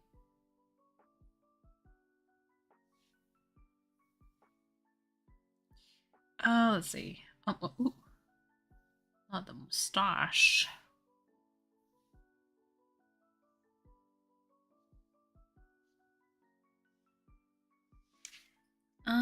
Okay. Oh, crap. Oh, yeah, okay, hold on. Maybe do this. Okay. I think I can do that. Because...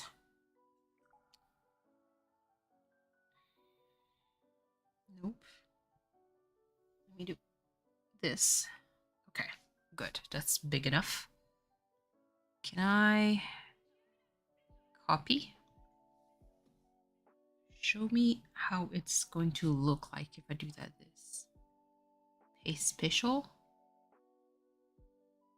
As new sprite. New layer.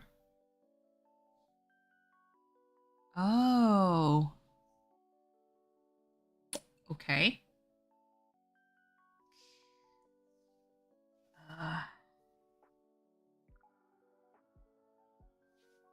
How to do this?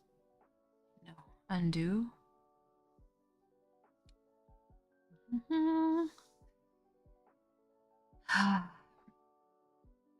The new reference layer. No, okay. Crap. Okay. Well, no choice. New layer. And I'll do... from here, I'll have to erase, I guess.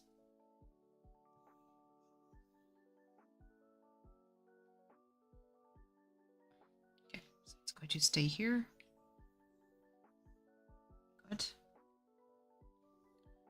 Then remove, no, remove 1 pixel here. Not working. Let me do this here also, 'cause that's not working. Okay, so this layer, move it. I'm mumbling to myself. Can I move, please? This? No. Oh my god, please. Just, there we go. Here. Good. I'll do it several times. That way, copy. Paste here.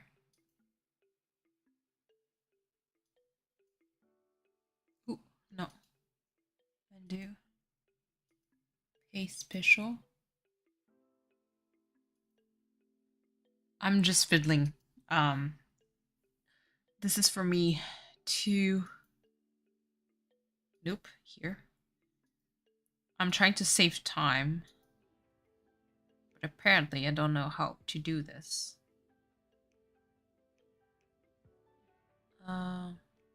Paste. Okay. It's not working. Oh my god, why? Okay. This, delete. I guess we do merge down. Can you merge down? Okay, good. Okay. Take 2. We'll do this. We'll do copy. Go here. And we'll say paste special as new layer. Good. So this is going to be a little bit more labor, quote unquote, intensive. We remove whatever is underneath. Just not a whole lot.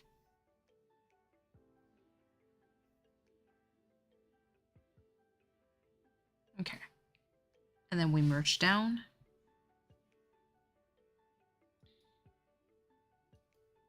Okay, good. Here we copy again. We go here and we transfer, paste special. Ooh. Paste. Nope. Okay. Stick one more time. And we do. It's not working. Amazing. Can we not? Can you not fuck up my stream? Like, I'm trying to streamline this. But apparently, they decided it's not going to happen. Copy. Here. Paste. Okay, new layer. Good. Then we go underneath. We erase all of this. Ooh. We go here. We can remove that. And then we merge this down. Yes. Okay. Let's try to look here for the preview. Ooh. I like this. I love the tail movement. But hold on. Did I miss something? I think I did. Ear. Oh, here. Okay. So cute. What a chunky cat. Okay.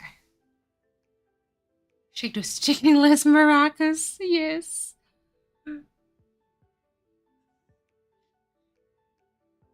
I really think Cleo won't have any choice but to create a chicken wing, you know, video clip.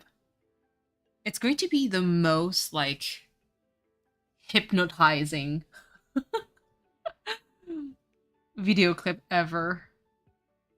Like, my goal is to make it feel like a fever dream. You know what I mean? Like, I want it to feel like a fever dream. That it makes you re-question what you're watching. It's like, you know that reaction, like, what the fuck did I just watch? I want that.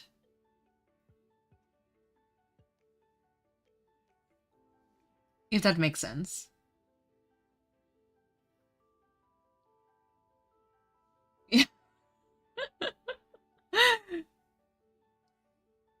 You know?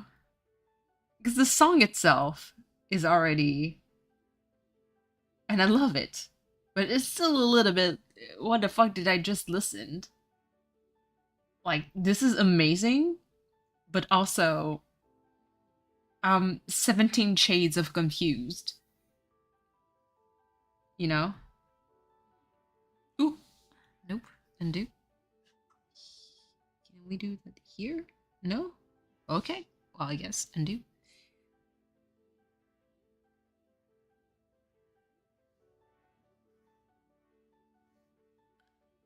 So for me, I'm like, if we can achieve that level again of like, what the fuck did I just watch? 17 Shades, 50 Shades of Grey, am I right? Absolutely.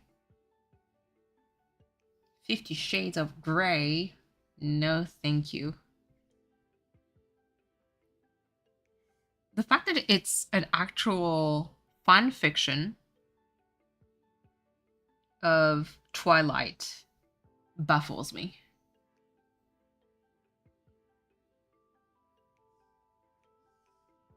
The author actually just changed the name or whatever name is in 50 Shades instead of making it Edward and Bella.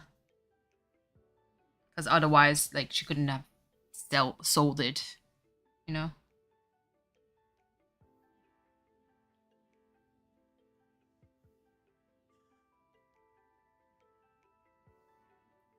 The way that it's... oh my god. It's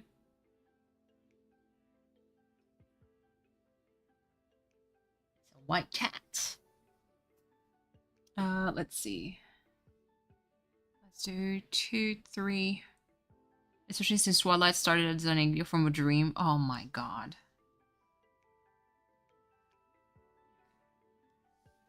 It's just so bad. It's a freaking disgrace for, you know,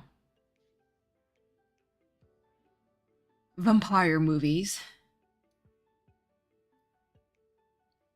I remember when some, like, my friends took me to the movies.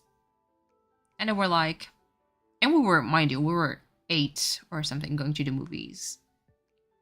And then me, you know, with my hermit style, being like, they're like, oh yeah, do you want to go to the movies? I was like, what are we going to watch? Because, you know, if I don't want to watch, I'ma stay home. Teams of dad, please. You should supposed to have no teams, V. The movie's terrible. But yeah, the dad apparently, like, yeah, the dad in first movie, he was the best actor. And not actor with TR à la, I was going to say à la fin, which means at the end, in French.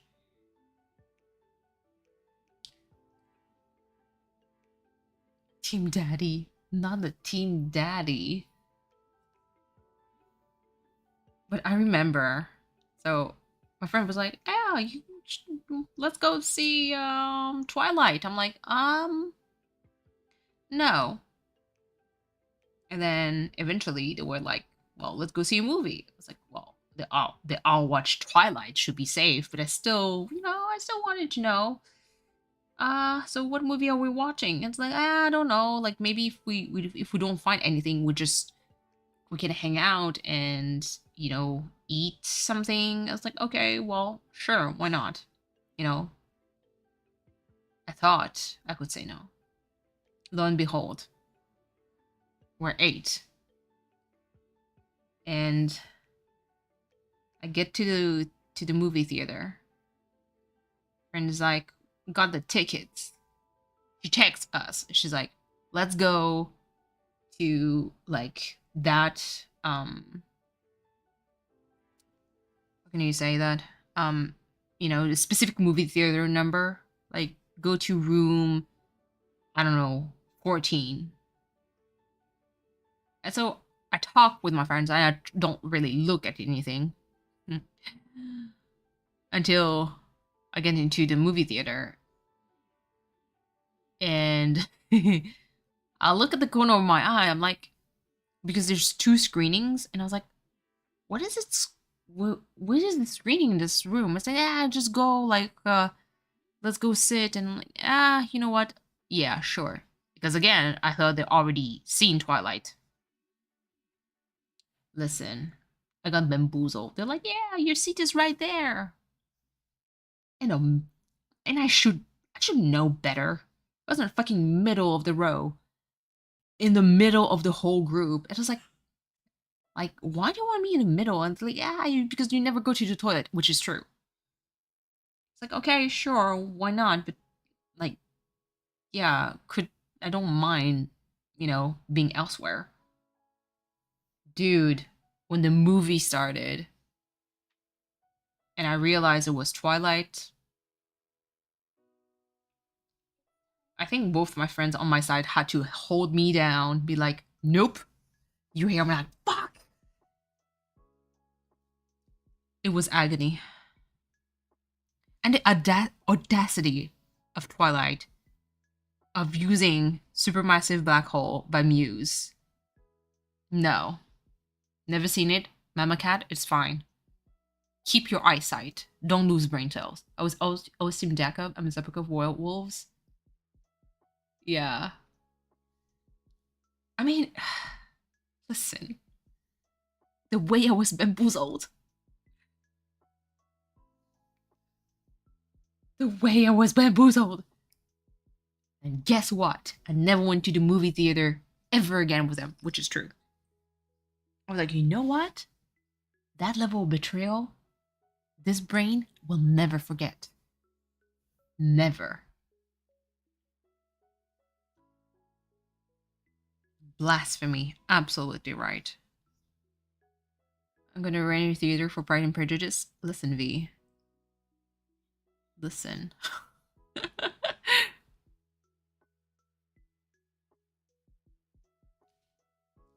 Coral, the way V loves Pride and Prejudice. How many times have we watched it together, V? I think it's like already 3 times at least.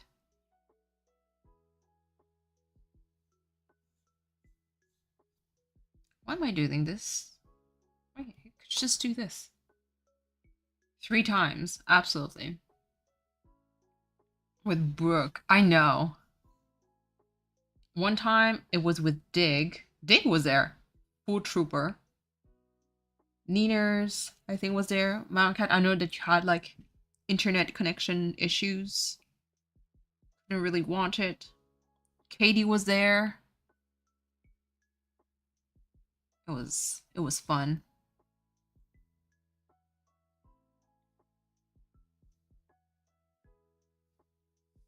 Dig was a trooper. I know.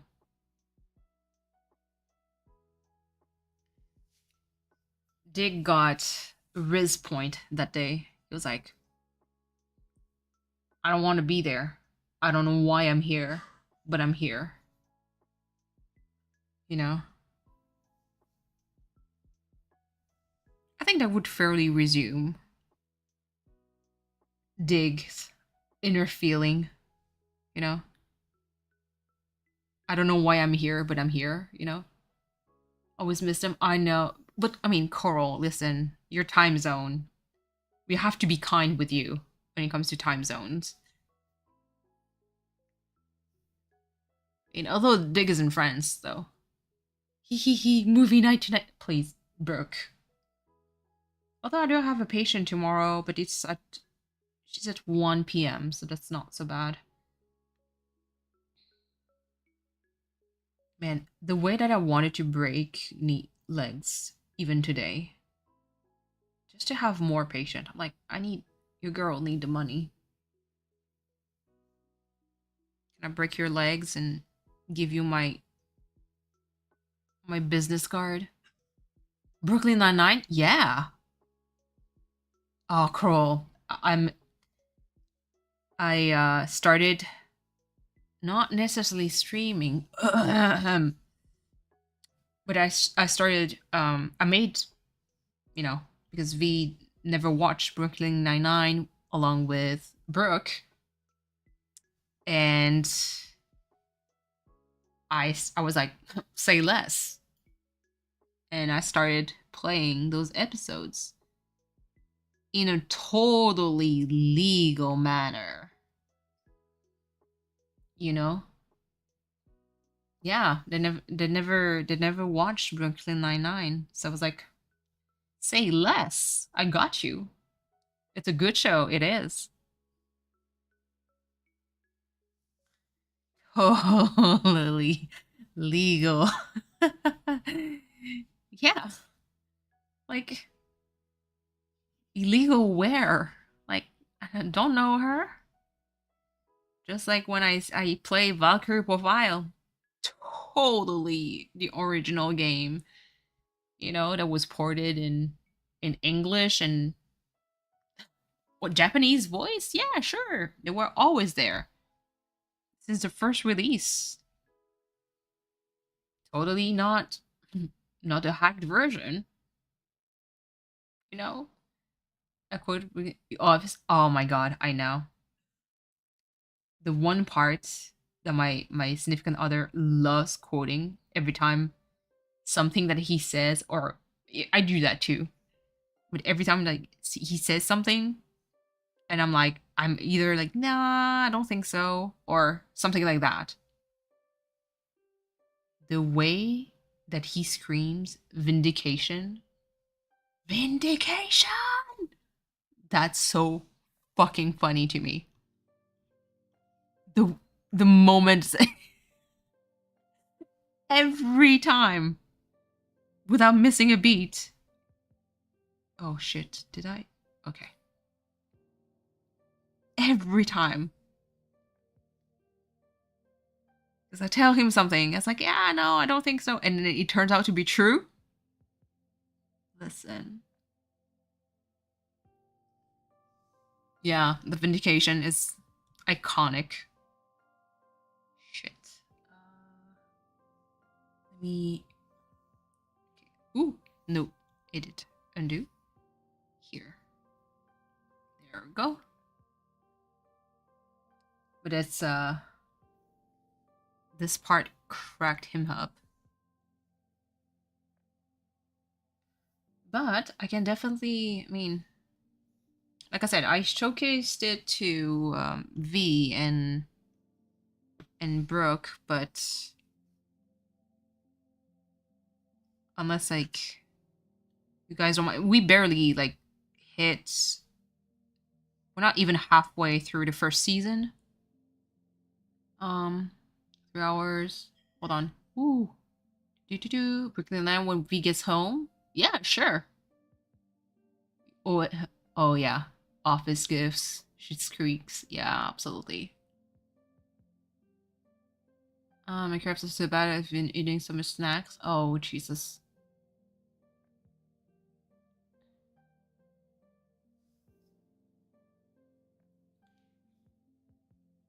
But it could be on Cleo's like channel if more people wants to join. But like I said, we are past already the first Halloween heist.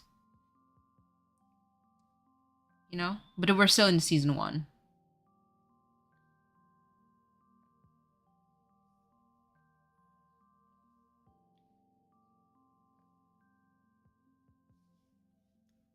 Snacks, absolutely.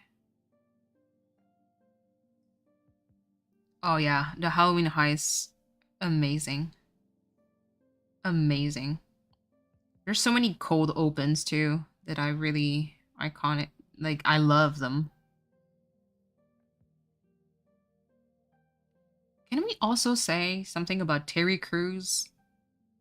Like, god damn, the man is beefy to a level that is not real. I'm like, sir, cradle me in those beefy arms, please. Like, respectfully. He's beautiful. That's an understatement. Oh my god. Carry me for real. Terry Crews, please. Carry me. Stan Yogurt King, absolutely. Throw me throw me in the air makes me make me feel skinny. And that's the thing, V. I'm sure he would make you feel like you're so light. The way that he lifts, man, Jesus Christ.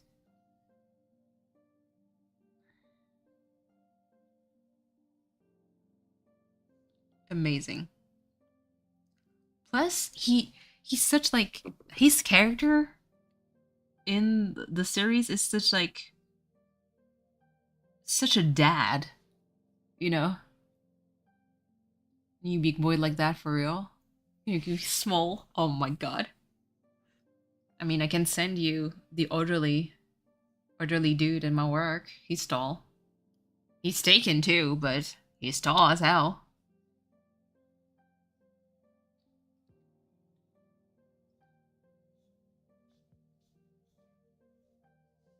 No. No. The quickness of that answer. And I know exactly why you say no, so no worries. He's taken, but I will still send him. Absolutely. It's coffin season. Not the coffin season. But, Coral, V is looking for a Mr. Darcy.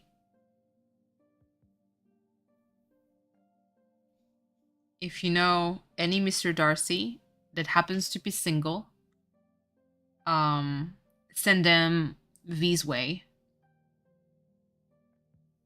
You know?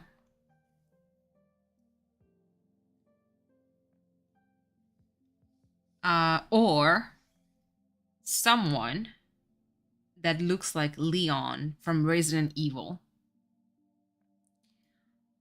Or a fusion of the two. You know, if there's any single people that you know fitting that kind of description, she's going to take them. Keep that in mind next time you deep in London. Absolutely. A great value. A great value. For me, listen, Niners. Great value, Mr. Darcy sounds like bootleg Mr. Darcy. Do we want a bootleg version? You know?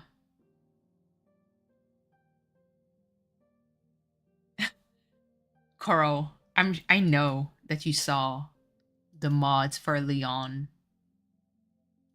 for Resident Evil.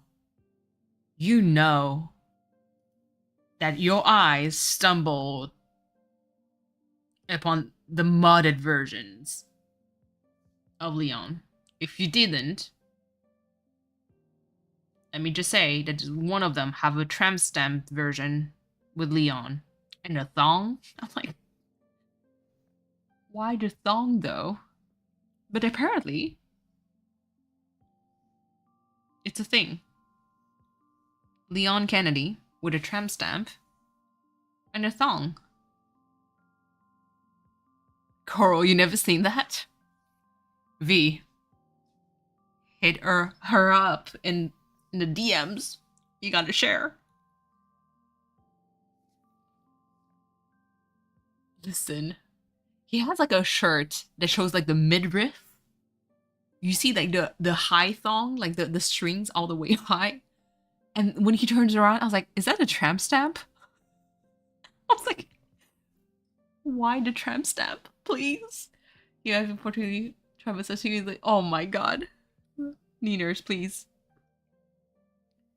I swear, the tramp stamp sent me. I was like, why did you do this to my boy? Why did you do this to my boy? He did not deserve this.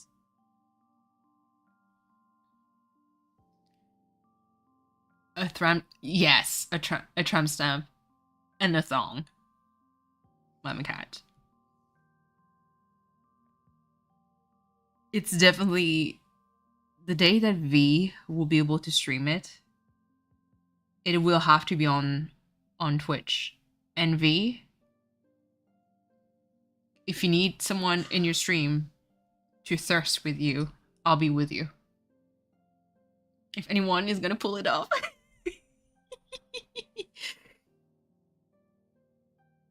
There's no way that she'll be able to stream that on YouTube.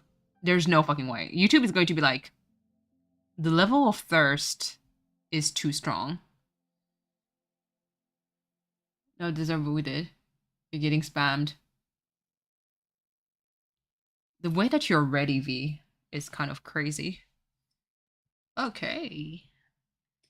Now let's fill with the ears. I like it, yeah, paler. Let's keep it simple.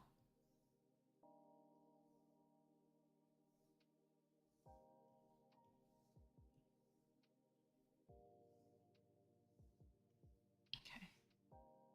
Be ready to be blessed. It's just, for me, the thong gets me every time. Because I'm like, did it have to be? I was like, did it have to be, like, this kind of thong?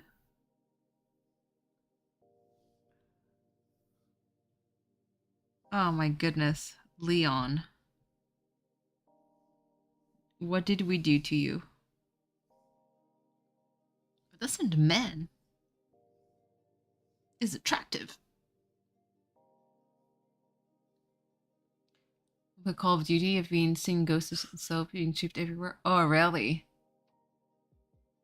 They're not gay. I don't.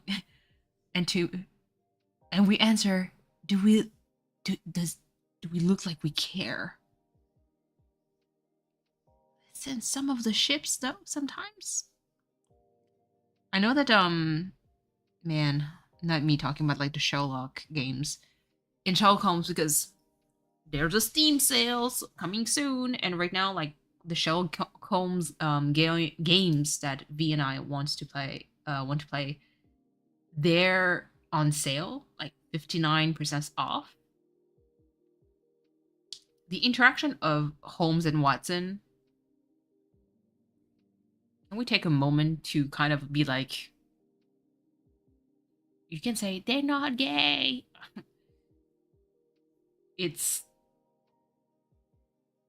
press X for doubt. I'm just saying. I might change the nose for a pink nose. Yeah, I'm going to change for a pink nose. There's no hetero explanation. I know. But it's just like, oh my god. Cosme Roach asks me to kiss me. Says who? True. Oh my god. Well, more power to you. Let's go. But yeah, no. For Sherlock Holmes, like, they're not gay. I'm like, but yeah. But did you see though? Like,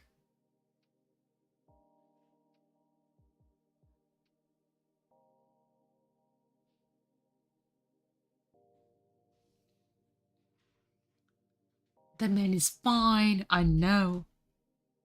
Did you see Coral? The infamous tramp stamp. Like, my main disappointment about the mod is, couldn't you pick another kind of like tattoo for Leon? Like, what does it have to be like the most 90s design tribal thingy? Like, like there's other stuff that came out. You didn't have to pick the tribal design, you know?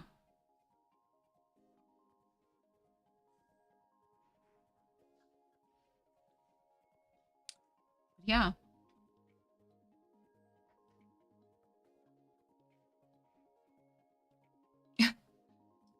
Brown paper bag over the face. Oh my god. A mask thing. Oh goodness. That's the thing. You can get catfish that way. The mysterious. I know. Sometimes are the most sort of basic hoe tattoo. I think that's why. Oh yeah. And that's the thing. If done well, absolutely. It's just that the fact that they picked that design for Leon, I was like, what do you do them dirty? He didn't do anything. He was innocent.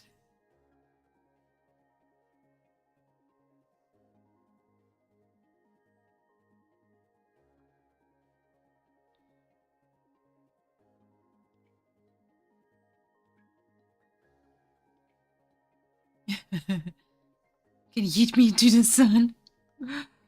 Oh my goodness.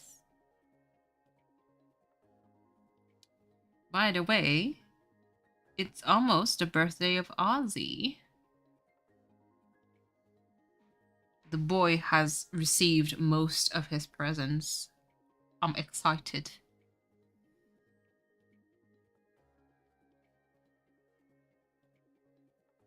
I'm just saying, there's one more gift for Ozzy that is in your throne, V. Probably won't come from me, at least for now, because you guys know. Um, he knows he's coming up. Oh, it's for me because I bake also treats for my sister's dogs. So she's coming here for the funeral and everything like soon. So I'll be able to, bake more dog treats. Hold on. Want to get one? A tramp stamp? Or just a new tattoo? You know? He will go back to bad. Oh my god.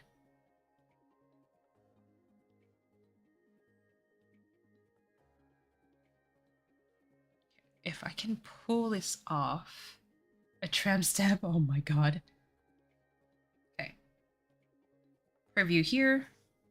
Let's do this. Ooh. I like it.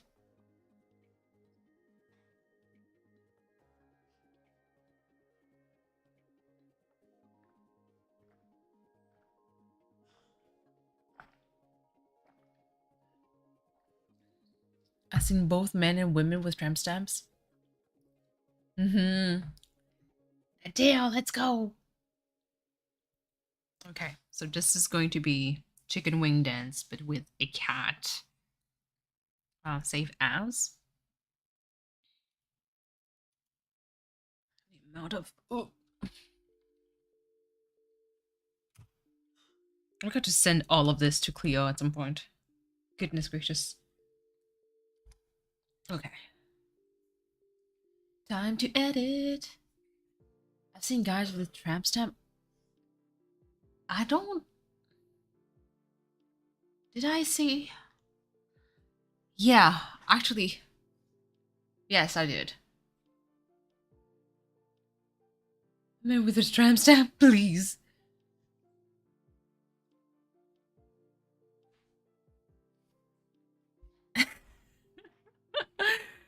V's brain, no filter. Oh.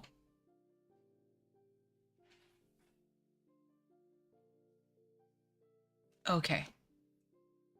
From this, I can go Calico, I think. Yeah, I think I can go Calico. So I can do this. Switch to opacity. A little bit less. I want to know. Calico is like orange, but it's a little bit more dark, I guess. Not like. Like on a line, I was just going having the top part of his back done. And he had a tramp stamp. He was, oh. Kind of curious, like, what happened? He was leaning towards Nujimila at all. Oh my god.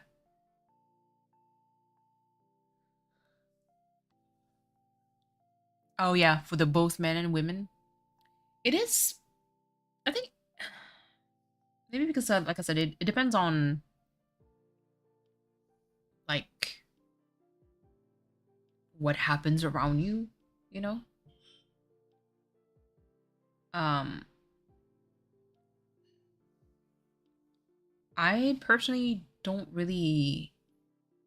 get the chance to meet people with tramp stamps.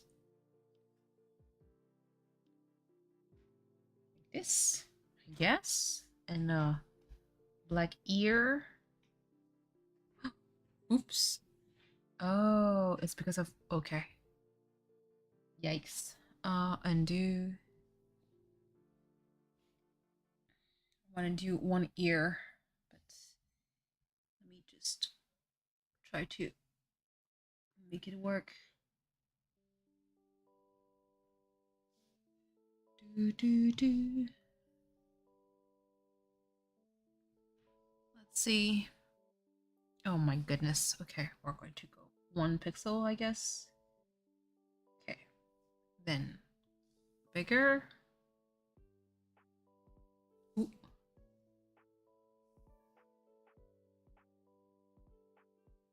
Okay, never mind.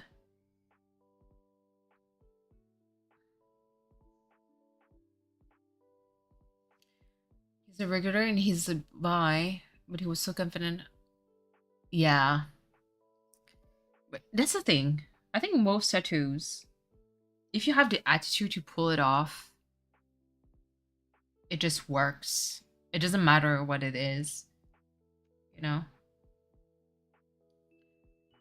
And sometimes it's a matter of, for me, it's like, what's the story behind it?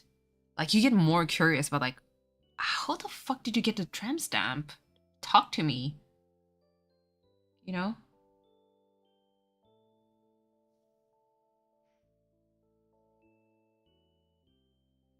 Oh, I like this. This calico cat.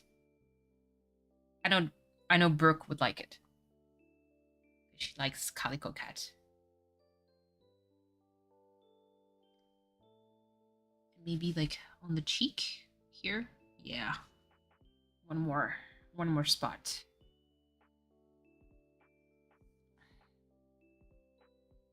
Not the Genshin music. Aw. I think it's a flowers and vines. Ooh. Yeah. And that's the thing. I mean, because the tramp stamp was actually done well. Because if it was something pretty trashy, that would have been something else. This is a real bad tramp stamp. Oh my god. Yeah, no. I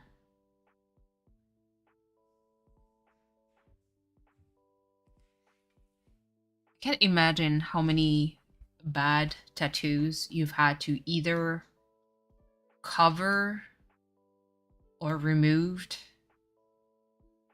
You know? Sometimes you're like, yikes, what happened? You know?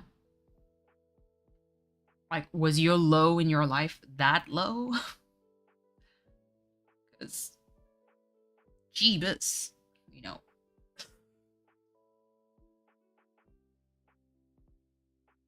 Oh crap, did I save the...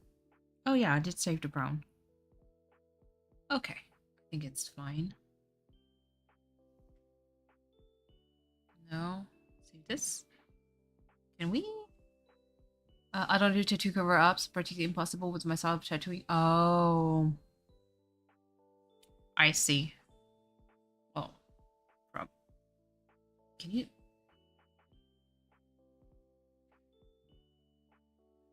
Yes. The heck? Yeah, that's what I picked. Crap. I think it was this. Okay, let's skip this. That way, I'm not going to worry about it later. Is it the same? I don't think so. Shit. If anyone wants to cover up tattoo done by me, they gotta get practically lasered off. Oh, I see.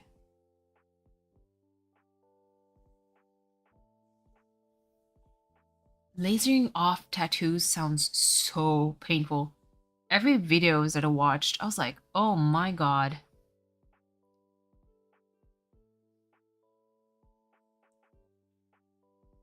Okay, that looks good. You want laser? Not that kind of laser, V.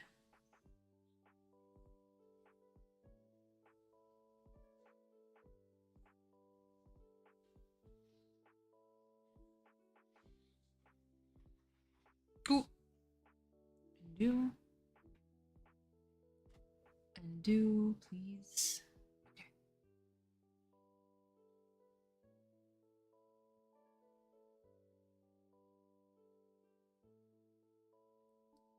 I'm going to begin saving money.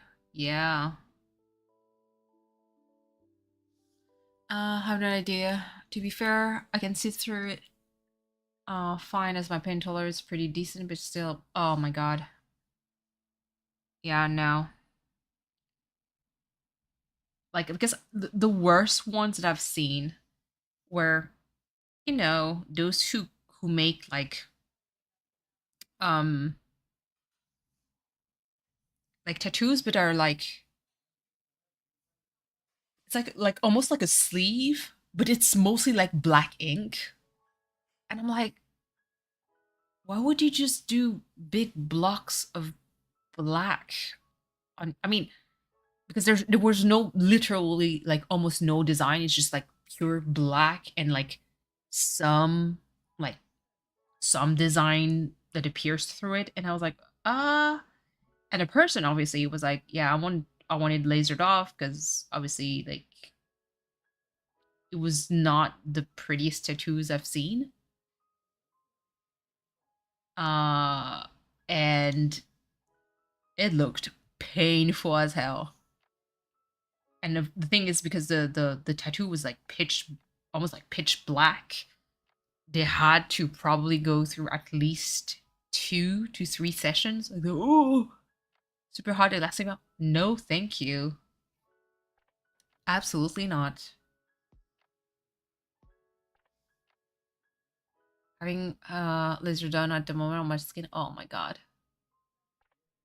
For hair removal or tattoo? Oh, V for hair. Well, both of them it's pretty painful, but for tattoo removal, it's like super painful. Not even a fraction. Yeah, it's not the same because I believe that the frequency is like different. I guess for the laser compared to tattoos to a rug burn. Oh my god.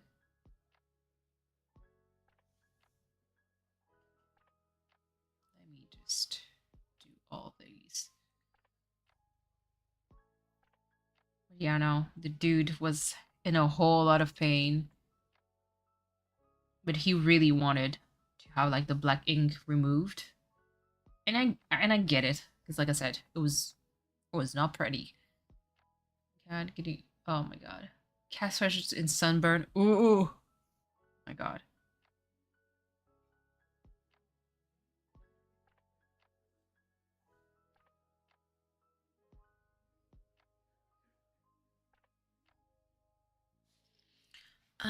my god.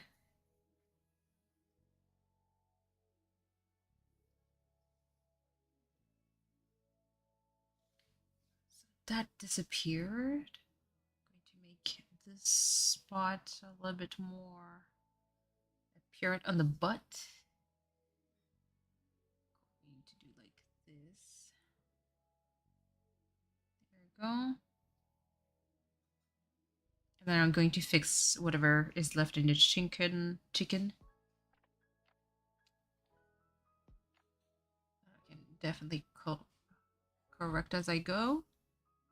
And he has one that is here at this moment, and the butt here. Yeah. I used to be scared of the tattoo pain, but after breaking my bone, I think I can take it. Yeah. It's just that for me, tattoo, I love like the aesthetic of tattoos. I'm going to look at them and I'm going to drool. I'm like, oh my god, it's so pretty. But it's too permanent. Like, I need like, you know, the super sci-fi kind of tattoos where it's like you tap the part of your body you want to have a tattoo in and it appears, and you tap again and it switches the design, and tap again and then it disappears. I need that kind of stuff. Because I don't think I have enough real estate on my body to like be satisfied, if that makes sense. Because there's like, I don't even want to discover the universe of tattoo, because I've made a mistake of like looking at some and I was like, oh my fucking god, there's too many that are so pretty. And that's the worst part, because the algorithm is going to feed you like more different like super talented tattoo artists. I'm like, what the actual fuck? And yeah, no. Good temporary ones. Yeah. Like, yeah, I could go for that. But like I said, the amount of real estate I would need on my body for tattoos, you know, I need like, I would need a lot. Because plus, I'm kind of like the crazy person that would look at tattoos and I would look at the sleeve and I'm like, I want a sleeve. But it's like, the sleeve? The heck? I think after the first few tattoos, you start to care less and less about being particular about what you want and where you get them. Oh my god. Do it, please. But yeah, no, I would go a little bit crazy on tattoos. But like I said, I love the aesthetic. It's just it's too permanent. I need something to, like I said, some kind of technology that would kind of switch it every time. Because I know myself. Like, even if you don't really care what you want or where you get them, it's just that for me, it's just for the art piece that it is. Let me sleeve you up. Oh my god, please. You know, it's just there's too much. And sometimes you discover stuff that you don't even know you'd be interested in. You know, and then you contemplate your life and you're like, should I get it? You know, and you usually say sleep on it, wait for 2 years. If you still want it, get it. You know, but I'm not that patient. I'm not going to wait for 2 years. I'm like, just do it. So that's the thing. That's my problem. Okay, here it's going to be just an ear. I was like starting out, I'm like, meh. I get to whatever now. Oh my god.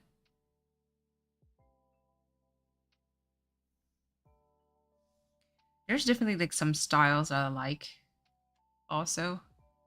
I've been fascinated with and look at me talking about like my interest in a weird way. So I've been always interested in like tattoos across the world.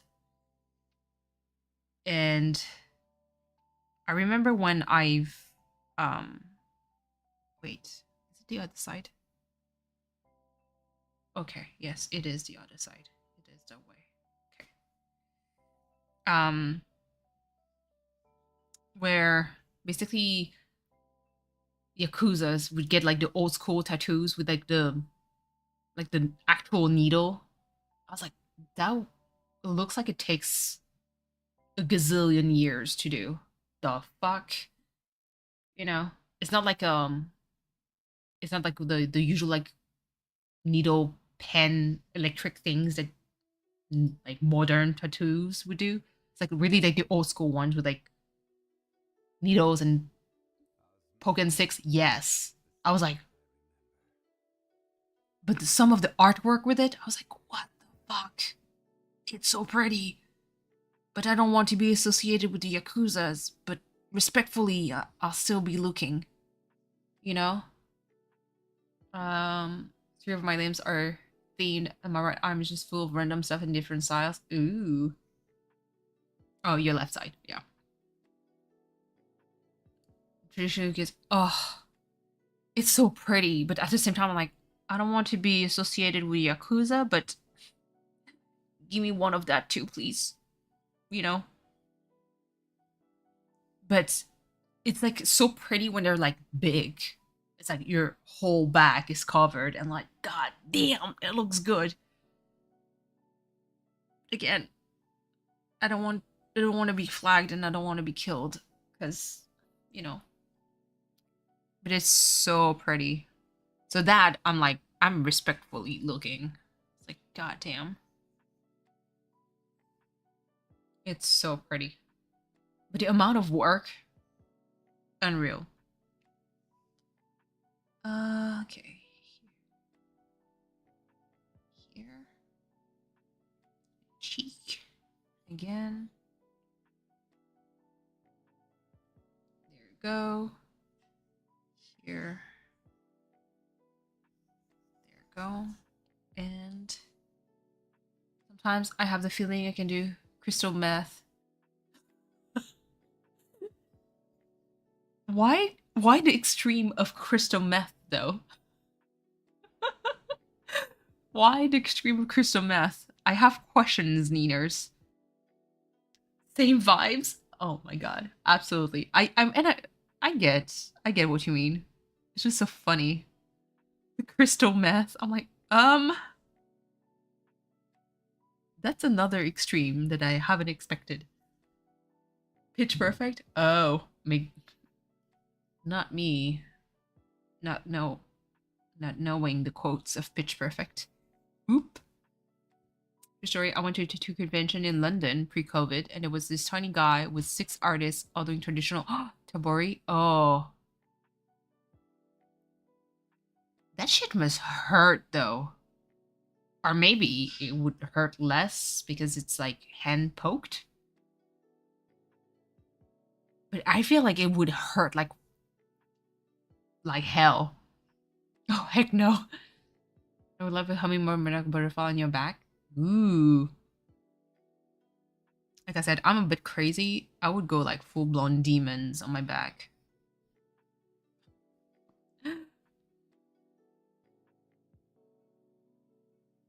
Okay, let's see this calico cat dancing. Ooh! It looks like here, the upper thigh is still on. You're helping your boyfriend. No worries. You know that I stream forever. So, no back sleeping for a while. Absolutely. At the same time, oh my god, unreal. Brooke, where are you? I made a calico cat just for you, dancing with chicken drumsticks. Yeah, it would have looks cool. Like it's a very specific kind of aesthetic that I really like, but I think if it looks better like if you have a tattoo like this on your whole back, like a big piece. But again, it's too permanent. Like I would want to have so many different designs. I was like, just switch it. Missing surgery, I have a hyper intolerance since I'm cool dragons too. Yeah. Like for me, like I said, I like art for what it is. It was insane, it was worth it. Can't even manage to paint. Oh my god. At this point, I was like, just knock me out. But yeah, that's Calico Cat dancing. Brooke, I'm sad that you're not there to watch this. As cat, I'm just going to say Calico. Calico. Calico. There you go. Yeah, it is cute. For a brick at my head. Yeah. Just actually also numb me with booze or something. Hold on. Which one? Here. Oh, there we go. I was like, there's one that doesn't have the same amount. Ooh. Oops. Crap. Okay, hold on. Whoa, whoa, whoa. Let me zoom in so I can correct this. Okay, nope. Undo.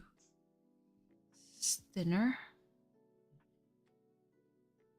Okay. Ooh. No. No, no, no. Definitely no boobs. Oh my god.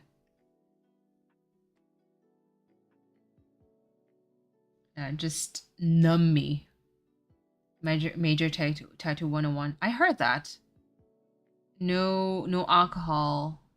Like don't be drunk. Don't drink alcohol before getting a tattoo. Is it for decision? Didn't you mention that before? I think that you did. You did explain that. Oh god.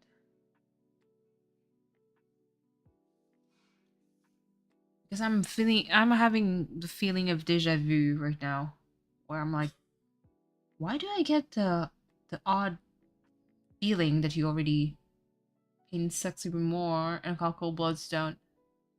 That's the thing. It thins your blood. Okay. Pissing out. Yeah. I remember I was like, huh, interesting.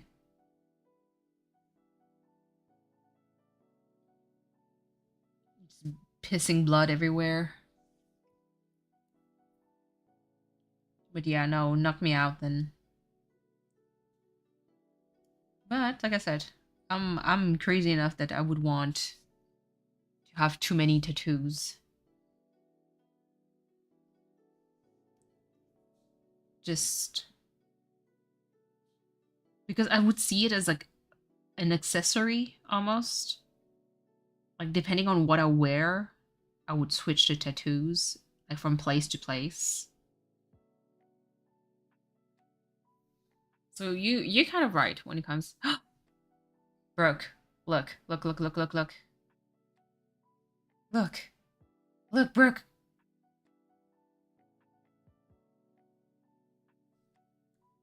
It's a calico cat. Chim chicken cat. Absolutely.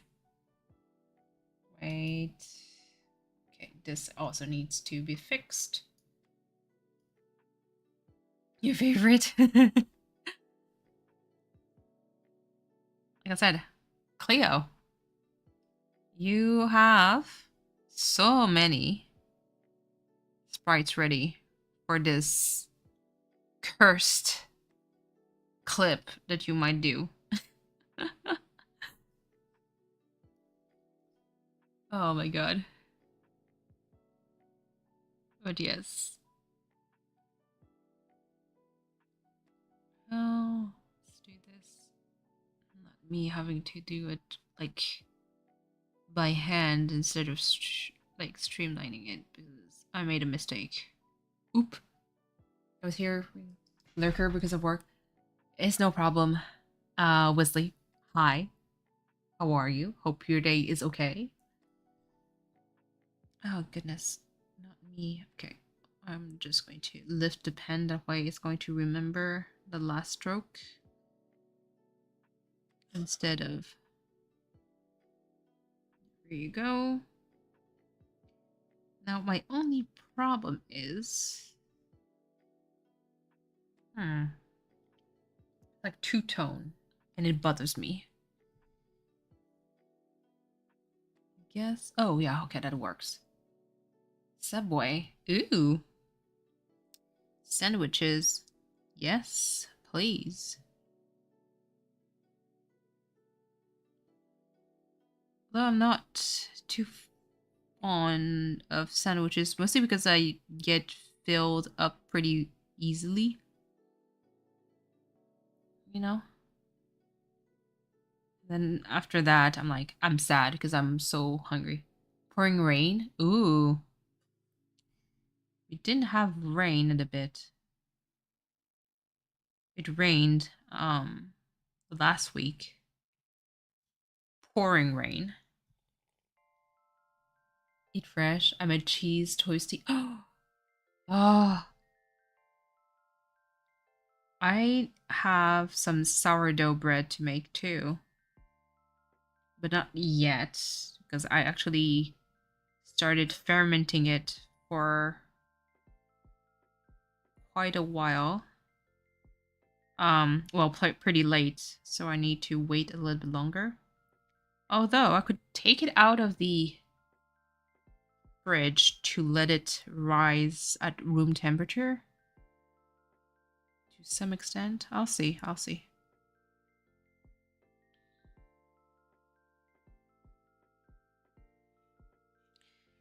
I want to make a sourdough bread to make homemade grilled cheese sandwiches.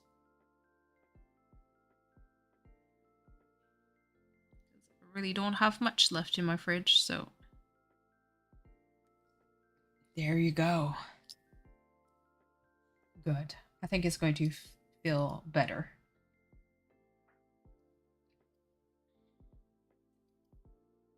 Yeah, a little bit more. Oh, the opacity switched. Okay. I guess 1, 2, 3. Oh, yeah, the opacity switched. Oop. Let me...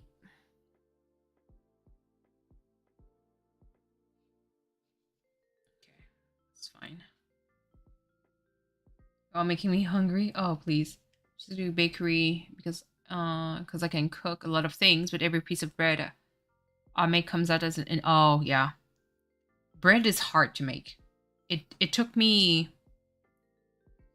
It took me a while before I kind of made my own bread that was edible. Or at least edible for more than one day. So I get you.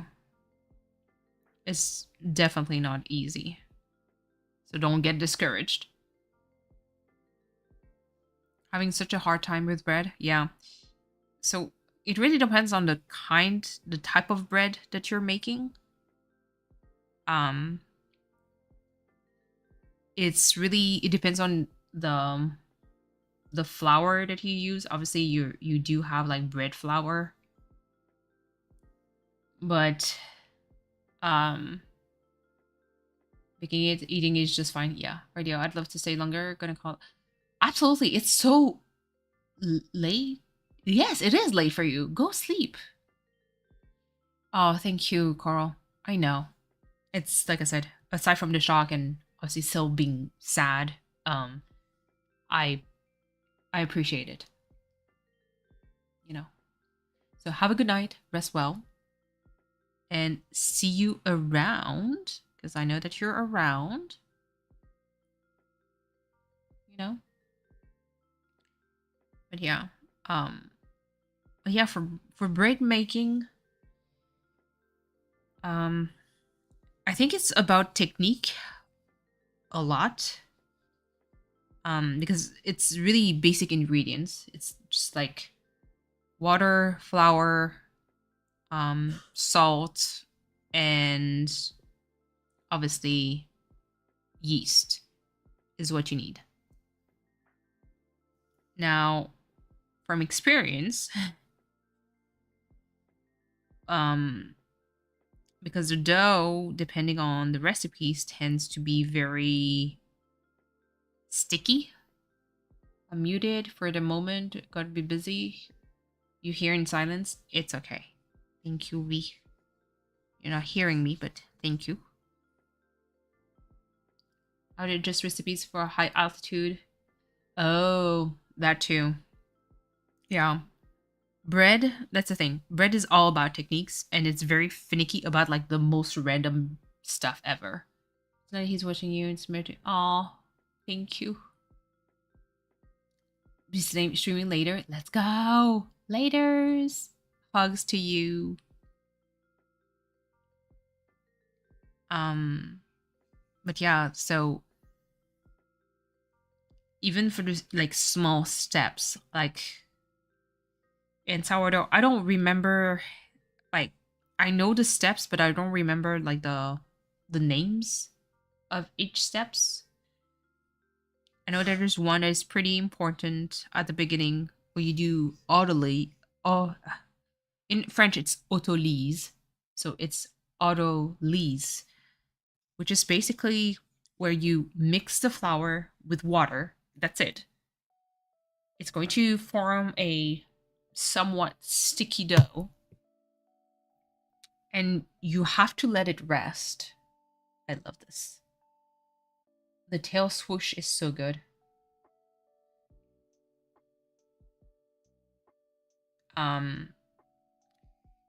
And you have to wait for around 30 minutes for the how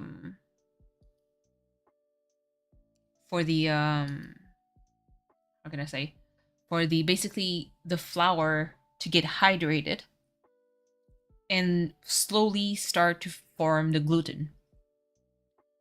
Once you put that, at least in sourdough, then you add your sourdough starter. So that could be your yeast with the salt, and then you slowly like mix it, but you fold it in as you mix. And then you can do the rhubarb method when the dough is super sticky, which is basically you scoop your hand underneath the dough, lift it, and scoop it again. So it's going to create like air and slowly stretch it. At least that's for sourdough, again. And then you can do the stretch and fold techniques. And when it stretch and folds, but it is exactly what it is that you stretch the dough and then fold it, let it rest, stretch it again in the opposite direction to kind of like create long strands of gluten.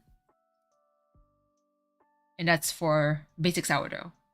I have to try it with regular bread now because I'm legit curious, you know, on is it going to work, you know? So that could be a test that I could do. All right, so let's switch this. We did a white cat, we did a calico cat. We need a tabby one. Orange tabby. Yes, I like this. In my belly, I'm going to do a little habbat and drink. Oh my god. Okay, let's do this. Let me do an orange tabby cat. I stood around long enough to get. Didn't let it sit around long enough to be ruined by the yeasty boys. Oh, yeah. Yeah.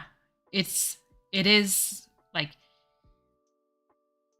lots and lots of techniques.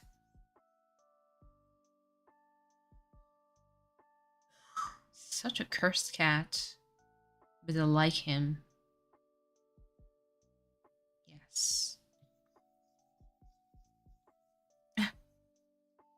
Why do? Oh my god. Because you're taking medication, Brooke.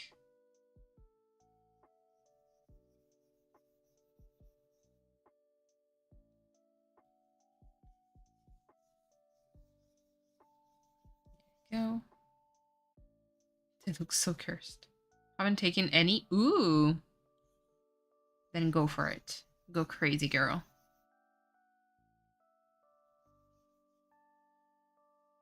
I'll make one pink as it is. It's a Sphinx. Oh, yes. I will make one for sure. I'll name it Bingus. Praise Bingus. Okay, let me just adjust some of this. Couldn't disappoint you like that again. Because you can hear in my voice whenever I'm disappointed. Oh. The disappointment.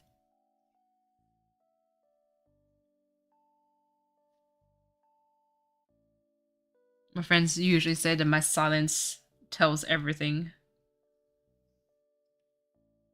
Whenever I get in a call. Okay, so this. Don't want to hear that again.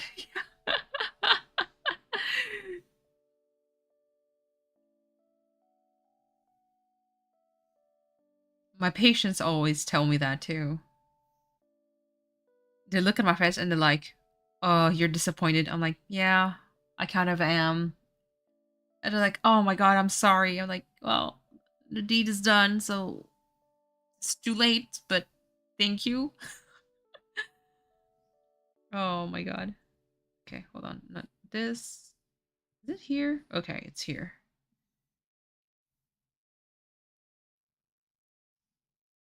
There you go. Going to inspire myself from Mammy Cat. Ooh.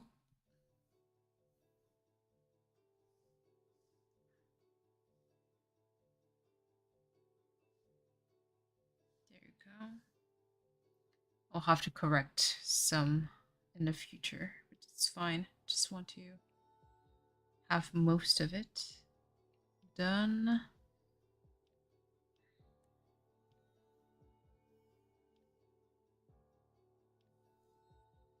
Okay.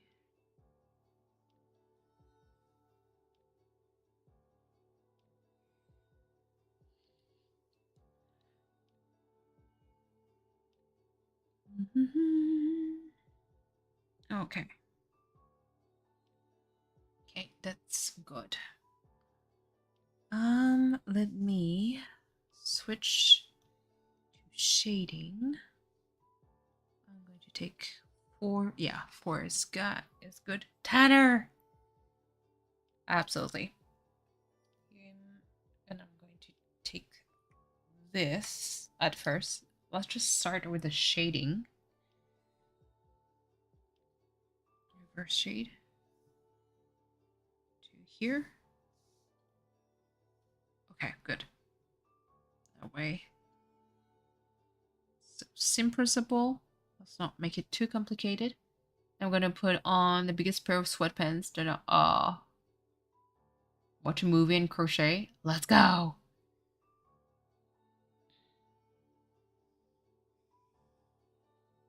Like I said, I can always watch Brooklyn Nine-Nine, no problem.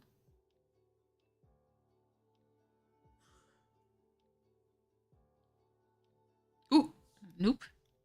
Undo, please. Start with this. Well, love the show. I know. It's so funny.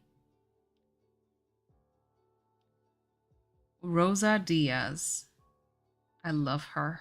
She's so badass. My inner spirit animal.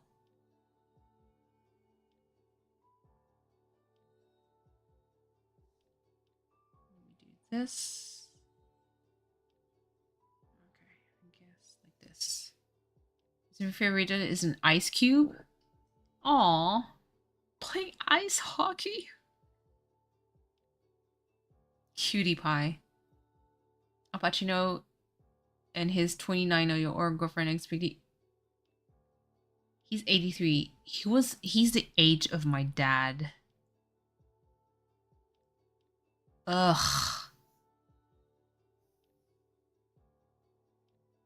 How does it work? Like, he has to be popping blue pills in order to have something going.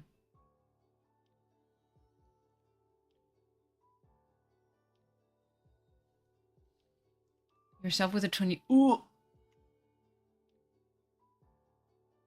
I mean, I know it's Al Pacino, but listen. Like, the real question is it worth it? My answer is probably not.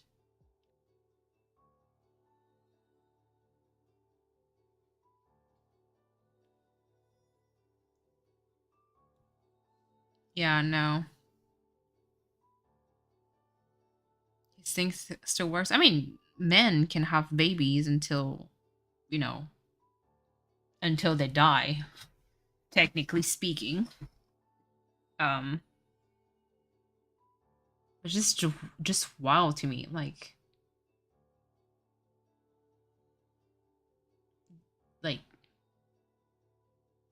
what the heck, you know?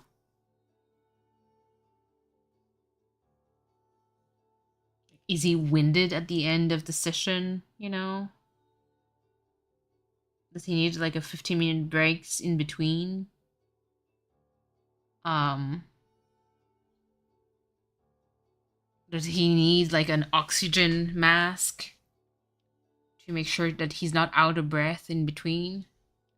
You know, a lot of questions. Unnecessary. But they still pop in my head.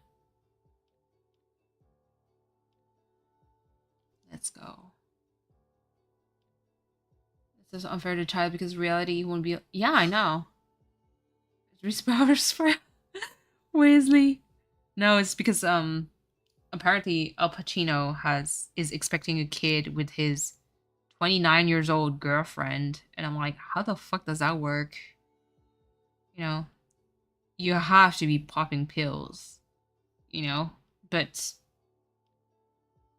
there's also logistics to it, like, 'cause it's technically considered as a workout, you know. I'm like, how is the man not dying, you know?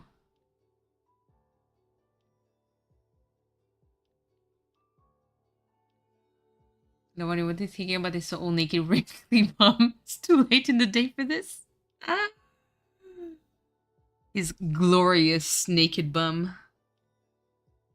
Not the glorious.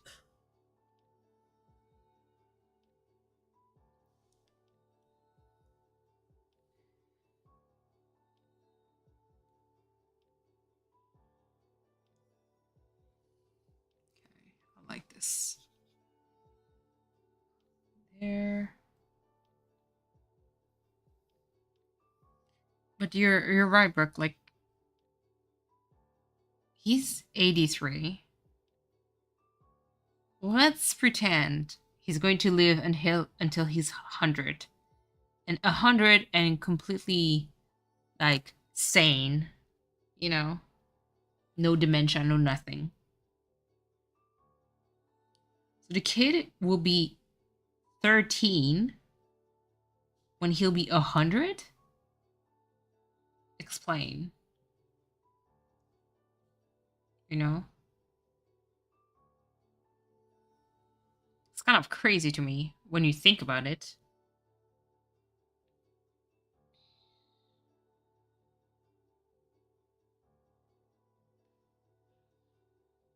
And what the fuck is. I mean, listen, I'll stop asking questions. It's just. I'm 19. It never crossed my mind to be like. Looking at an 83 years old man and be like, ooh, I want some of that. Like, it never crossed my mind. You know?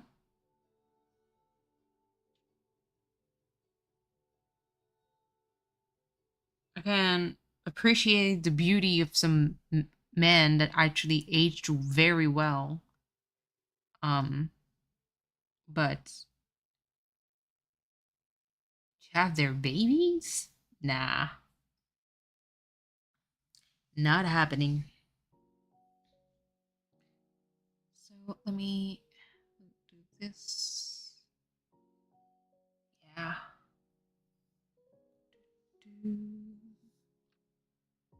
Okay. Just continue this.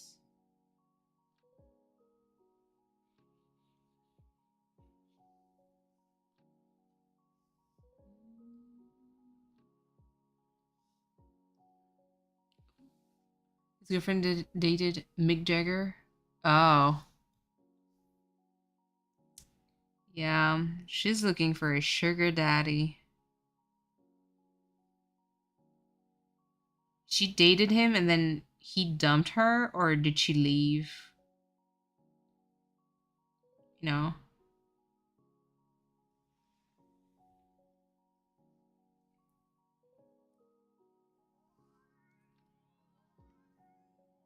Speaking of old and expecting, should I be worried, V? Robert De Niro? Oh my goodness gracious. What the fuck are those girl doing? Like, what in the fuck? Paste. Okay, good. Do actually the almost full blown. He has like 17 kids, 30 plus. Ugh. No, thank you. I don't want none of that. So off. Pitch that. Oh my god. Thank you for the input, V.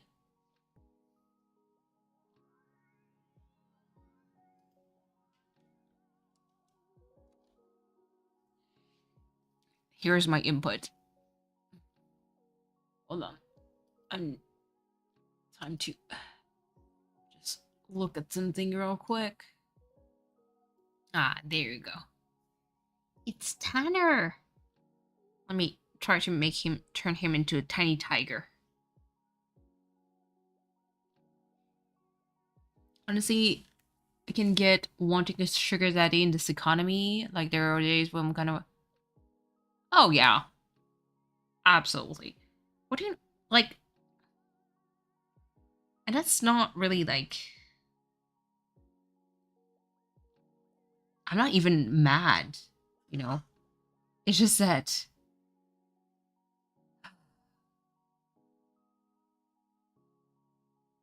I don't know, man. There's a big difference between I have a sugar daddy and I'm having a baby with my sugar daddy, you know? Like, have a sugar daddy is something. Having a baby with a sugar daddy is something else, you know? The glucose garden. I love it. You know, I don't know if that makes sense. Like, for me, it's like, just like, it's all inclusive. Not the all inclusive. Oh my god.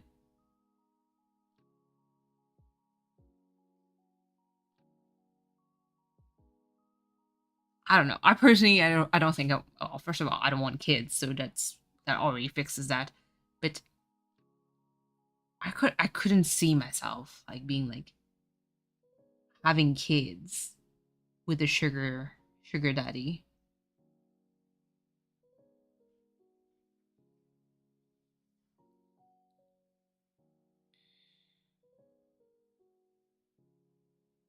Okay, let's do this.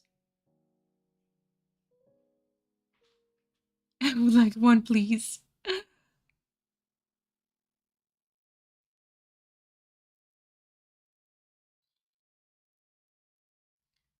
So yeah, Mom Cat, I'm turning your cat into a tiny tiger.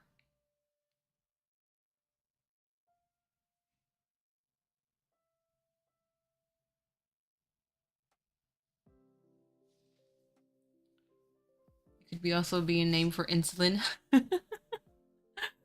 Absolutely.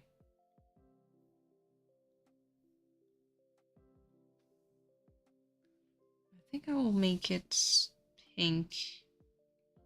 On the red spectrum. Like this. Yeah. Doris, I swear to God, if there's another mouse in your mouth, Mom is going to be very upset.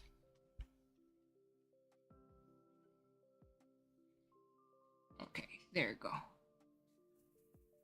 Name for insulin. Imagine. Okay, let's do this.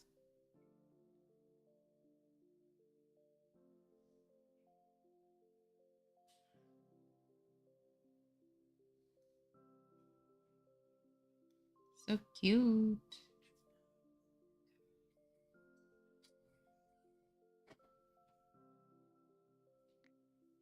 Okay. There we go. Ooh. 3 here.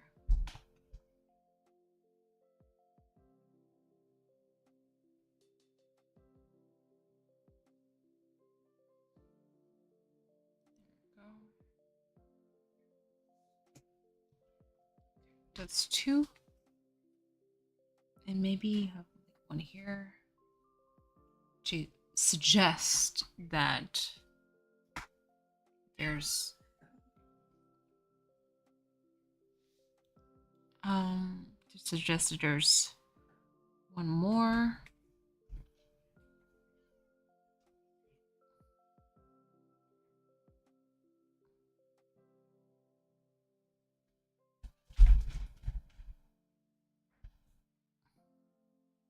Okay. That, and it was 4 stripes here. So 1, 2, 3, and 4.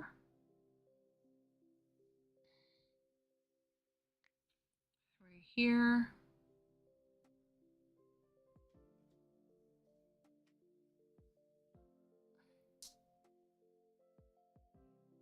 Kind of love the animation for those cats. So fun. Here.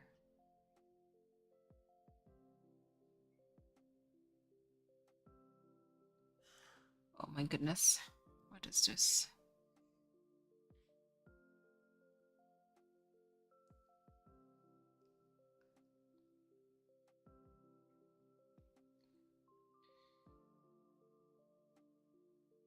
Oh.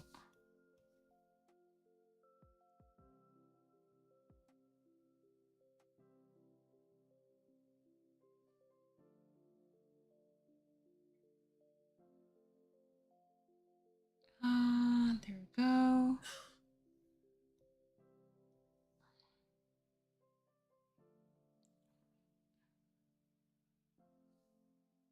Okay. Just 1, 2. Now I can do 3.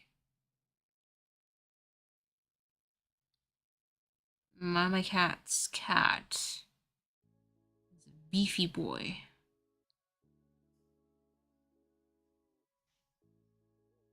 He's like dancing.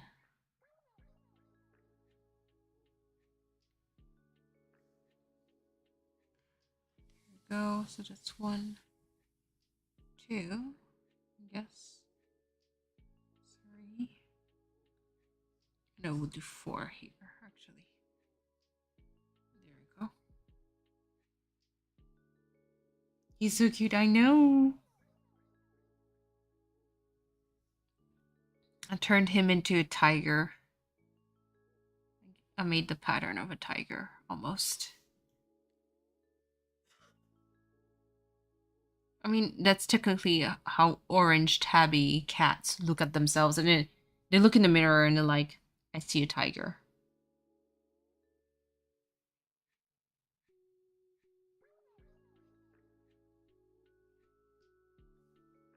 Like all cats, they think they're big cats. They're so tiny. And I swear, if that mouse is still alive, I'm going to be very upset.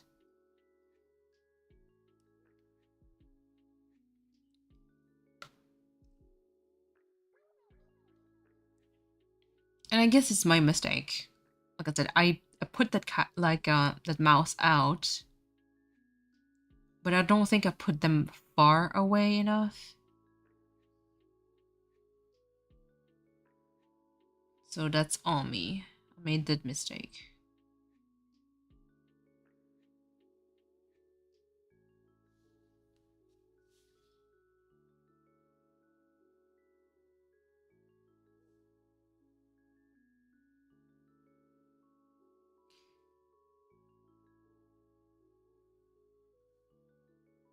Okay, I guess that.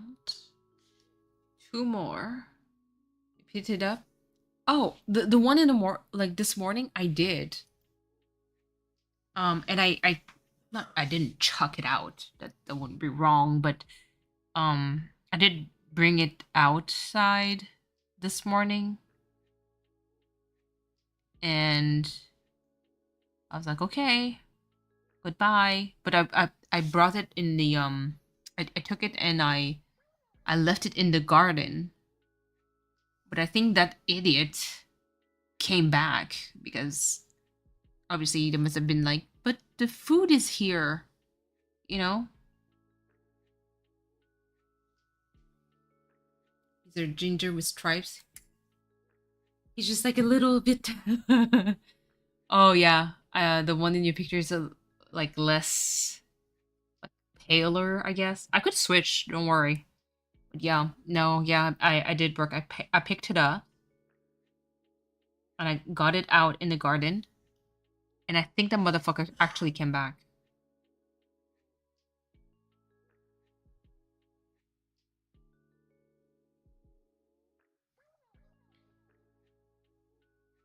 So it was perhaps my mistake.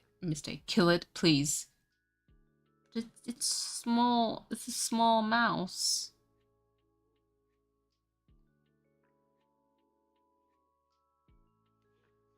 I just wish my cats were less lazy or acting like idiots playing with it. I'm serious. Oh my god.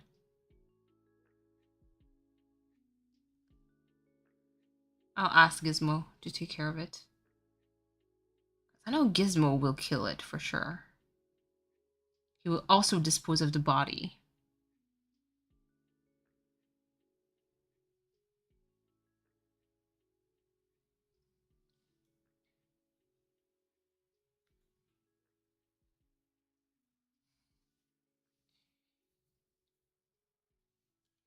Six is the last one. Gizmo, please come to the rescue. Oh, I'm not more scared of mice. I always find them cute. It's just I know they're rodents, and they spread disease like rats and eat fucking everything and shit everywhere. That's also like the part that I hate.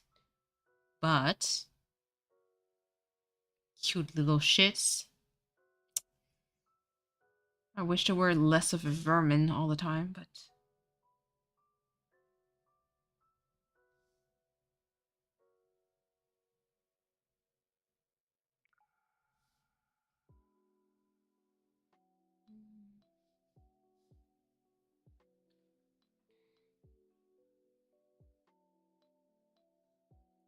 mice are gross. I found a dead one in my yard yesterday. Oh my god. We always store it in above. Yes, absolutely. In a sealed container above counter. Absolutely agree. Mice are gross.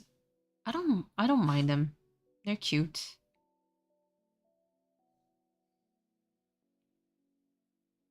I wouldn't have them as a pet, you know.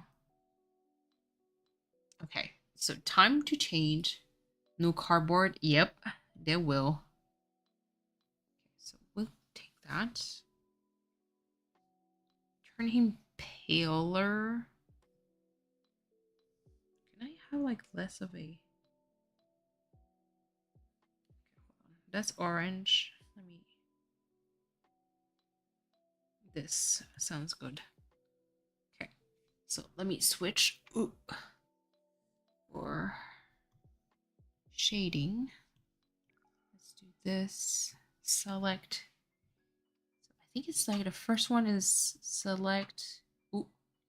The color that I want to replace. So it would be this. I want to replace it with that.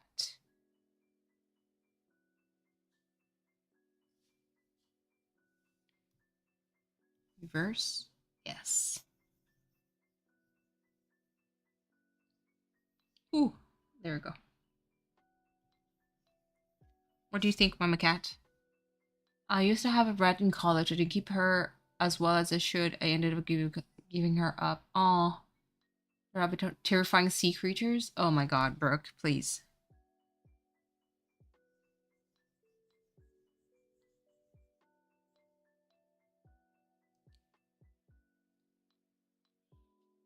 Big fin squid? Oh my god. Like, deep sea creatures are terrifying.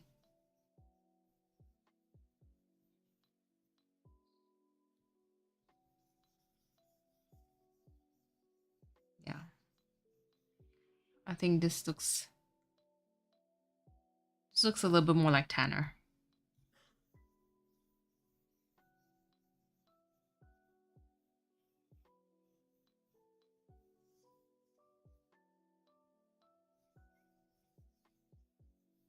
Oh my god. It sounds like horror movie material when you say it like that. Okay. I think that's good. Currently learning about a devil squid. Ooh. Is that like the giant one? Super big. Share fun facts? Absolutely. Please do. Make us less dumb. Please.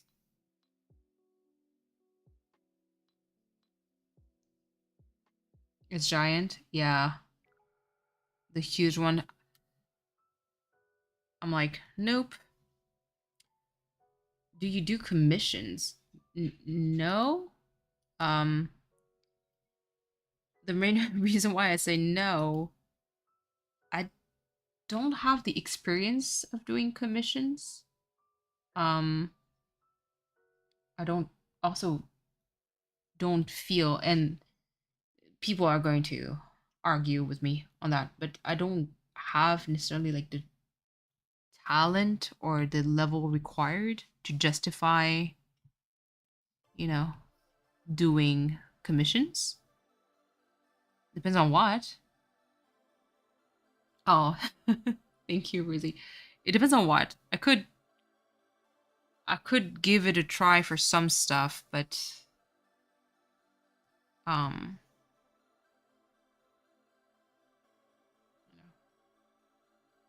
you gotta start somewhere. The talent you have, please. Gotta start somewhere. I guess. It's just for me like the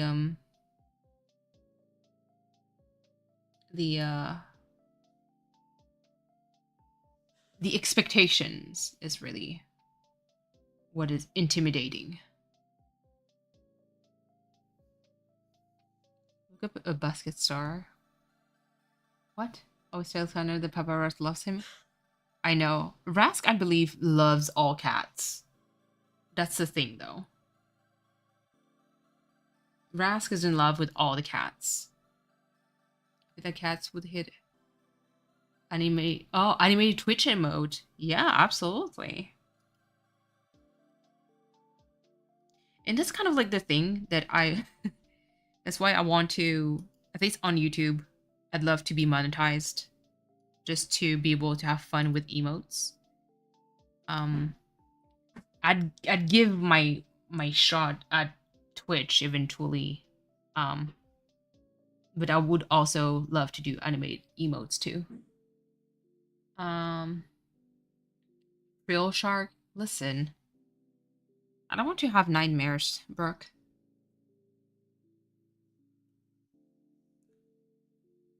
A little bit like when V is like, look at this bug. I'm like, no. Why should I? Oh, oops. Let's see. YouTube just, oh yeah. They definitely do. What in the actual swimming fossil is that thing? Not the swimming fossil. Please.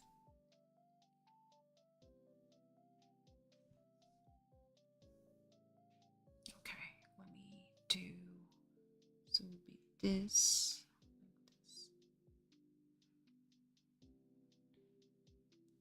Yeah, I'd love to make animated, you know, stuff for emotes.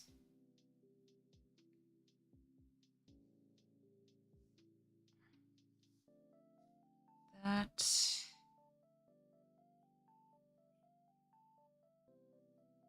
here,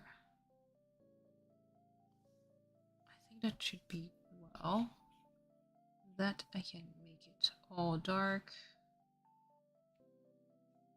Tiger cat. Listen, Dig. Hold on. Let me finish the stripes. So I show you when it's animated. It's amazing. I love it. Okay. Calm down, please. Rings. Calm down, lady.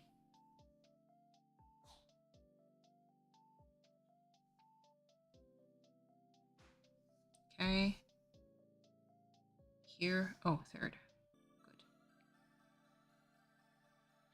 It's only the tails I have left. Okay. I like chaotic, please. Hold on. Look! Look, Dig! This upper part.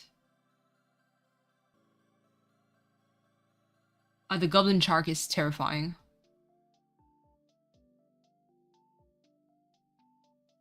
Dig, admire. He's too cute. I know! I think I would make, so this is inspired from Mama Cass Boy. Yeah, absolutely. It's exactly the reason why I made it. I think the last one I would do, I don't know if I will do it on stream because it's been already 6 hours and a half. I could probably like make it pretty quick. I could make a black cat, but instead of like the mouth, I would put a pacifier. So it could be a pacifier cat for Rask doing the chicken wing dance. Like, hold on. The amount? Hold on. Open recent. So we have the calico one. We have Penny. We have a white cat. Orange dog, a brown doggo. That's 5, 6. Oh, lighter one. 4, 3. Just a switch of small colors. Like, imagine an army, you know? The evening, sleep to work tomorrow. Oh, good night, Dig. Good night. Vince to my bed. Oh, please. I'm gonna cheat. A bunk leg. Oh, the ear. Yes. Yes, I could. Hold on. I would pick. I think I would pick this one. Okay, let me switch the ears.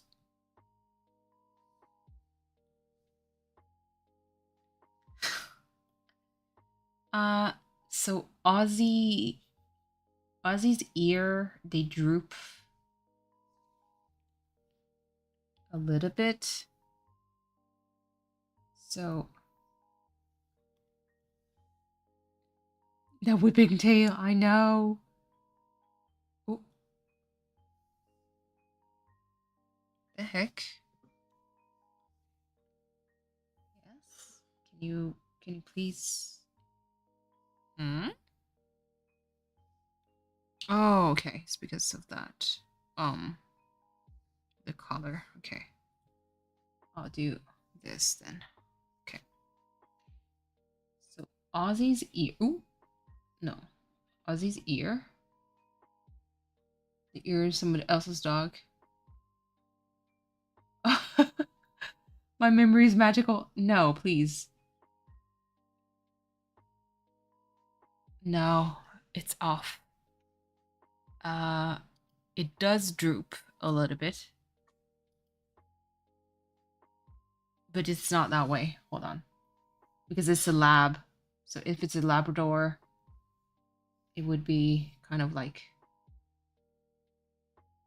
this. Yeah. It would be like this. There we go.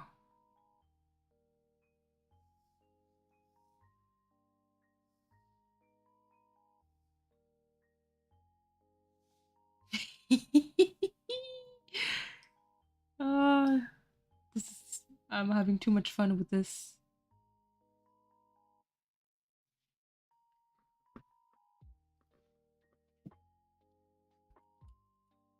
Hold on, just in case V's not listening. Check Discord. Oh goodness, what's going on?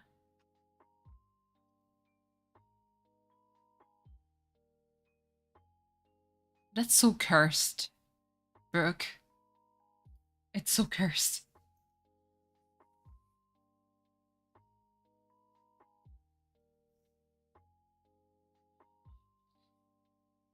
He loves Jim Chicken.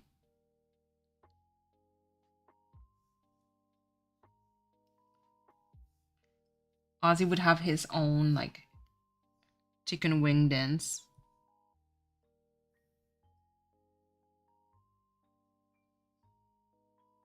I think I would make it like this. Yeah.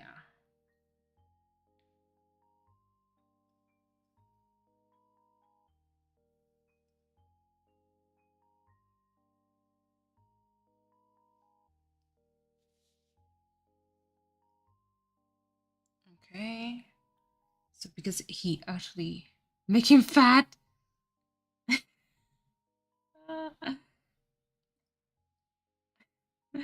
Oh, wait. Can you hear me, V? Is it your right leg or your left leg that is broken? I would make a cast. A tiny cast. Imagine. Hold on.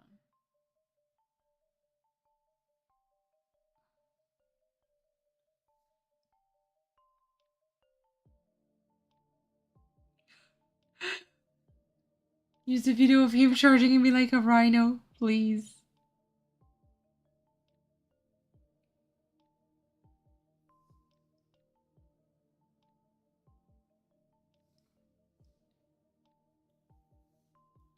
I think V, it was her right leg.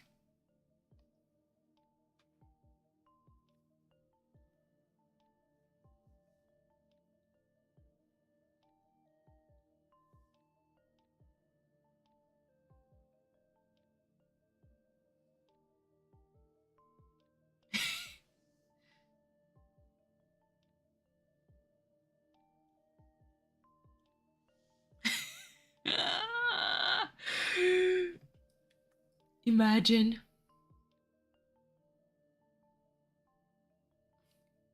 I could have loved that idea. A tiny cast.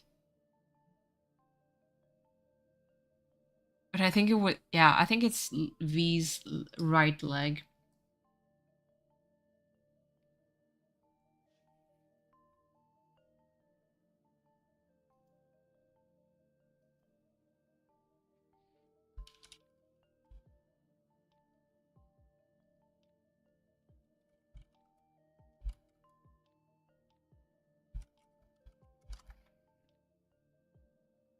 I think this could work.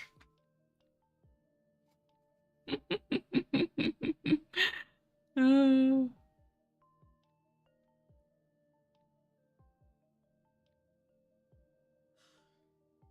Although lab has more of a like angle.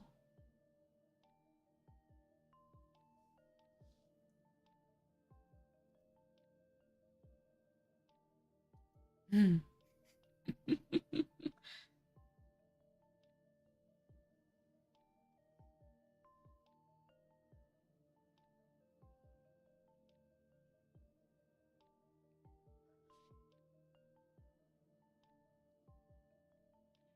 Oh my god. Was it your left or right leg?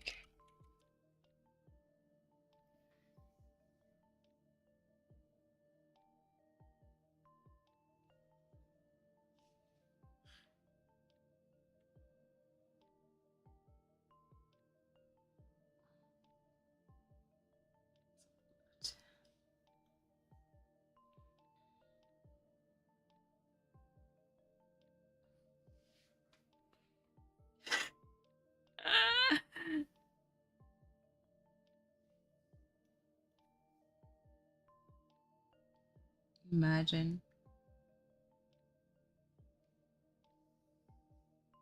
Yay, you're back on with audio. Okay, now I can. Yeah, let me make Ozzy with the cast. It's fucking funny. Did a great interview question? Mm-hmm. Yeah. For the cat, I'm definitely going to make a black cat with a pacifier as a reference to Rask.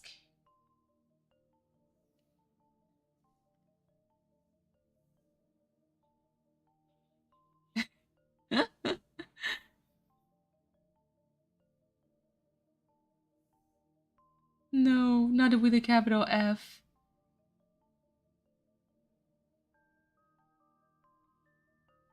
There we go. I like this.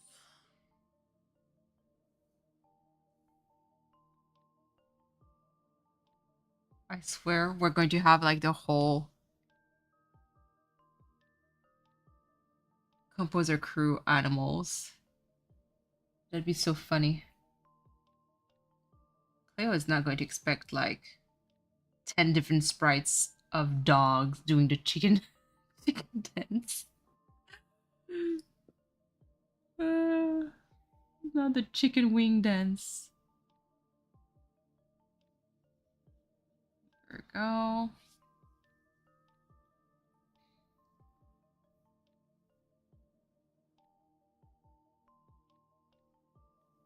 Are you almost done with work, B? It should advance pretty soon. I'm looking at my time.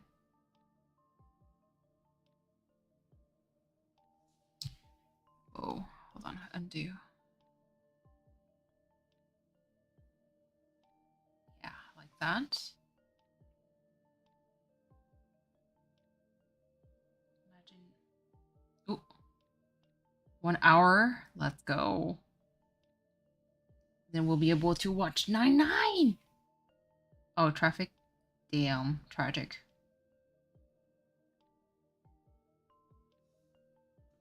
Okay. Oh my god, that's so funny. 6 is should be the last one. Then I can copy paste. I just spin 2 more times when you get home. Oh. God. And now imagine if you actually didn't take your medication. It would have been so much worse for the pain.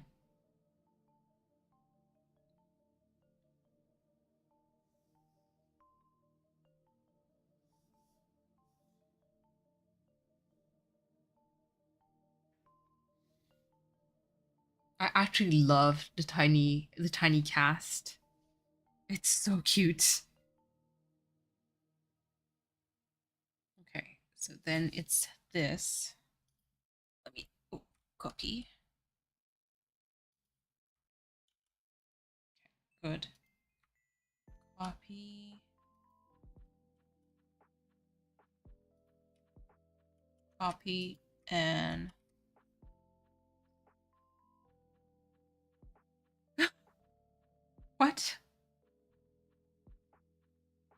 Oh, it is an actual lake, I think. Unless I'm wrong. So let me delete that layer. We're going to add another one. Layer, new. So Ozzy, he's a beige boy. Let me try to see here. No, that's not beige enough. Let's go to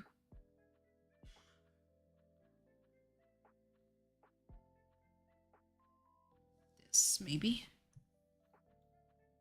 Oh yeah. Oh yeah, that works. That's Ozzy. He's like a beige blonde, you know.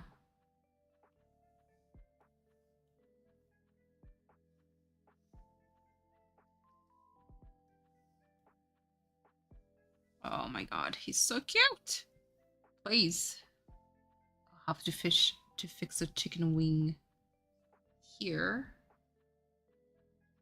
Let me zoom in on that. Over here, I can move this one. No, here. Chicken wing. There we go. Here, let's switch it up.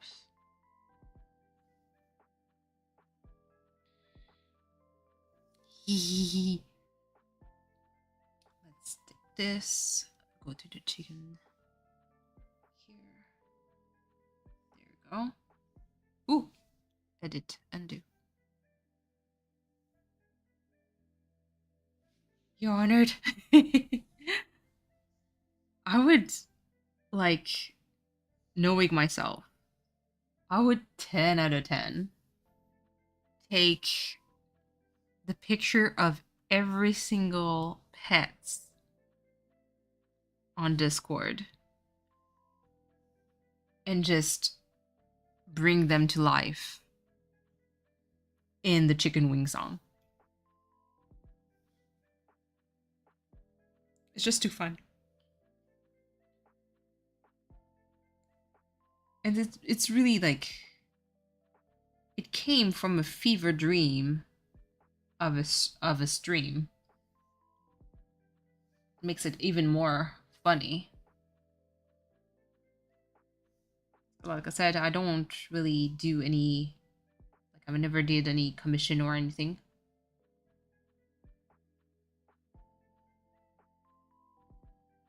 And you know what? Just for that, I'd want to stream on Twitch. Just to be able to use animated emotes like this.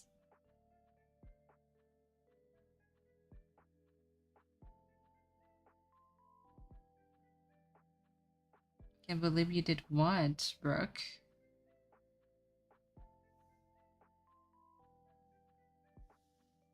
Oh, so cute, damn it.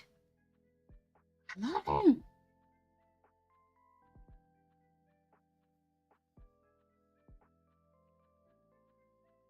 Oh, the chicken wing song? Yeah. You created the most insane and amazing at the same time fever dream ever. It's everything. It's iconic. It's part of an era. You know? You know, like how every musician have like specific era of like, oh yeah, that's when they started like experimenting a new style. Love the little Ozzy. I made a cast also.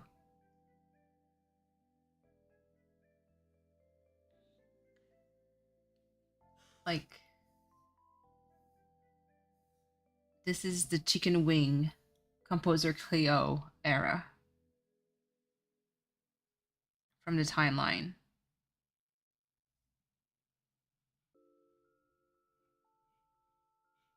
Just like, what happened then? I don't know. Was it Something happened and magic was created.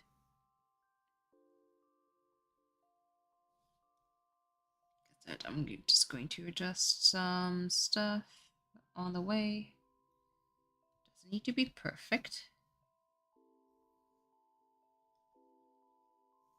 I do follow the kind of like fuck perfect kind of mentality.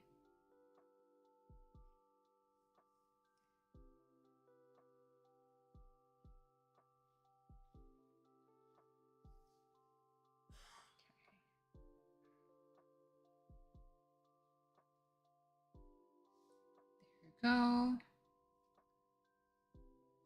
Just do this for, yeah. Let me just try to, okay, that works.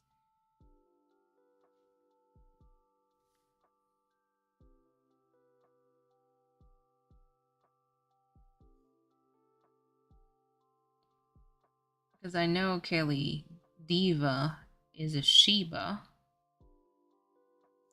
So my original Shiba could work for Diva.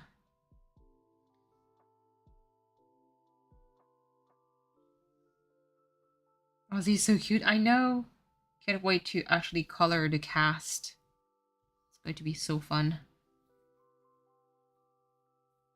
What a tiny youngster.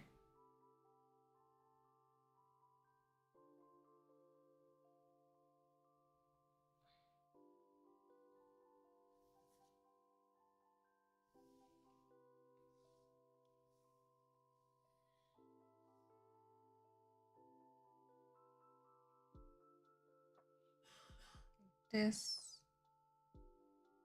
here. Ooh. No, so I was like, oh, that's Steve. I know. He's so cute too. The one video that cracks up my significant other every time is those Japanese dogs, obviously Shibas, that are on their way to the vet, and one of them needs to have their shot done.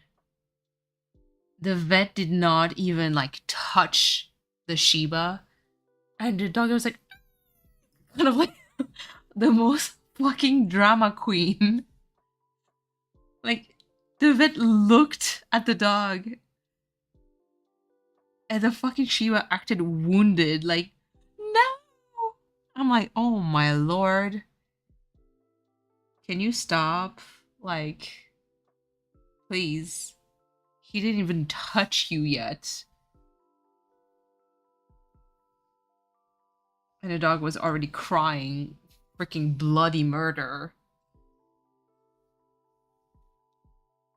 The vet was cracking up because she was like, oh my god. Please. Absolute drama queens. It's just the way that, like, the vet didn't even touch them.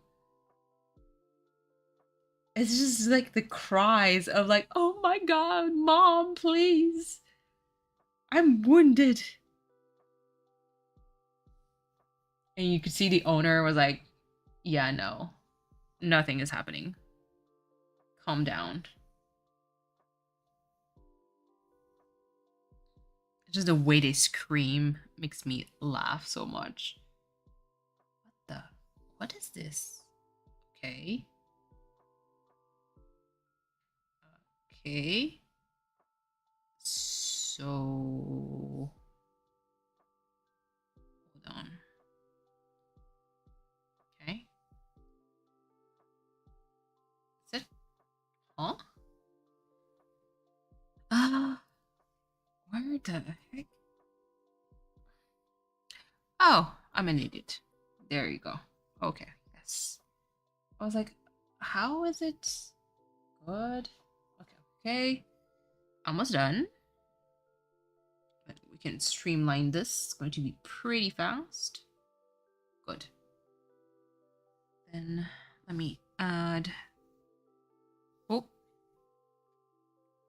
Z. Okay. Let me add a new layer for the cast. and the eye. As a cast, I'm going to make it white. That way it stands out more. I eat crackers. Let's go.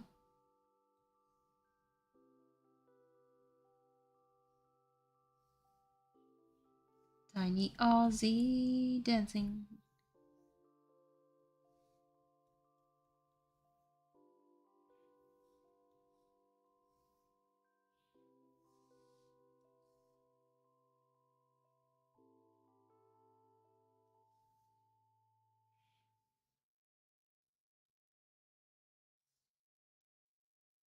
I'm telling you, this chicken wing clip needs to happen now.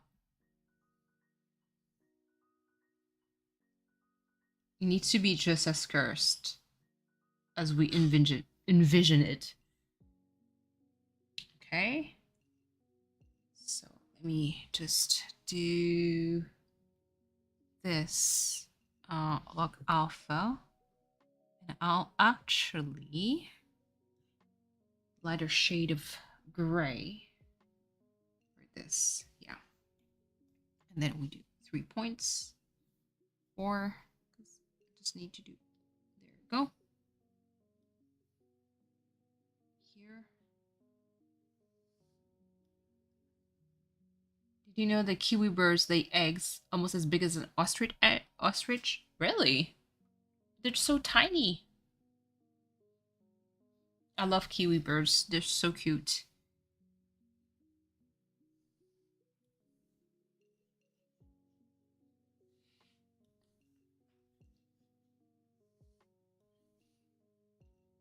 Okay. That sounds good. So let's do this. Control V. Oh. Okay. Interesting. That I did not know.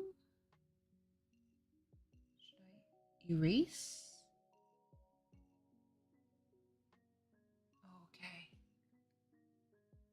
There you go. Simple ink. Here. Okay. Ooh.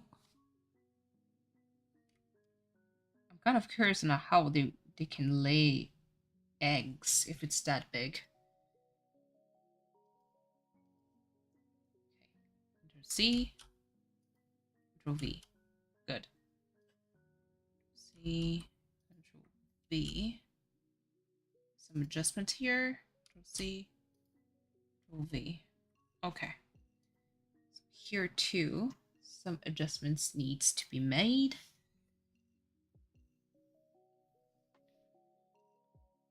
Here.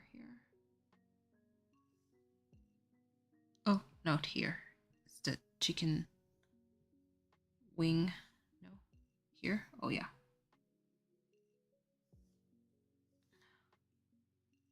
Just remove that.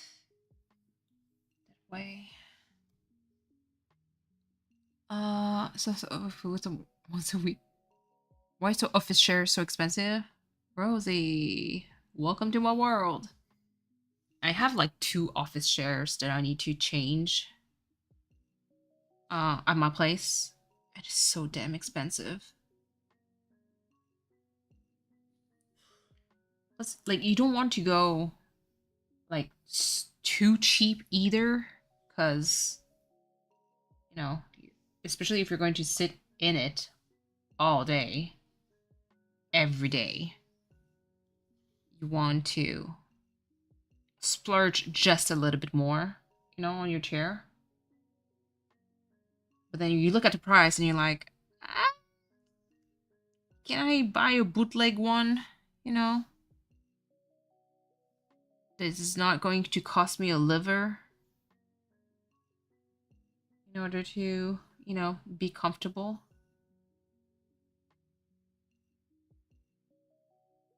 Here, let me just remove this. Swimming with a fall. Brooke is discovering so many new information right now. I believe that sloths are excellent swimmer too.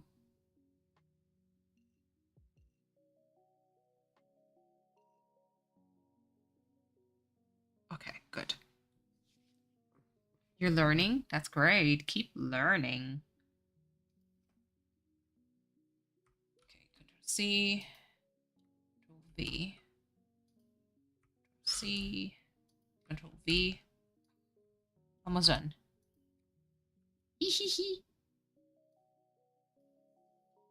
V, if you're here. Watch Ozzy shaking his booty. They can doggy paddle, but not swim fast enough to save them from a crocodiles are terrifying. They swim so goddamn fast. Oh, hello, Gizmo. You missed all the action? Can you go hunt for a mouse, please? Because Doris is not. Doris is not doing her job, and I'm a bit disappointed. Gizmo is looking at me like, did I miss something? I'm like, yes, absolutely. He doesn't deserve it, please. Okay, hold on. Save as. Has bolts missing and move in too much and remaining bolt will fall out. Oh my god. I somehow feel it because I do also have like a chair that is not in great shape. Like for me, it's like the armrest. It's because the way that I sit, I don't really sit like always like normally. Sometimes I'm cross-legged on my chair. And I end up how can I say it? I end up like tearing the sides, like the armrest. It's a bit disgusting. Okay, so this is good. I got the white. I got Penny. Okay, let's switch this for a black cat. V, hurry and get home. Oh, not the pressure. V is under pressure.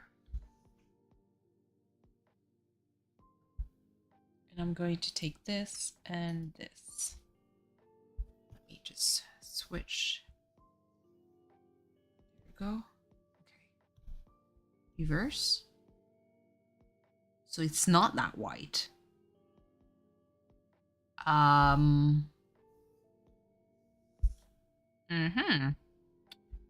Okay. What the fuck is this? Reverse.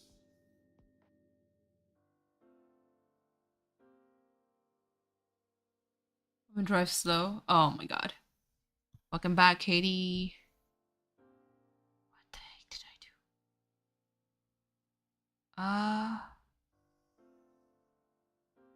Huh? Oh, it's layer 1. I'm an idiot. Okay. Oof, I was like... Okay, time to make... the pacifier cat.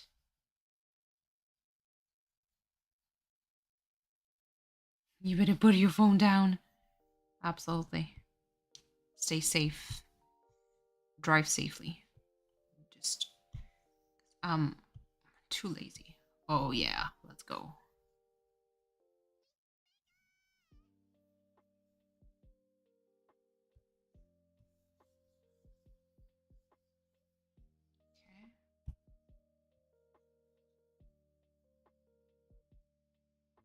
Okay.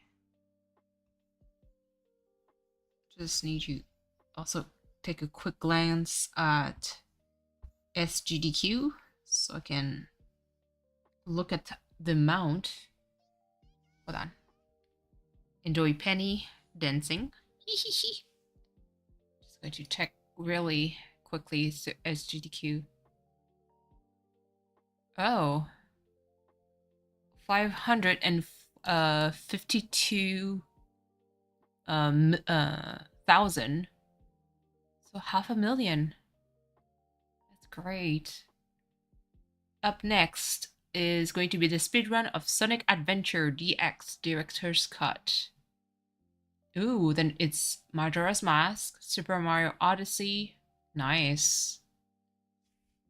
Pascal, I do need to leave the stream because I'm pushing work and getting home. No worries. Don't worry. When you'll be back home, um, obviously whenever you want, we can always watch Brooklyn Nine-Nine.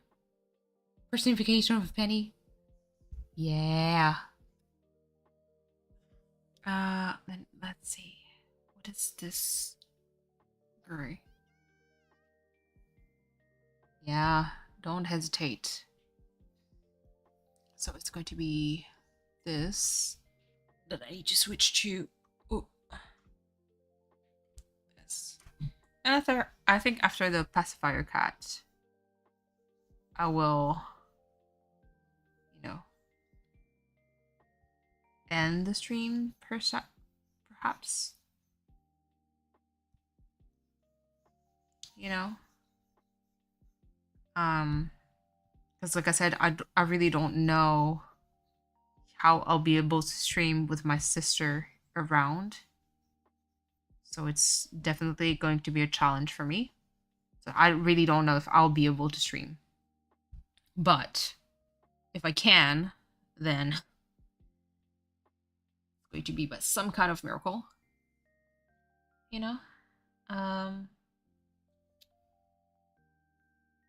But I'll do my best. Is it a Teen? Did I mix a Teen Titan? Okay, there we go. 6.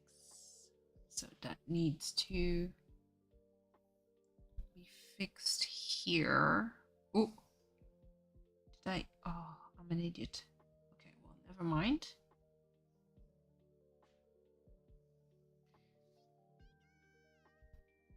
Yeah, it is a Teen Titan merged with Pokemon.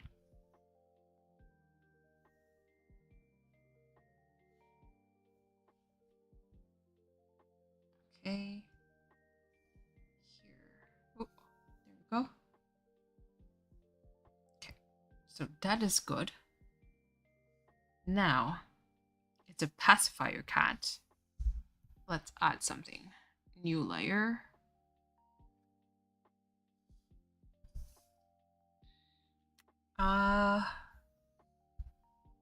Should I? Yeah, you know what? Darker shade, yeah. Hehehehe. If I should stream. Yeah, it's like I said, I've always wanted to stream, especially like during the harder times. Like today, like even though it was still pretty difficult in a way to talk about it, it wasn't as difficult as some other days where I was not, I was not able to even say the words properly. So for me, but I wanted to kind of keep you guys informed of what happened to the best of my ability, of course. That not really to get any pity or anything, it's just to keep you informed because you guys have been absolute troopers through a lot of basically a lot period that I've experienced. So for me, it's like, well, it's the least almost like the least I could do to kind of warn you guys about what happened. But at the same time, like, I knew I wasn't ready to talk about it. That's so funny. Oh my god, that's so funny. Okay, let's keep drawing this in.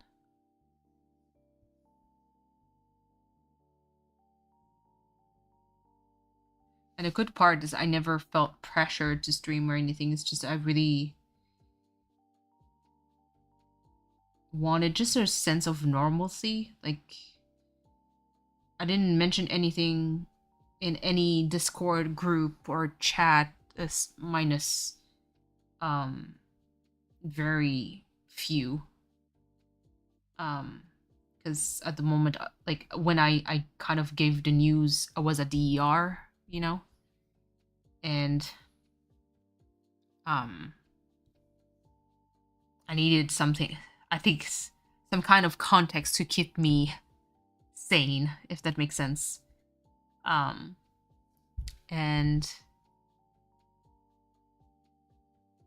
I didn't want to make people panic or have people, you know, ask me, how are you? When I didn't know how I was at the time. Like, there was just so much going on. I was like, how am I supposed to feel? Like, stressed, but also like I felt okay because I had trust into the healthcare system, you know, my dad was part of.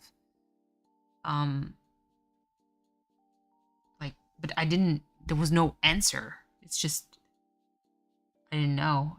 And I didn't want to have like a pity party of, you know, like, I know it's not really a pity party, it's just outpour of love, but I just wanted my days to be a little bit more normal than just pure chaos of the hospital, of the unknown.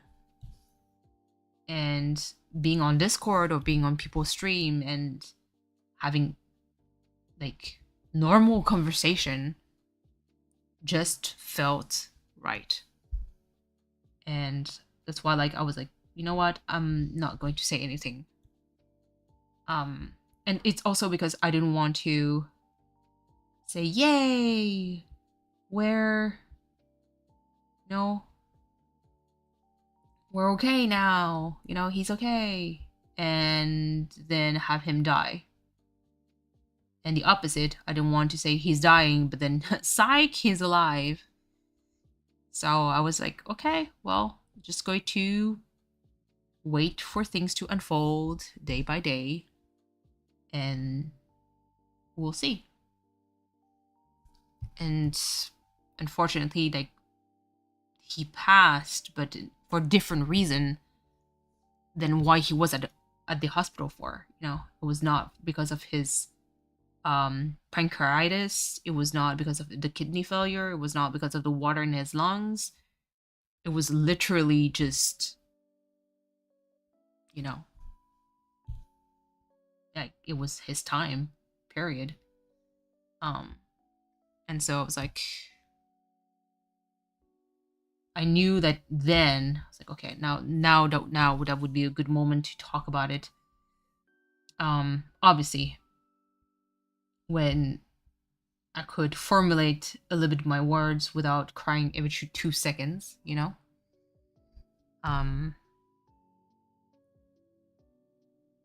Even though I can talk about it, and I talked about it today with my colleague at the office, and you know, I kept my cool. I did not cry. I was at peace.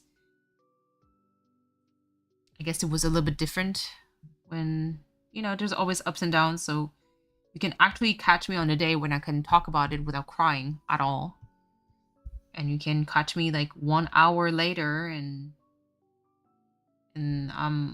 I can't do it, you know? But yeah. No one should be able to go that alone. Yeah, I know. I'm blessed to to have no conflict within the family when it comes to that. Like, I'm so happy that none of my siblings are like going against the flow when it comes to decision making. Like, we were in this together. They trusted my judgment, and they trusted my ability to convey the information with the healthcare, workers.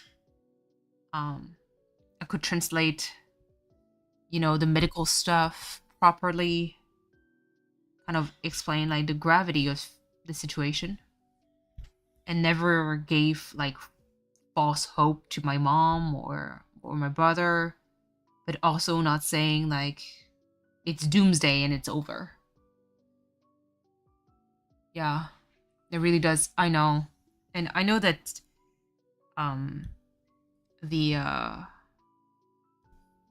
the doctor who took care of my dad, for the most part, he when he talked to us, he was actually happy to see that my dad, being an elderly gentleman, wasn't alone, you know. Because I noticed at the ER, people would visit, you know, the person at the ER, but don't really stay with them. It's just like they're here, but then, okay, it's time to sleep, bye, and they just leave.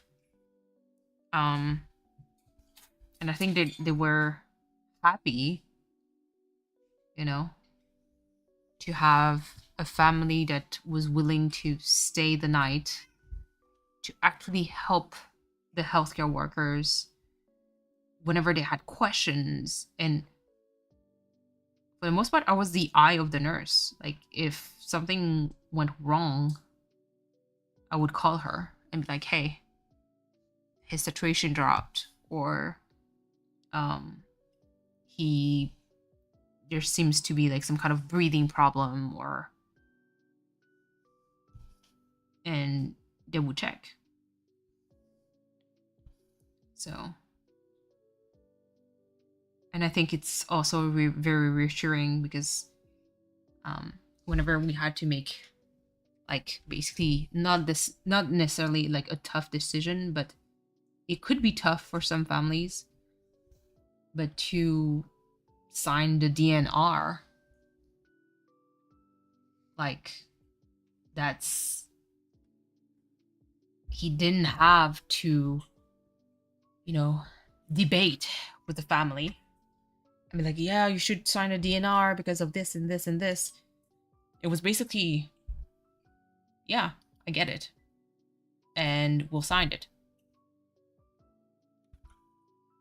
And I think that was a relief for the team, because I know that they would have to argue a lot with any family relatives.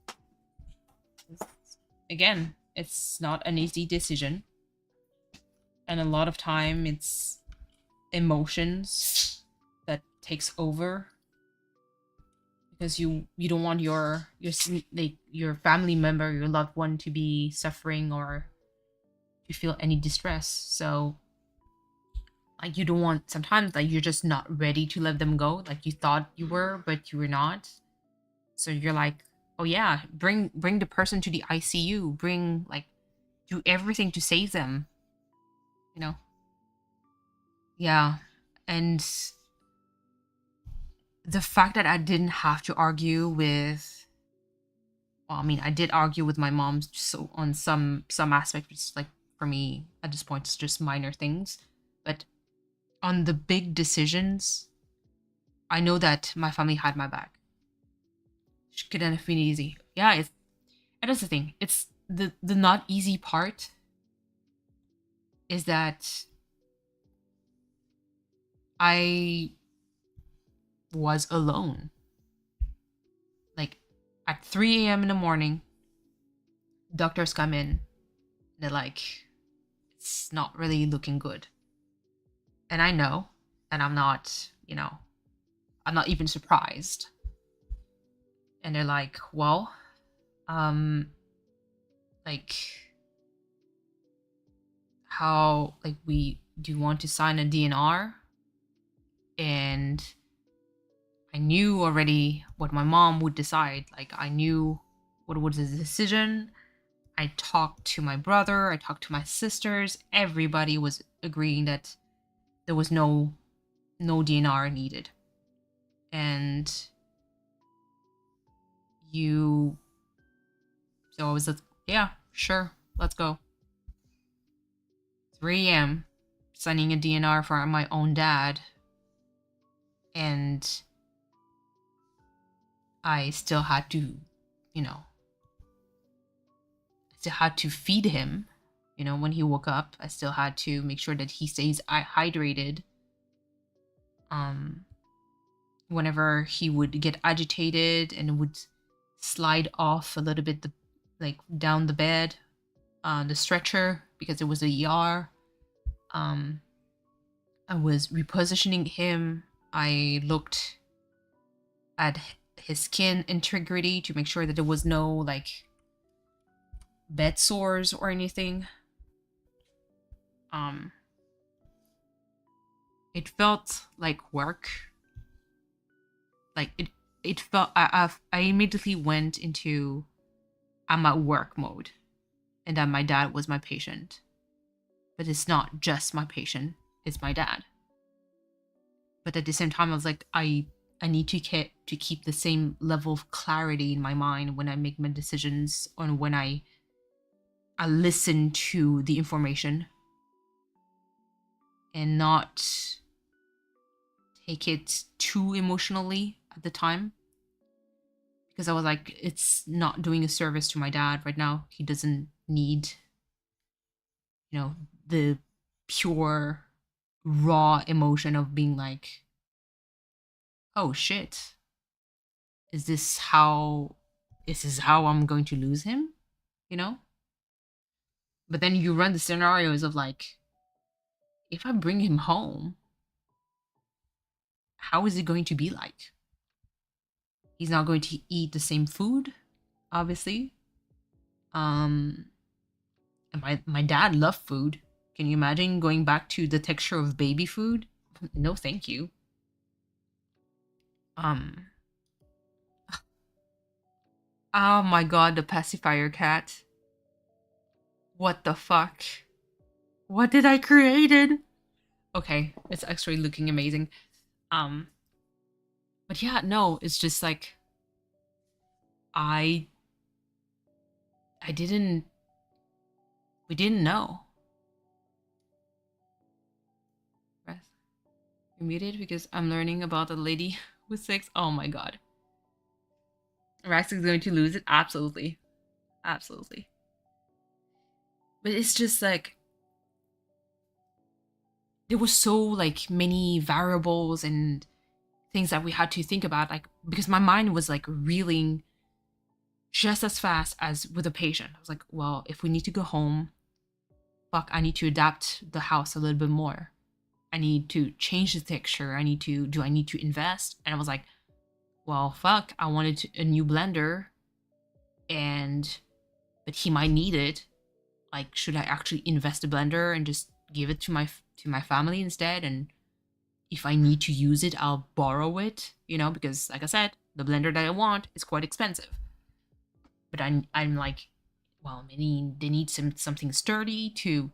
And as things were started spinning, I just saw bills coming in. And I mean, like I said, primary caretaker here, so you can guess that financially speaking, especially around this time, I me as Santa Brings, but I also that I slowed down a lot when it comes to helping out, helping around.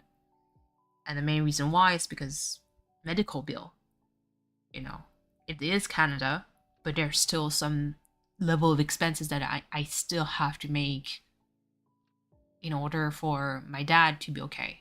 And a huge chunk of it, like, it happened right in the middle of COVID. It happened, when my dad went for the first time to the ER. And then I was like, there was a downtime of contract where I didn't really have work. And so you look at your bank account and I'm like, I need to spend that money. And it's not like need because it's a selfish thing. It's like, I need to spend that money because my house was technically considered as unsafe for my dad if I just left it at that. And so I was like, this is not okay. So let me switch things around. I had to buy medical supplies for tending to his wounds. Because, like I said, the whole bottom of his feet were covered by huge, basically frostbites that left, like, when you have burns and you have like welts of basically water. It's the same, but with cold. And those ruptured, and it was like both open wounds. So he had to think about, like, I don't want to have any infection there. And so you invest in that. And obviously, I'm not a hospital. I wasn't assigned to a hospital. So all the material, the medical material, we had to spend it. And I bought a new bed for him to be at the right height, a new mattress because the mattress that my parents had was too old. And unfortunately, I accumulated the debt, so that's why, like, I have to budget my things. I have to be careful about how, like, and whenever things happen, like either on Throne or on YouTube in chats or anything, it's always calculated. It's not out of the blue. I know my budget, I know my things, so no worries about that. But I still had a debt to pay. And, like, at the ER, I was thinking of, like, fuck, does that mean that I have to add more to what I have already? And I didn't know, like what else am I going to do, you know? But I know that I had the support of my siblings and everything. Like, don't worry, like, I always had help. But at the same time, there's only so much, we can do at the same time. So the more, like, time, like, passed by, the more I was like, this is going to be something. And I eventually came up with some kind of, like, plan that could work. But it would require a lot of sacrifice and even time sacrifices. And I think my dad heard probably me talking to my brother about some arrangement that we need to do. And I guess maybe him passing away was a way for him to be like, don't bother. You've done enough. Don't bother. And so that's why, like, I'm also sad, but there's also a sense of relief at the same time that I'm like, first of all, he's not going to be miserable. He's not going to suffer. But he's also, like, not going to experience what I had in mind. That is, for me, part of work. It's part of what I see. It's part of my experience with the elderly and nursing homes and palliative care. Like, it's all my experience there. It's my work. It's my line of work. I know it well. But at the same time, like, for me, the relief of him not knowing what it is kind of gives me comfort in a weird sense. That's why it's weird. Like, I'm relieved that he doesn't have to experience that, but I'm sad that he passed. You know, I just need to be responsible and make the decision are right for you and your money. Absolutely. Need to make the priority. Internet community can wait for some rings. Yeah, absolutely. It's out of season. Absolutely. But like I said, the the money is quite substantial. Um, I still managed to take a good chunk of it, but right now I'm in between contract, so you know it's a little bit more difficult to chip at it. And there's also the funeral. That that is also something that I was not expecting for the amount. And when you look at the total, or even if you have like to like kind of like morsel it in between the kids in some kind of way, and you look at the amount and like you look at your bank account, you look at the amount as like I have zero left in my bank account. What the fuck? I do have patience and no sympathy. I know HR is finally moving their own fucking ass for a contract. So it is coming its way. But there was a split second of panic of like, is this real? Because like there's a big difference between putting that amount into a credit card and panic versus it's off your check account and you panic. There's one of the two. I would take credit card anytime. And then checking. But yeah. So I'm there now. I'm um just wanted to kind of give the updates and like just give the news how it is and kind of like the whole situation. Um Again, that's pretty much it. Oh goodness gracious. But yeah, I'll see what I'll do. I'll try to push through it as per usual. Um I'm looking forward a tiny break. I believe July probably is going to be a little bit more quiet for me. Um because I will have time to catch my breath a little bit. I hope so.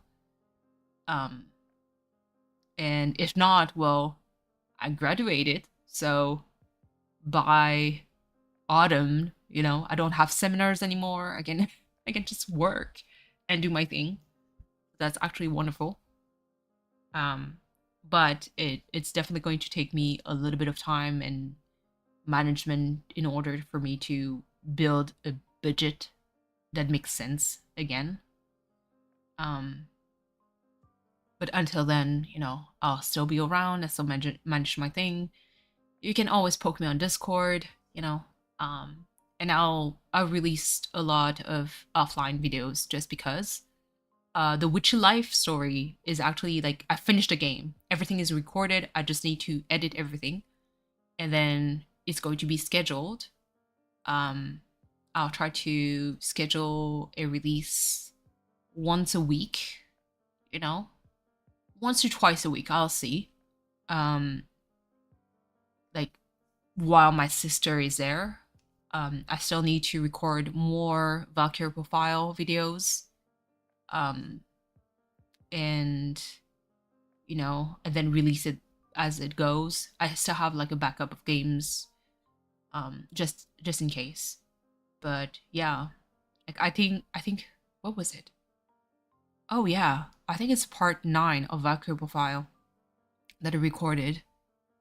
Um, I mentioned there was a lot of audio glitch, and I mentioned be feeling a little bit off the day. That was the recording I did, the only one recording. I did during like the day my dad passed. It was early in the morning. I recorded it and I was like, fuck, man, things are not like, it feels off. I was like, you know what? Fuck it. I'm just going to record that one episode. And yeah, you zoom through that game. Yeah. Is it a shorter one? The Witchy Life, the Witchy Life stories, I think it's going to be 8 episode long. 8 episode of roughly 1 hour. It's text heavy, so you guys get to see kind of like the whole playthrough.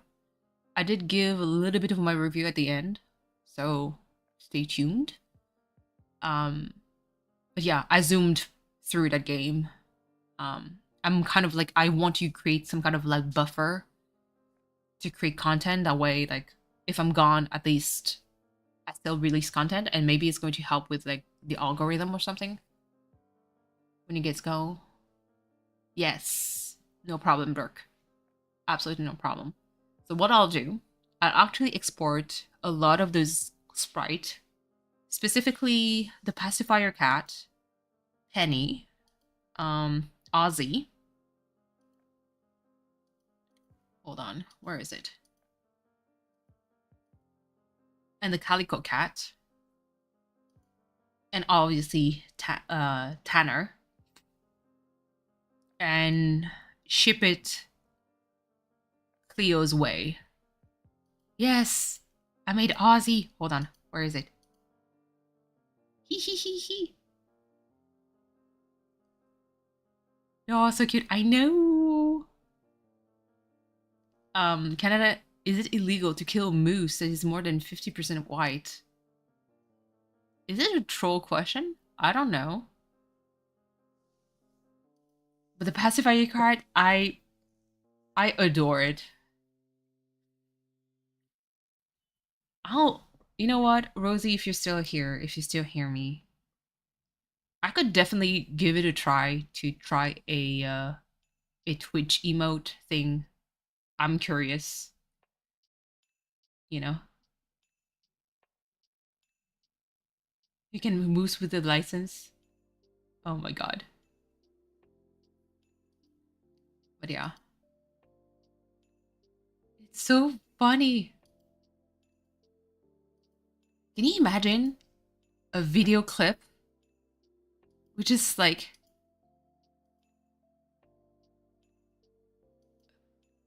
but honestly, imagine the chicken wing dance and it's all, yes.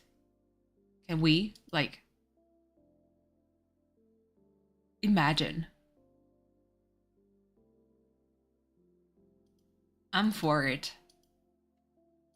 Cleo, I know you're not there anymore, but I'm just saying you have material for a clip right there. And you can add like some random backup dogs in the background, you know. It's so hypnotic.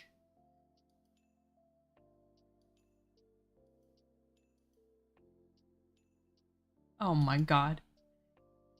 Hold on. Let me save as and do cat.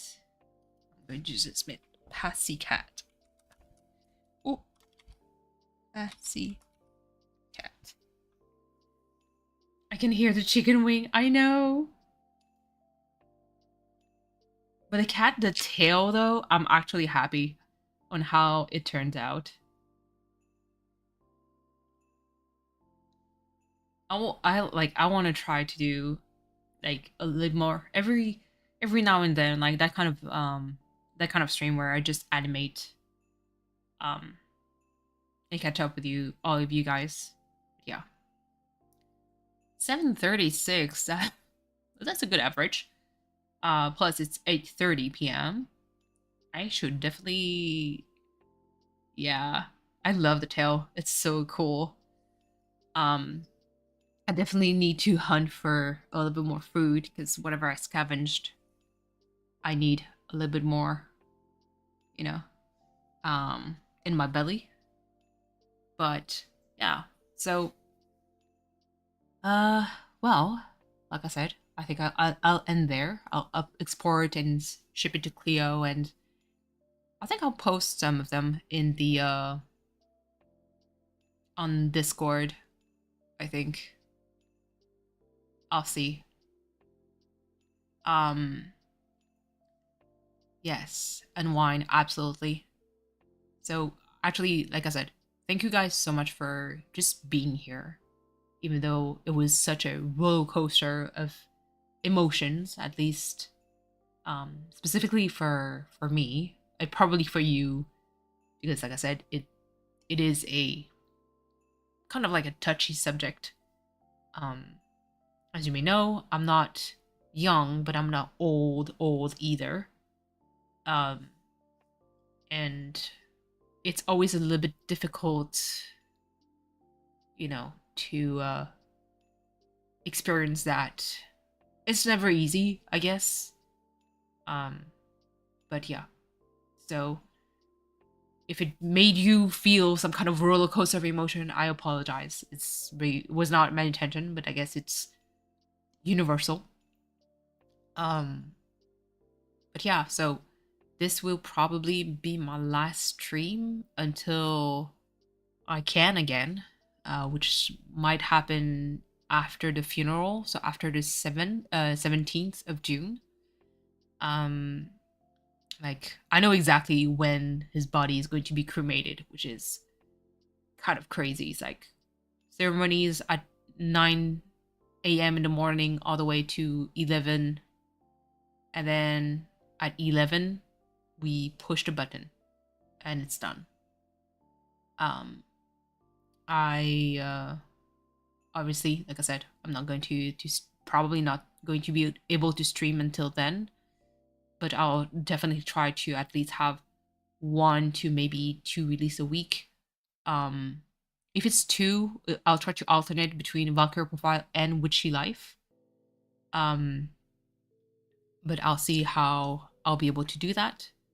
But otherwise, like, you know, we'll see each other at the end of June, early July. But you'll definitely see me on, Clio stream, Crossing Million Downs, Heavy Lurker on Brooks.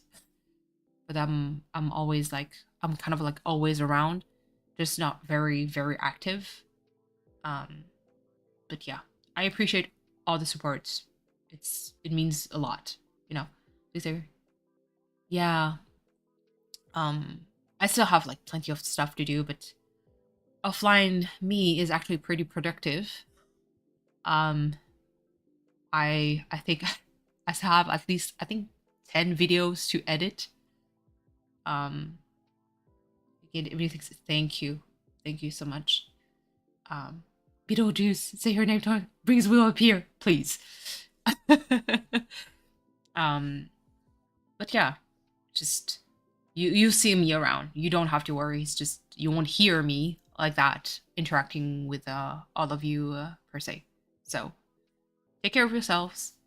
Happy time zones. Stretch your wrist and hug your loved ones. You know, pets or spouse, significant other, mom and dad, sisters and brothers. Doesn't matter. Um, because life does like it ends fast and sometimes out of the blue, unexpectedly.